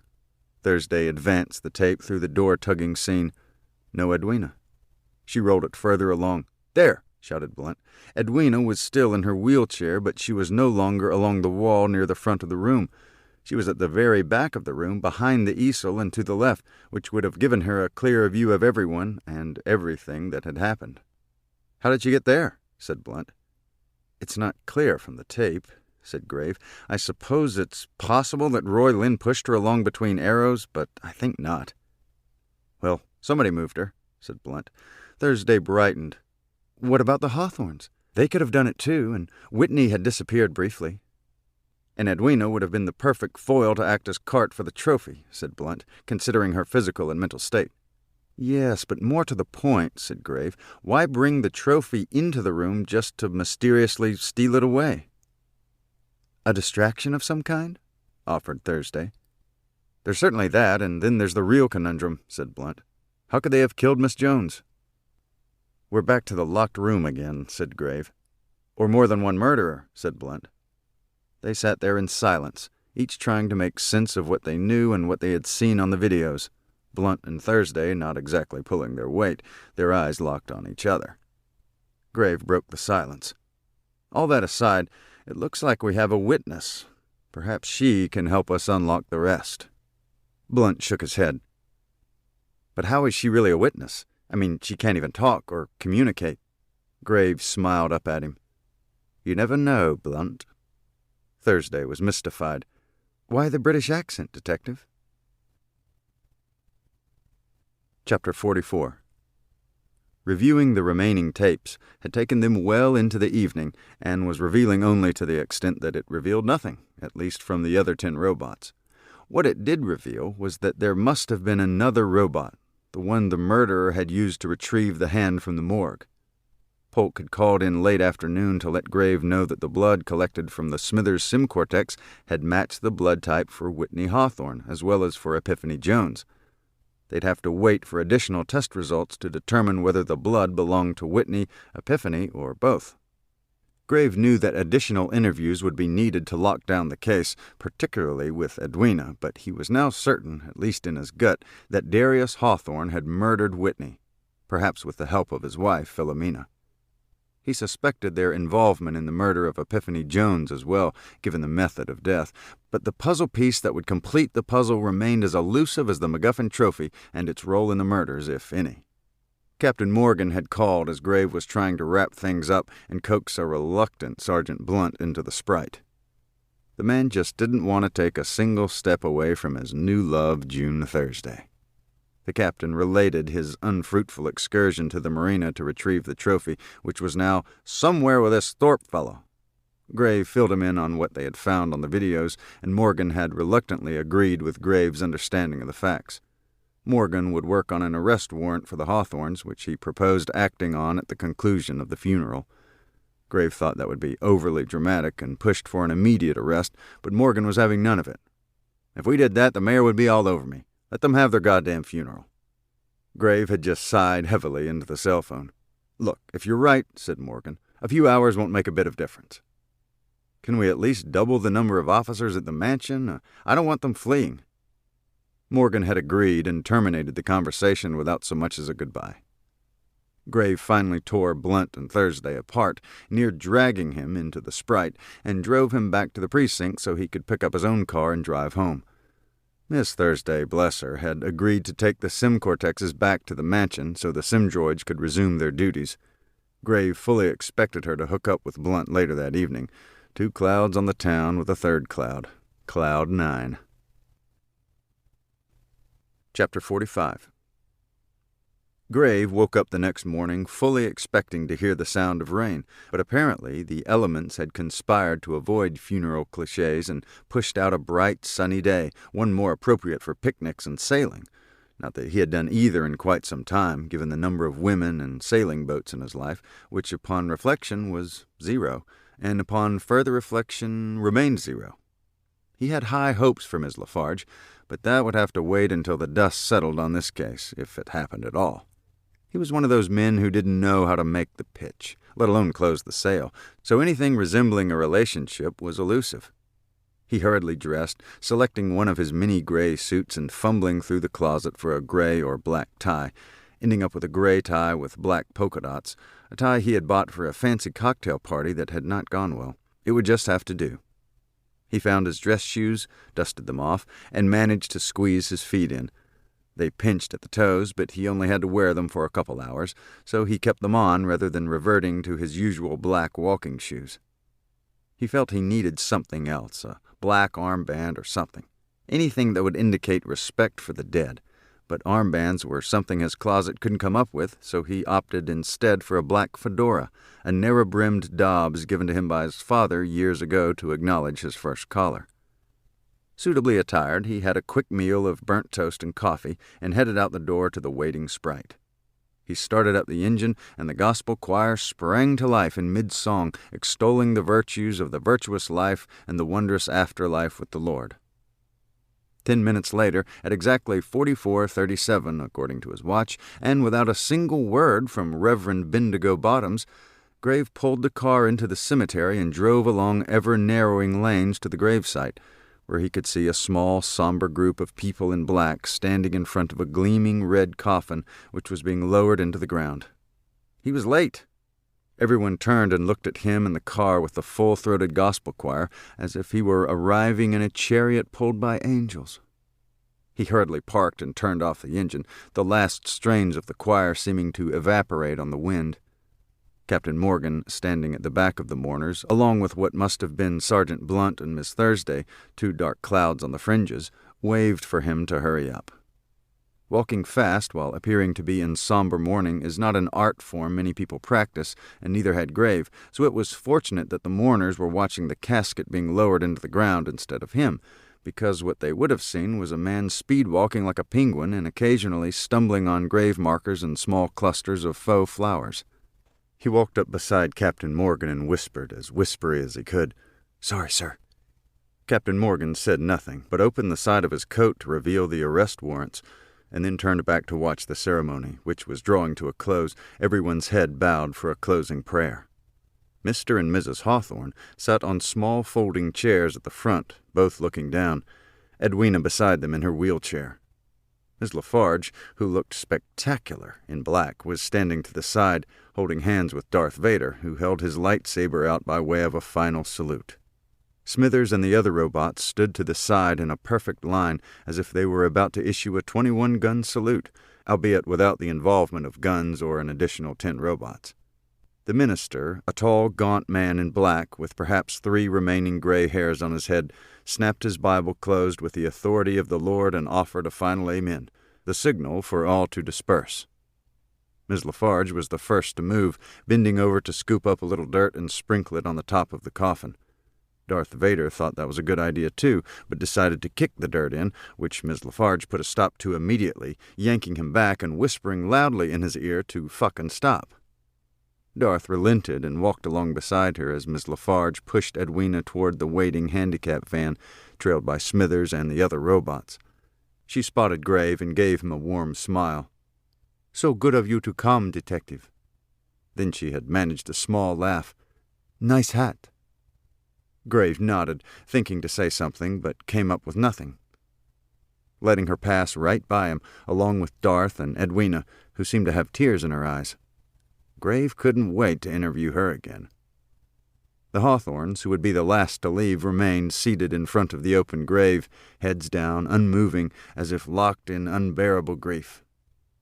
The minister glanced at his watch and walked away, leaving them there to share a final moment with their daughter, as a backhoe rumbled to life, the cemetery staff eager to complete the process and move on to the next gravesite. Grave turned to Captain Morgan, who nodded and pulled the arrest warrants from his suit, handing them to Grave. The four of them approached the Hawthornes, Miss Thursday hanging back, not wanting to intrude on an official arrest. Grave moved around the Hawthornes and took the position vacated by the minister. "Darius and Filamina Hawthorne," he said, "you are under arrest for the murders of Miss Epiphany Jones and your daughter Whitney Waters." He continued on, issuing the full Miranda warning, advising them of their rights. The Hawthornes just sat there, unmoving. Captain Morgan and Blunt came up beside them as Grave tried again to break them from their paralysis of grief. "Darius, Filamina, I'm afraid you'll have to come with us now." He placed his hand on Darius Hawthorne's shoulder, but the man did not respond. Miss Thursday let out a little gasp and rushed up to Grave, pointing at the backs of the Hawthornes, where the thin handles of sim-cortexes protruded. "These turkeys are done," she said. "2 more murders?" shouted Captain Morgan, incredulous. "No, sir," said Thursday. "Just 2 sim-droids who've lost their charge." Grave stood there, mouth agape, dumbstruck. Chapter 46. To say that Grave had gravely misunderstood the facts was perhaps the understatement of the year, at least at the precinct, where the snickering had already begun.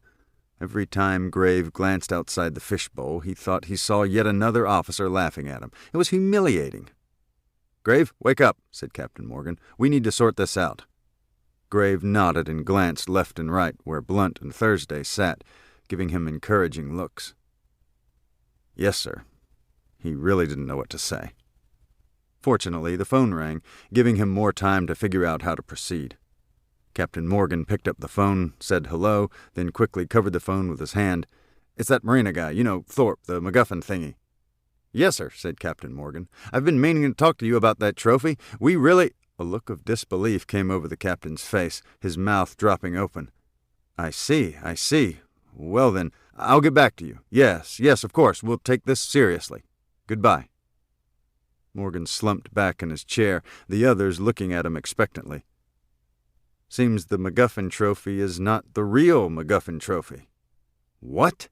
said Grave, sitting bolt upright.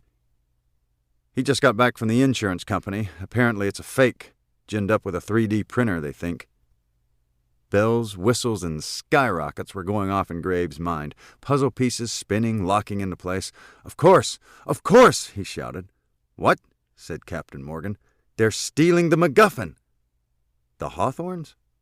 "Yes!" Morgan leaped to his feet. "Blunt, get on the horn. We need to close the airport and the train station." "No, wait, Captain," said Grave. "I think they'll be taking their yacht." "But he sold it," said Morgan. "No, wait, it was not in its slip yesterday.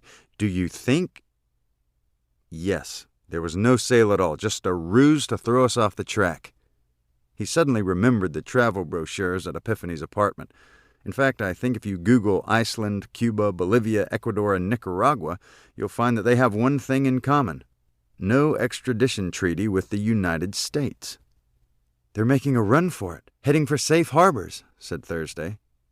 "But which?" said Blunt.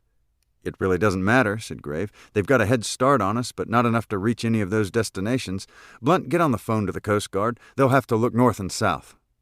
Captain Morgan picked up his phone. "I'll call the marina. They should have a photograph of the boat we can wire to the Coast Guard, and perhaps they can tell us just how fast that yacht sails. Let's get those sons of bitches."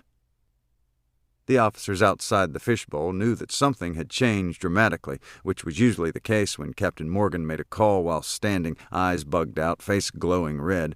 They just hoped it wouldn't involve them. Chapter 47. The Coast Guard found and boarded the Thorne's blood within hours, taking into custody the Hawthornes, a combative sim-droid bearing a striking resemblance to Peter O'Toole, and another sim-droid resembling no actor at all, along with the MacGuffin trophy. An unidentified man in scuba gear had eluded capture by jumping overboard as the Coast Guard vessel approached, and was officially listed as missing at sea. "Who is that, do you think?" said Captain Morgan, munching on a victory donut. "I think we'll find it was none other than Chester Clink," said Grave. "Holy crap," said Morgan. "We almost had him?" Ms. Thursday cleared her throat. "You mean that serial killer?" "Yes," said Blunt. "Philomena's brother." "Whoa," said Thursday. "Curiouser and curiouser." "Indeed," said Grave. "I must admit," said Thursday, "having come into the middle of all this, I haven't a clue how everything fits together. Why 2 murders?" Grave stood and paced the room as he spoke, the only way he knew how to work through the puzzle. The motive for the first murder had been greed. Darius Hawthorne needed money, and with the art market in the tank, so had Epiphany Jones. She and Darius had come up with a scheme to sell the MacGuffin trophy to a foreign collector. It had been a reasonable plan. Darius would build robot clones of himself and Philomena, as well as a new Simdroid with a killing protocol to help them in their escape if necessary. Thursday gasped. "That's unheard of, and scary." "Yes," said Grave, "and that's not the half of it." He resumed his explication.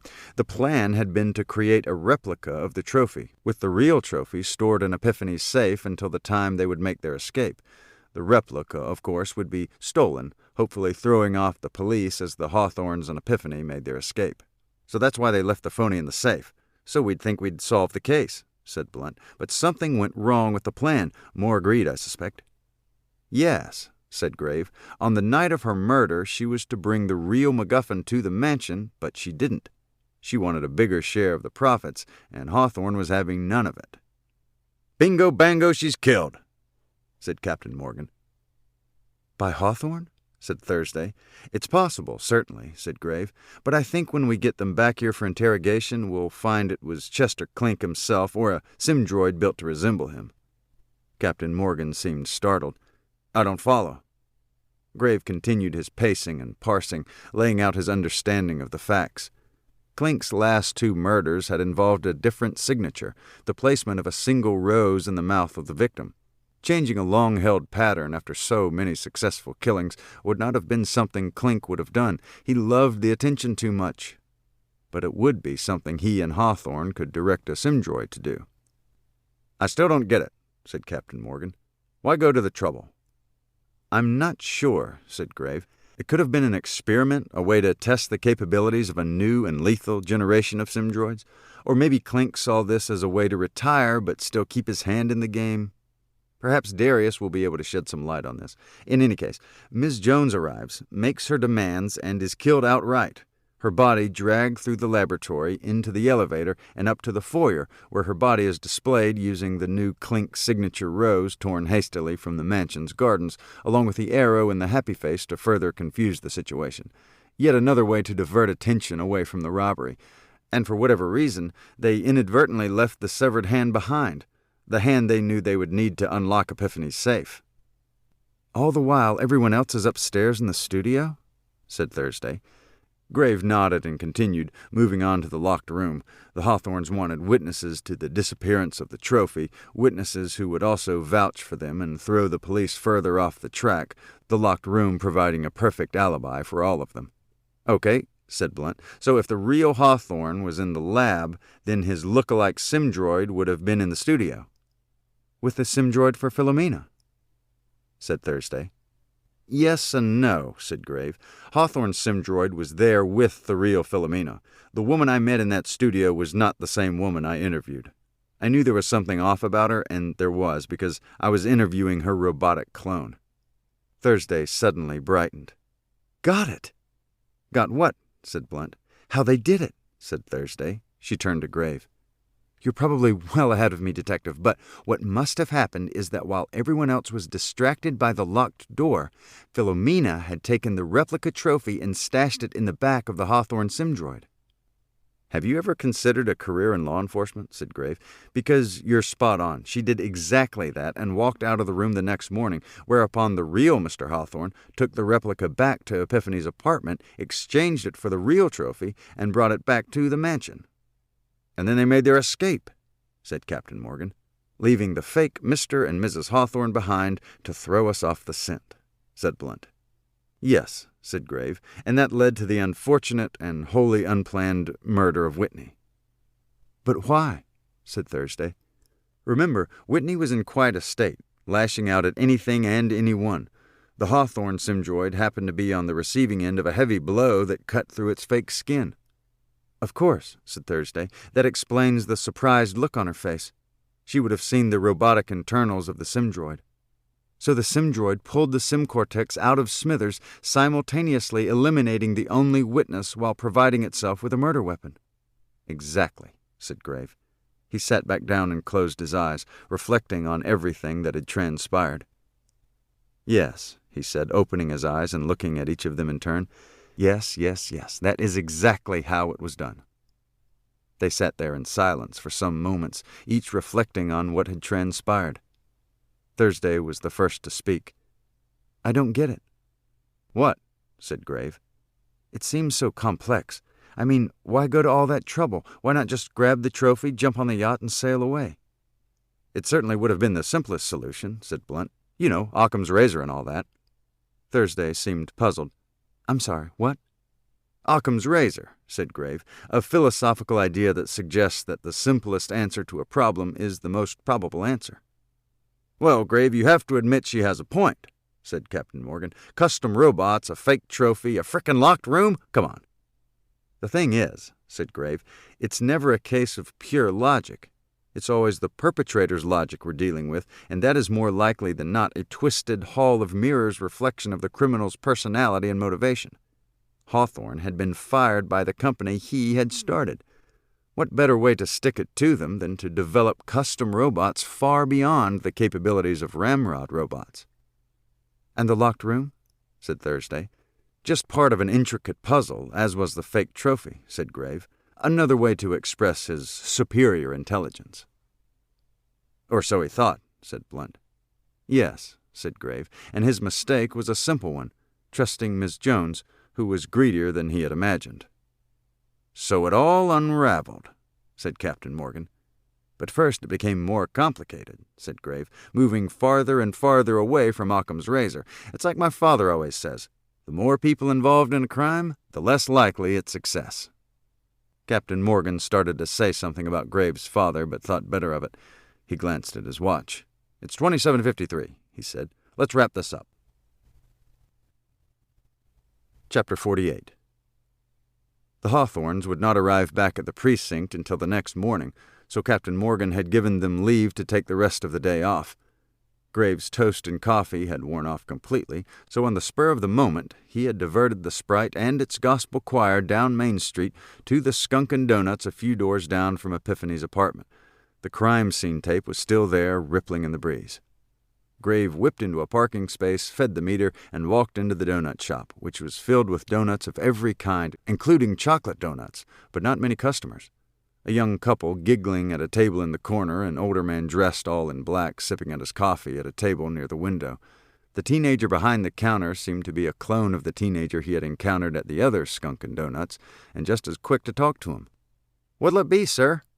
"Coffee and a chocolate donut." "No, make that 2 chocolate donuts." The kid smiled back at him and scurried away to fill the order. A voice, a familiar voice coming from the man near the window, startled Grave. He spun around. The man was talking into a small recording device, his voice rich and deep. "And so saith the Lord," the man said, clicking off the recorder. Grave walked over to the man's table. "You're Reverend Bendigo Bottoms, aren't you?" The man looked up and smiled. "The one and only." Grave smiled back at him. "I'm a big fan." "Really?" said the Reverend. "I don't get that from many white folks." "Their loss." "Indeed." The Reverend stared up at Grave, expecting him to say more, but Grave just stood there staring down at him. Is there something I can help you with, my son?" Grave smiled down at him again. "Yes, I think there is." "Well, out with it then." "I have a question, something that's been bothering me the last couple of days." "Ask and ye shall receive, brother." "Okay," said Grave, taking a deep breath. "How is life like a tuna fish sandwich?"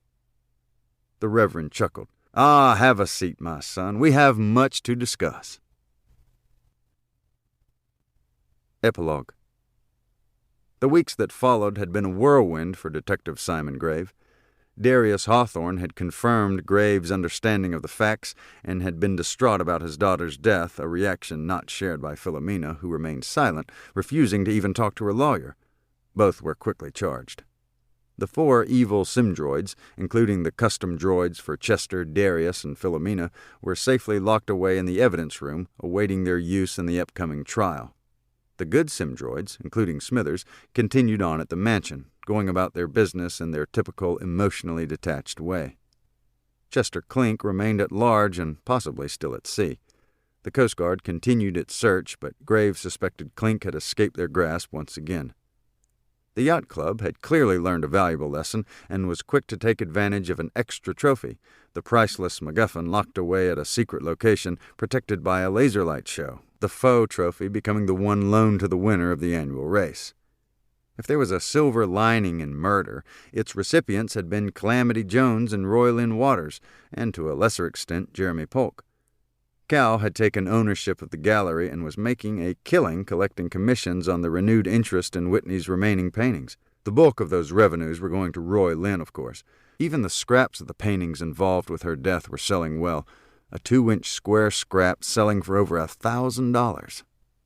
The big haul, of course, was from the painting now called Still Death with Artist, which went at auction for over $75 million to an unknown Japanese collector. Darth Vader was set for life and could probably afford to build a Death Star. Jeremy Polk, who had the odd foresight to purchase several of Whitney's red herring, or rather red mackerel paintings, earned enough money through the sale of just one painting to buy a Lamborghini, which he insisted on flaunting every time he encountered Simon and his diminutive sprite. Darth's aunt, Edwina, had made a full recovery and was granted custody of Roy Lynn. Her recovery was particularly pleasing to Grave, who had been instrumental in bringing her back to life. He had only to wheel her into a room and force her to watch episode after episode of Masterpiece Theater. By the end of the first episode, her fingers and eyes were twitching. By the end of the 4th, she was able to stand and walk around. By the end of the 6th, she was able to speak again, rattling on non-stop about the murders and what she had seen. Most significant was why she had gone catatonic in the first place. She had witnessed her mother's killing at the hands of then Filamina Clink, who had pushed her mother off the catwalk above the plant floor of Ramrod Robotics, her first step toward marrying Darius Hawthorne. As all of this was going on, Sergeant Blunt and Miss Thursday continued courting, leading to a quick engagement, the date set for just a month later in the place where they had first met, the lobby of Ramrod Robotics. The last piece of the puzzle fell into place 2 weeks later, with the unexpected arrival of the divine Miss LaFarge on Simon Graves' doorstep, a bottle of wine in her hands. "How did you find me?" Graves said. "Detective, it's not that hard." Graves glanced down at the wine. "Would you like to come in?" "No, I'm just delivering wine." "Oh." "No, silly, of course I want to come in." She pushed past him and headed for the kitchen, Grave admiring her as he walked along behind her. "You're not the one to make the first move, are you, Detective?" "I guess not." "It's been weeks, you know. No warrants, no subpoenas, not even a phone call." She started opening kitchen cupboards. "Where are the glasses?" "Men, I swear you have no sense of order." "Next one over," said Grave. She pulled down 2 wine glasses, checked them for spots, and began unscrewing the top to the wine. "It's called duct tape Chardonnay," she said. "The wine that can fix anything." "Oh," said Grave. "Do you think I need fixing?" She raised her eyebrows and giggled. "Oh, yes." "Really?" She walked over and grabbed him by the tie. "Shall we start with logic?" If she had let him speak, he would have said that a detective's job is as much about revealing logic as it is about using logic. But as illogical as it seems, she just reeled him in and kissed him, a kiss so disarming he decided he would have to discuss it with Master Cho and his fellow Hapwadu warriors. Needless to say, the evening had gone far better than Grave could ever have imagined.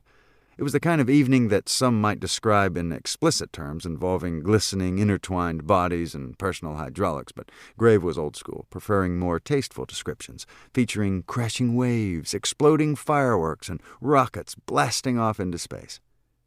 In the end, and let there be no misunderstanding, he could only agree that life was indeed like a tuna fish sandwich.